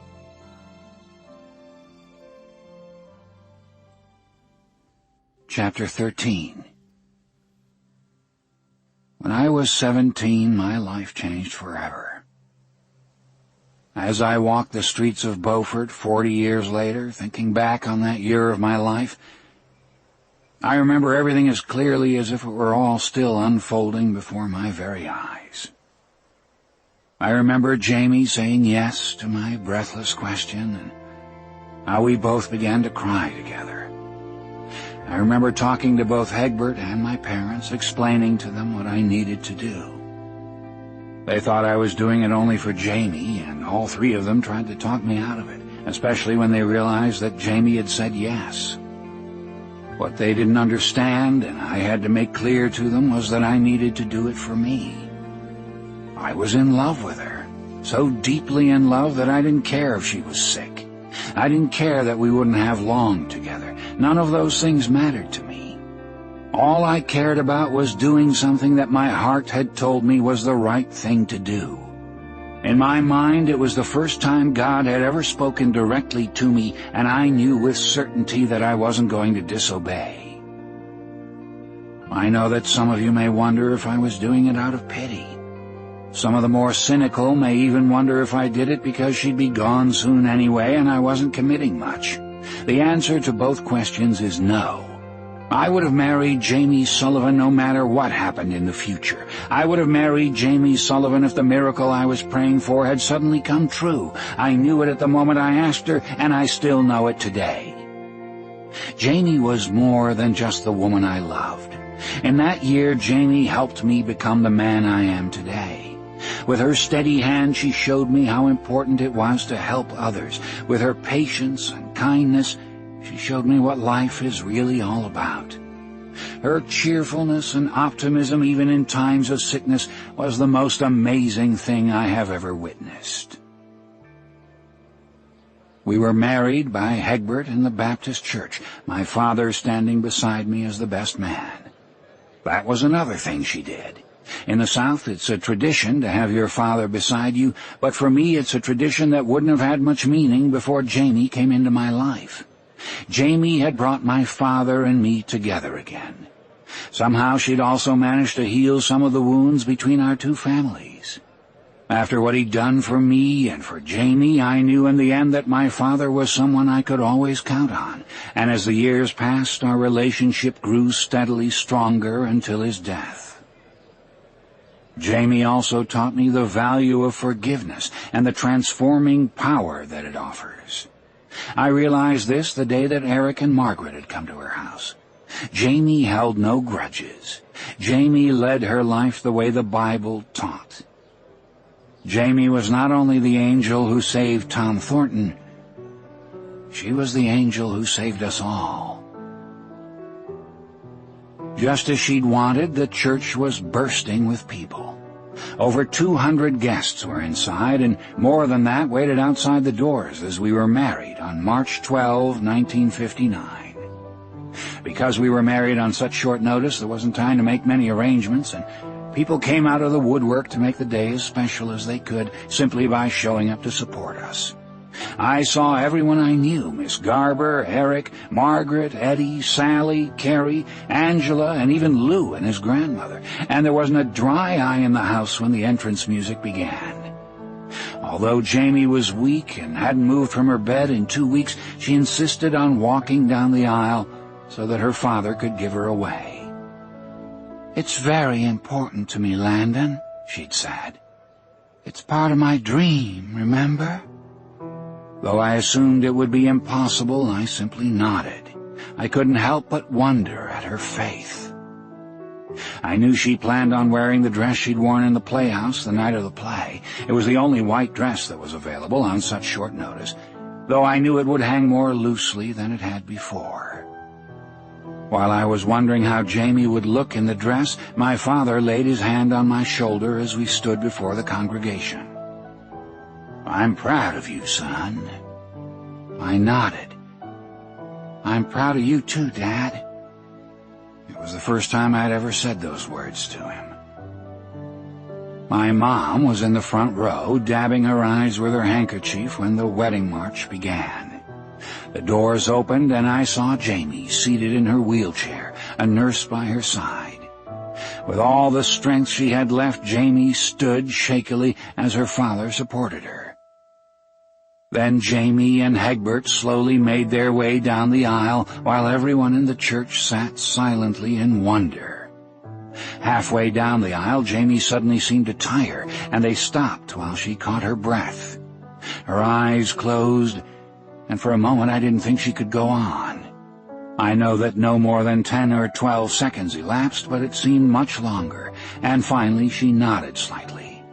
With that, Jamie and Hegbert started moving again, and I felt my heart surge with pride. It was, I remembered thinking, the most difficult walk anyone ever had to make. In every way, a walk to remember. The nurse had rolled the wheelchair up front as Jamie and her father made their way toward me. When she finally reached my side, there were gasps of joy, and everyone spontaneously began to clap. The nurse rolled the wheelchair into position, and Jamie sat down again, spent. With a smile, I lowered myself to my knees so that I would be level with her. My father then did the same. Hegbert, after kissing Jamie on the cheek, retrieved his Bible in order to begin the ceremony. All business now, he seemed to have abandoned his role as Jamie's father to something more distant, where he could keep his emotions in check. Yet I could see him struggling as he stood before us. He perched his glasses on his nose and opened the Bible, then looked at Jamie and me. Hegbert towered over us, and I could tell that he hadn't anticipated our being so much lower.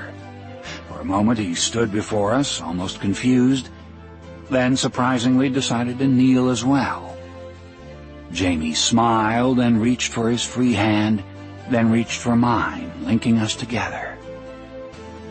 Hegbert began the ceremony in the traditional way, then read the passage in the Bible that Jamie had once pointed out to me. Knowing how weak she was, I thought he would have us recite the vows right away. But once more, Hegbert surprised me. He looked at Jamie and me, then out to the congregation, then back to us again, as if searching for the right words. He cleared his throat, and his voice rose so that everyone could hear it.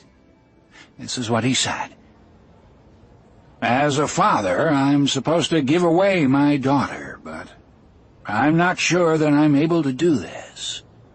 The congregation went silent, and Egbert nodded at me, willing me to be patient. Jamie squeezed my hand in support. "I can no more give Jamie away than I can give away my heart. But what I can do is to let another share in the joy that she has always given me. May God's blessings be with you both." It was then that he set aside the Bible. He reached out, offering his hand to mine, and I took it, completing the circle. With that, he led us through our vows. My father handed me the ring my mother had helped me pick out, and Jamie gave me one as well. We slipped them on our fingers. Egbert watched us as we did so, and when we were finally ready, he pronounced us husband and wife. I kissed Jamie softly as my mother began to cry, and held Jamie's hand in mine. In front of God and everyone else, I promised my love and devotion in sickness and in health, and I'd never felt so good about anything. It was, I remember, the most wonderful moment of my life. It is now 40 years later, and I can still remember everything from that day. I may be older and wiser, I may have lived another life since then, but I know that when my time eventually comes, the memories of that day will be the final images that float through my mind. I still love her, you see, and I've never removed my ring. In all these years, I've never felt the desire to do so. I breathe deeply, taking in the fresh spring air. Though Beaufort has changed and I have changed, the air itself has not. It's still the air of my childhood, the air of my 17th year. And when I finally exhale, I'm 57 once more. But this is okay. I smile slightly, looking toward the sky, knowing there's one thing I still haven't told you. I now believe, by the way, that miracles can happen.